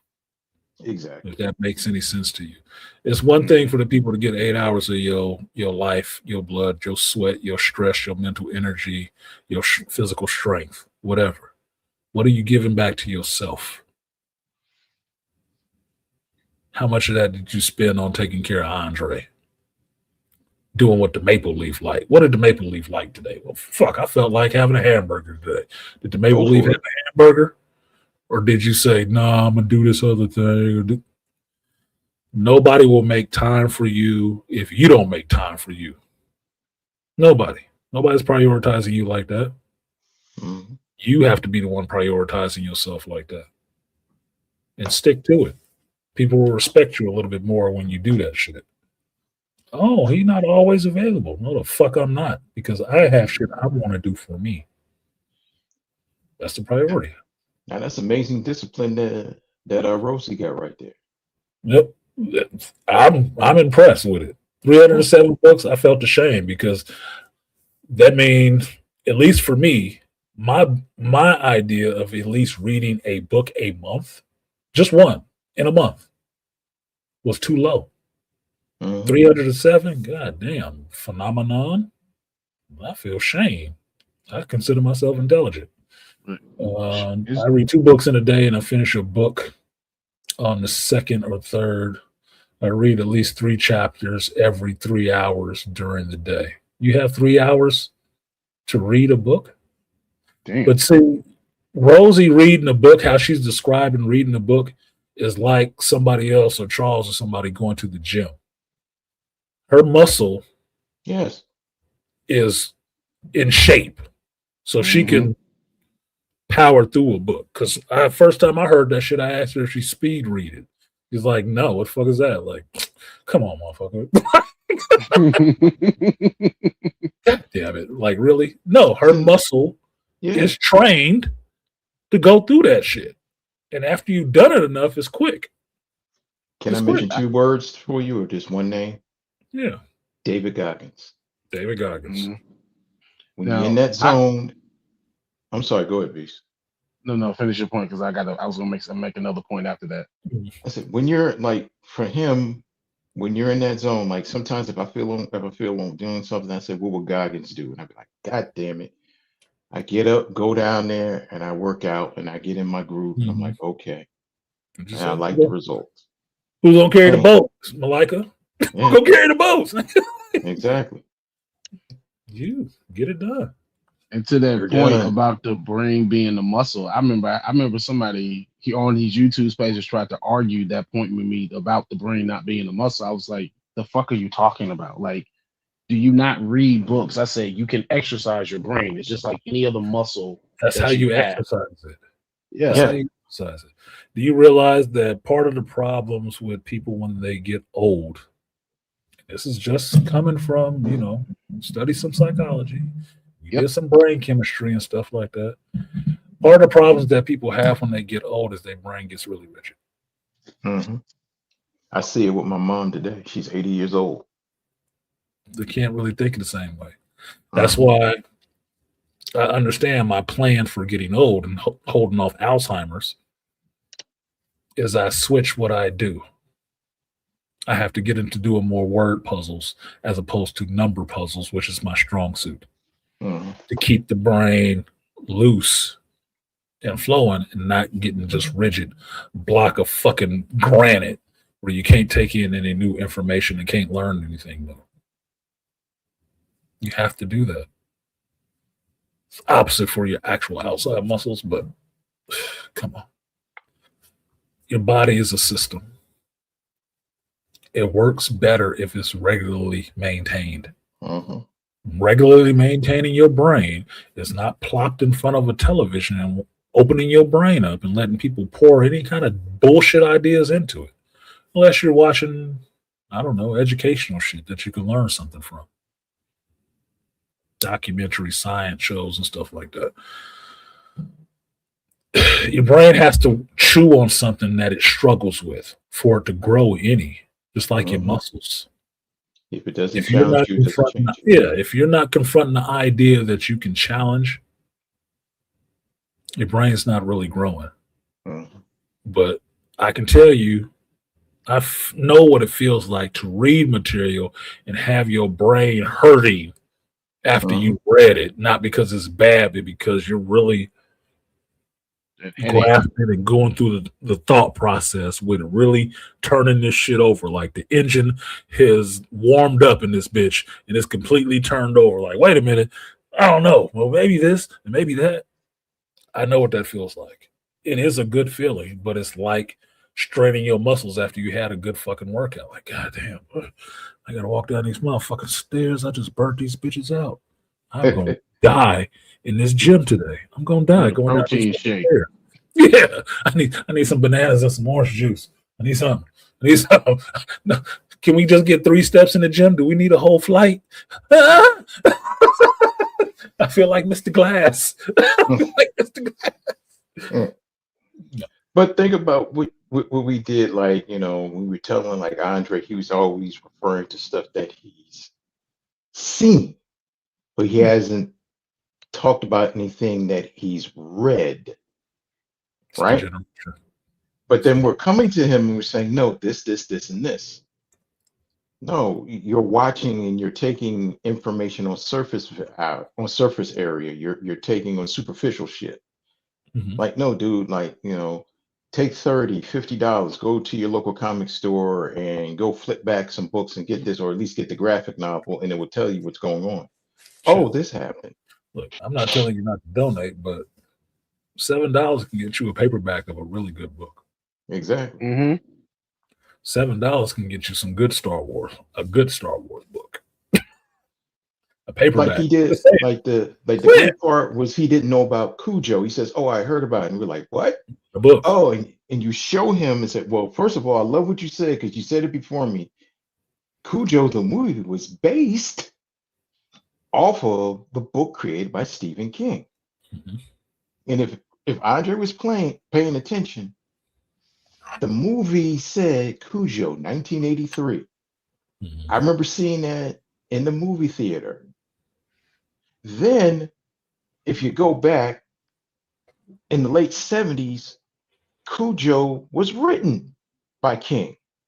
So you got to realize he had this. If you were a fan of Stephen King, you knew the certain books that he was putting out. Movies were saying, "Hey, we want to do this movie. We want to do a book. We want to do a movie off of this book." And he's like, "Okay." That's why guys like us are needed to say, "Oh no, yes. Well, what is Cujo? Oh, I'm glad you asked, young man. Sit down. I will show you." Point you back to the source. Be the lighthouse that tells you these are the rocks here, but this is where the journey starts. It starts here in this book. Read the book. And then you can go, once you have read the book, you will see the iterations all over the place. I personally have never read Cujo the book because Stephen King wasn't shit I was picking up and reading. I don't do a lot of horror like that, right? Scary shit. I've read mysteries, but Stephen King shit I was not reading a lot of. I know it from the movie because that's where I saw it the first time in the fucking 80s. Understood it was from a book, but I still recommend you always go back and read the source material.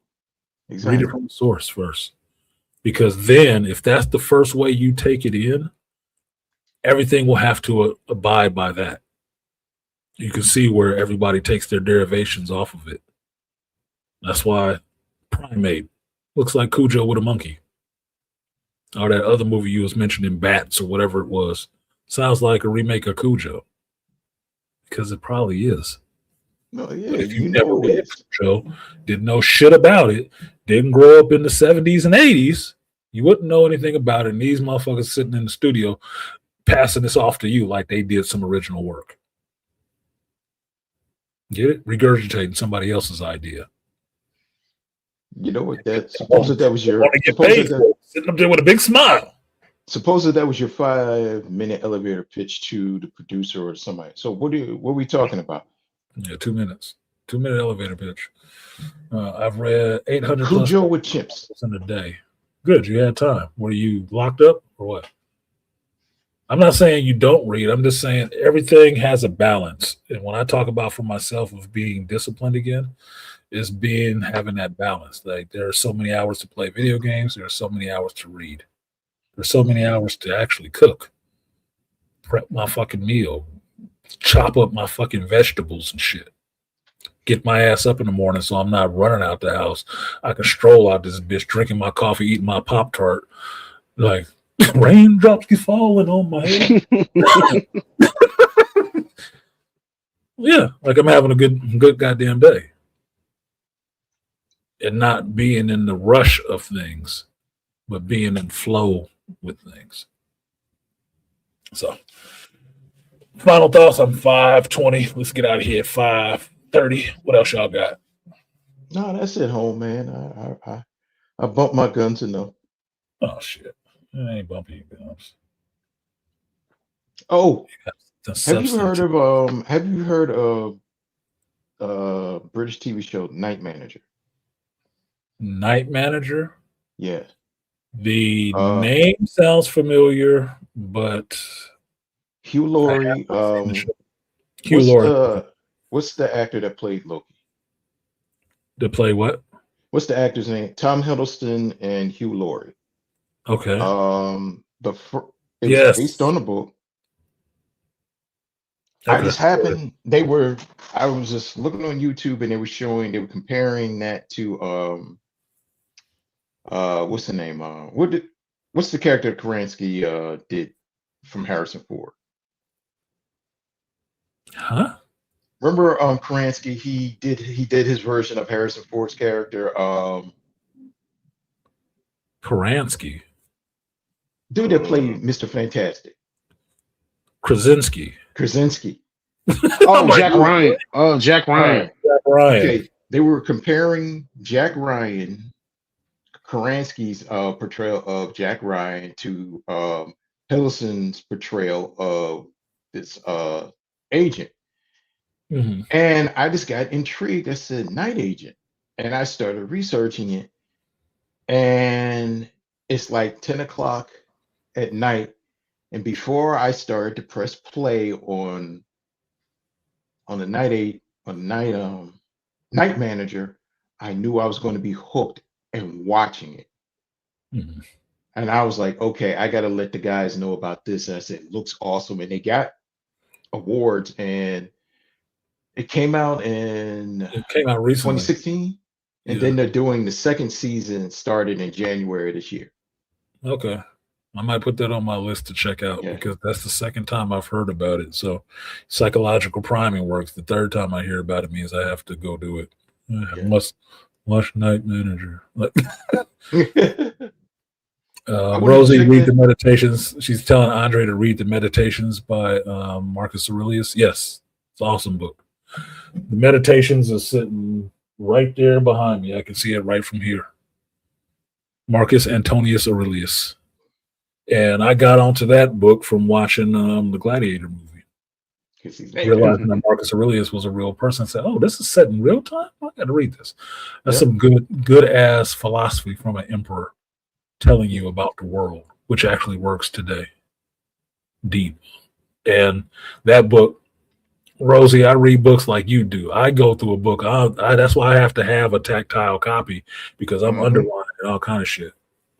Underlining, bold type, and highlighting. I'll go through a book. It looked like a research paper. All weird. Annotations in the side. But what about this question? Question mark. Moving on. That's why I have to read things like twice. It's good to read them twice because the first time I might have read it just for my fun and reading it, taking it all in, analog recording. Second time through that book, I'm making all kinds of notes. It takes longer if I'm doing the notes at the same time I'm trying to read it and enjoy it. But it depends on what I'm reading. It depends on the material. Books like the Meditations, oh shit. That's philosophy, dude.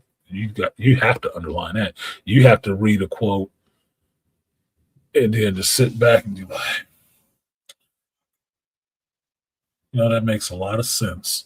And this relates here, here, and here to what I see in the world right now. You have to do that. That's what philosophy is good for, making you question yourself. Or question the world around you. Psychology is good for making you question yourself. Mm-hmm.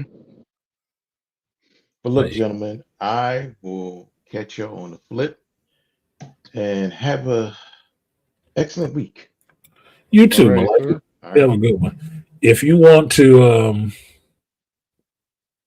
have a chuckle, if you have Prime, check out Beast Games. That might be entertaining. I said this on my Patreon intro for the shit. I don't watch a lot of competition shows because I think they show the worst parts of humanity.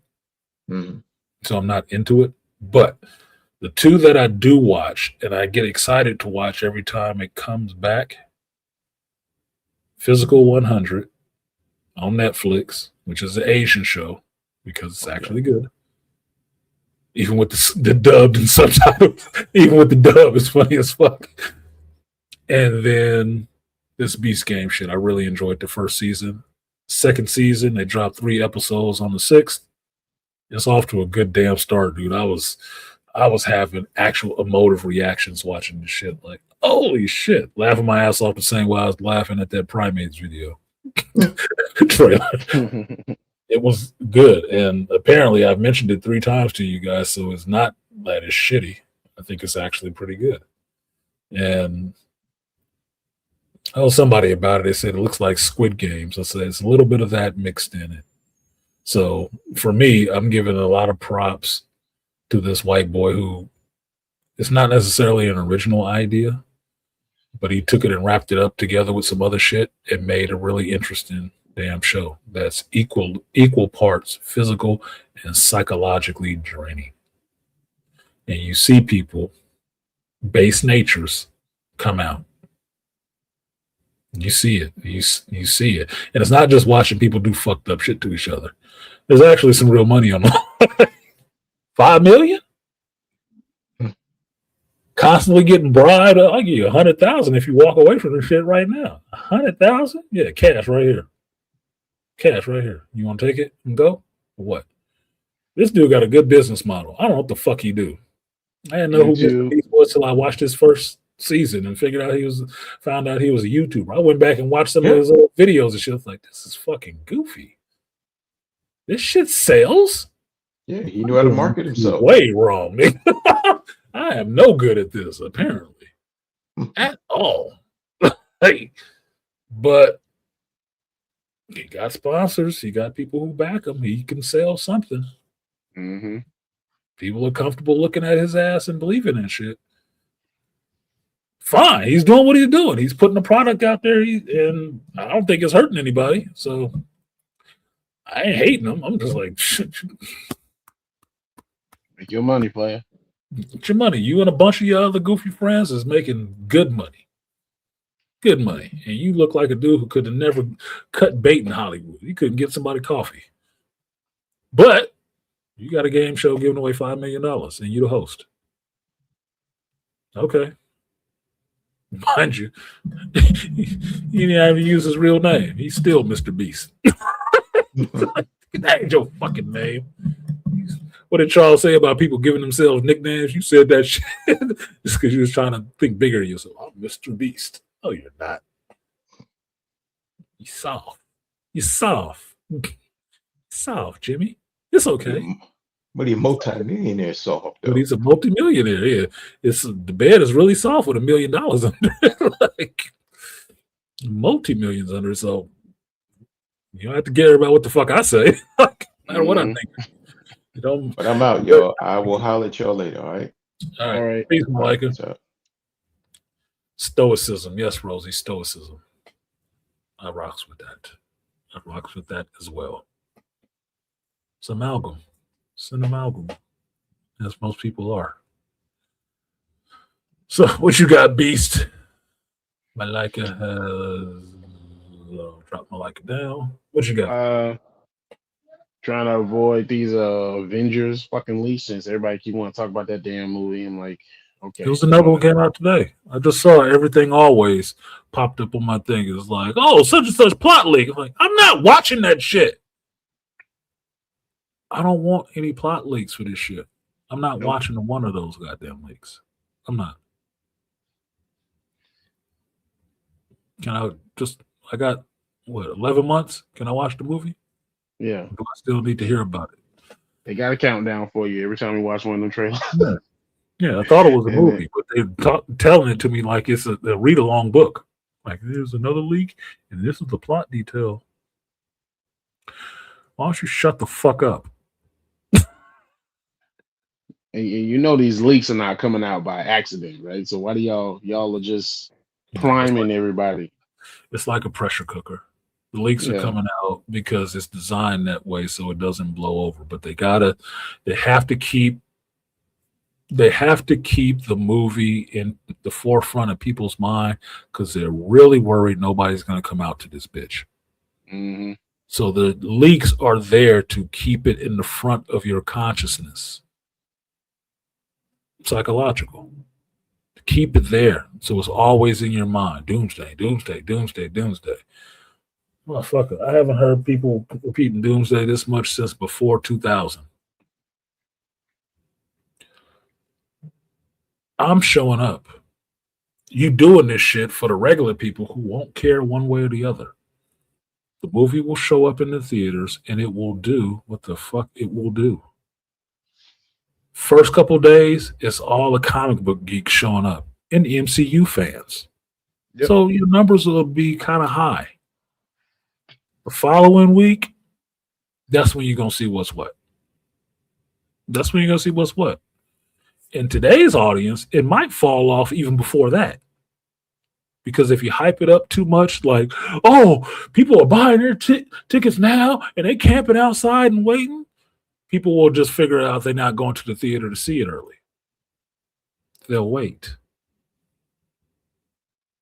Oh, I'll wait till the week after to go see it. And you would have fucked yourself. Yep. You want to drive the numbers up on this movie?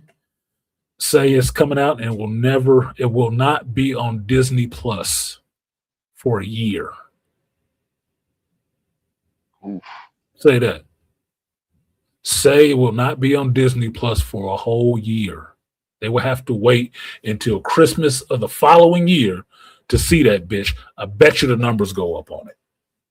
I bet you people show up to the theater. Anybody that streams it or pirates it, that shit getting immediately flagged. Immediately struck down. Like red and black thunderbolts in the building. Immediately. I bet you will draw the numbers up on it. Because what other reason do people have not to go to the theaters? Well, I can wait like a month or two and it'll be on streaming, right? Say it's never going to streaming. It's a theater exclusive. And you have to wait a year. Show product, right? Disney, show product. So you don't have to put it on streaming right away. On your own streaming service, you don't have to put it there. Let it sit off of streaming for a year. And anybody who wants to stream it, make them pay you for it. But just do that. Then you'll drive up the numbers on this shit. You might get some of them billions back that you blew on this bitch just in budget, just in actors' fees and shit. Because I like Robert Downey Jr., but that was a whole move, nigga. You pulled a straight up whole move. Nah, you got to pay me to. We want a good movie, you asshole. What the fuck? So do that. You heard another content creator say that shit? I'm sure you haven't. No, they have not. You will. You will. Oh, yeah, because the ninja watchers that be stealing you for shit. In the bushes, the ninja guidance. No. Let it sit off of there for a year. I bet you would drive the numbers up on that bitch. Because people are going to show up to watch it anyway. Stop trying to convince the normal folks, the regular moviegoers, that they need to show up to see it. It's an MCU movie, man. They'll show up. They're not following the shit as closely as the rest of us on YouTube about how much you sucking. They're not. Don't worry. They'll show up. And they'll leave the same way. A little bit entertained, unamused. Us, the fan base, you better say you're giving out hand jobs in there or something. And look, we showing up, but it ain't by choice. It's like I gotta see the story better actually be good, because if it ain't good, it'll fall off even faster. Look, there's more of a chance, based on what the Russos have done since leaving Disney and being on Netflix, it's more of a chance that it'll be bad than it will be good. Mm-hmm. That's just from their track record alone. Just from their track record.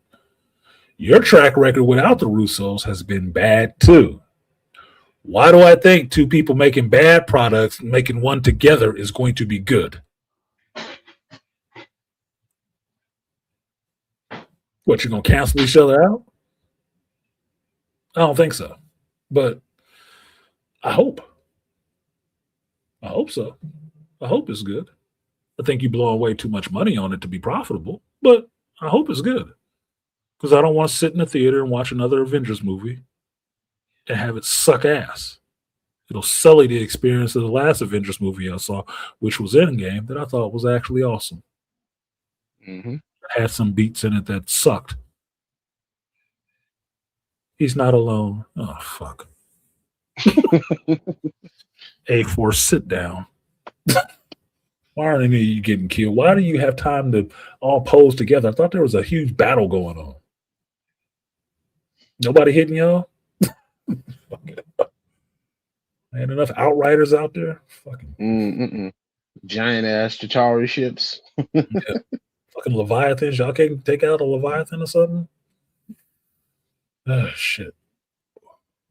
Anyway, that's what my thinking is on that shit. So I don't want spoilers either, because I want to actually try to enjoy the movie. Super Moist Man was not improved by all the spoilers and leaks. It was not improved. It wasn't. Fantastic Four was not improved by all the leaks and spoilers. You didn't dodge the bullet. You just helped kill it. If you want to see the movies be a success, stop leaking shit. The government has leaks. Does it help the government? Nope. No. So, tell you what. If there's a leak in your house, like say, I don't know, your kid or something like that, said all the weird shit you was doing behind closed doors in your house, would that be helpful? Would you appreciate that shit? No? Okay, then. Same philosophy. Shut the fuck up. And let us get the veneer of a decent movie. Rosie said, I'm going to quote Dr. Seuss, the more that you read, the more things you will know. The more that you learn, the more places you'll go. Exactly. Mm-hmm. Exactly. There's places I want to see in the world because I used to read magazines like National Geographic.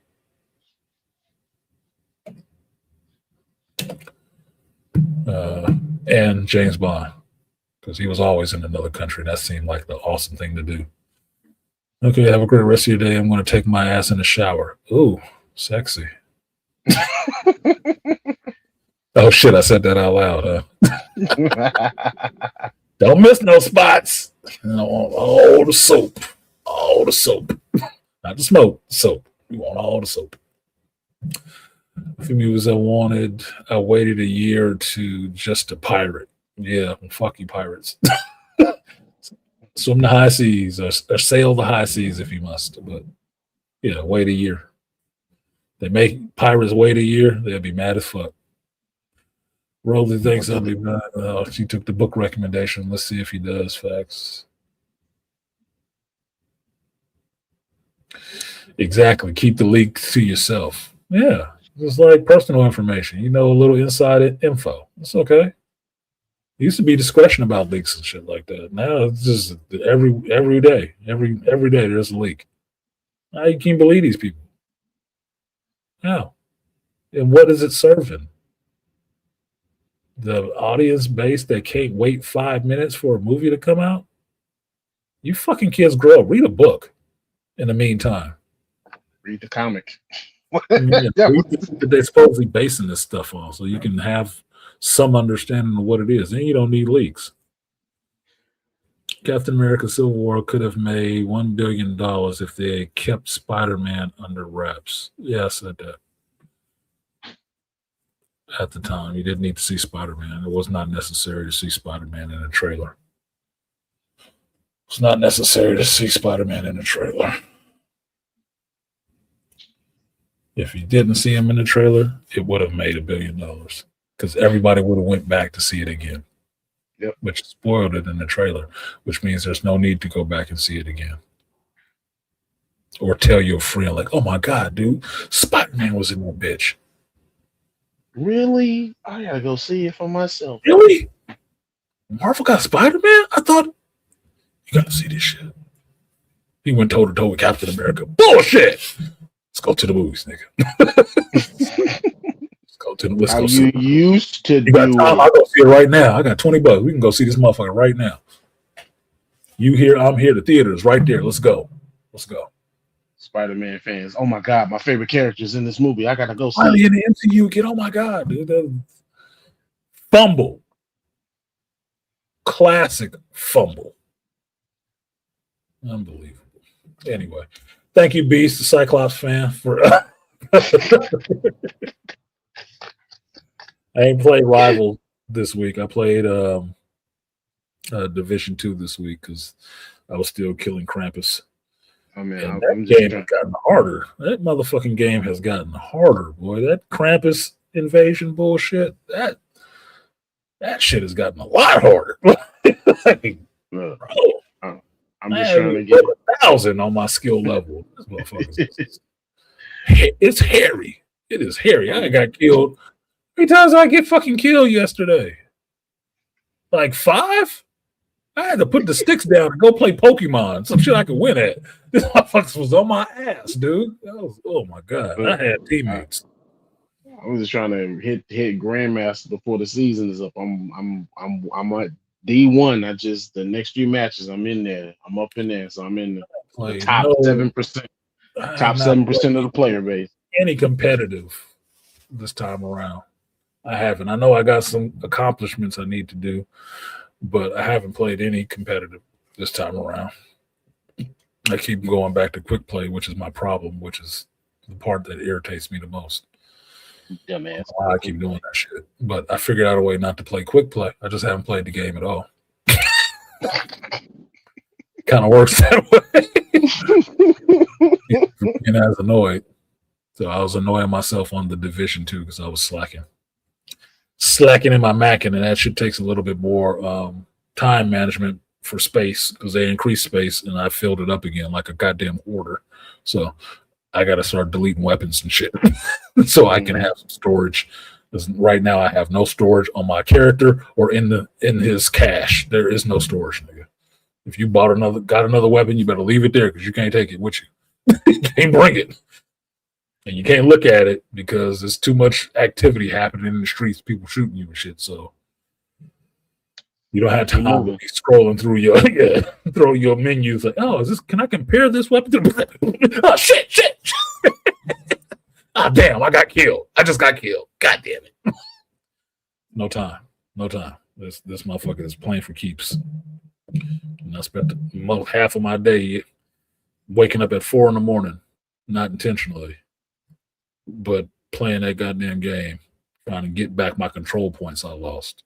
And that was hours of play, which I needed help on, which is embarrassing. So apparently me and my guns was not enough. I needed backup. Motherfuckers was flanking and rushing me and blowing my ass up. I was getting murdered. And it was fun. That was the fun part. Anyway, thank you, Beast. I will see you around these YouTube streets. Right I there. had a song that I was going to bring up. But I should play the other one. Yeah, this might be better to play as an outro song. This might be a better outro song since I just ended it in that way. So I'll tell you guys, I'm gonna drop these down. I have been Artisan MC. This has been the Hero's Journey. I do this every Sunday from 8 a.m. until I feel like shutting it off, where we talk about geekdom life and everything in between. If you want a recommendation, check out Beast Game Season 2 on Prime. I said it 4 times. It's actually pretty entertaining. If you want to see my reactions to it, if you don't want to watch it yourself, check out my watch along reactions on Patreon. The link is in the chat, or not in the chat, but in the description. And it's fun. It's a fun show. It's a fun show to watch. And it was entertaining me. And if it wasn't entertaining me, I wouldn't actually be telling you to watch that shit at all. I wouldn't. I would tell you to look at my face and does it seem like I'm having a good time? What? Save yourself. I'm suffering. Save yourself. But if I actually like it, I will try to recommend it to you highly to give it a watch. See if you like it. If you don't watch it anymore. You know, it's like a kid with a spoon of food. Try one bite. If you don't like that bite, you can pass on the rest of it. It's fine. But at least I told you. So with that, I'm going to go ahead and get out of here. Thank you to everybody who supported the stream. Thank you to the panelists that came up there and abided by the rules, kept it the 2-minute Royal Rumble rules so we can keep the conversation rolling on topic. Appreciate that, brothers. And I will see you fine people next time. Peace.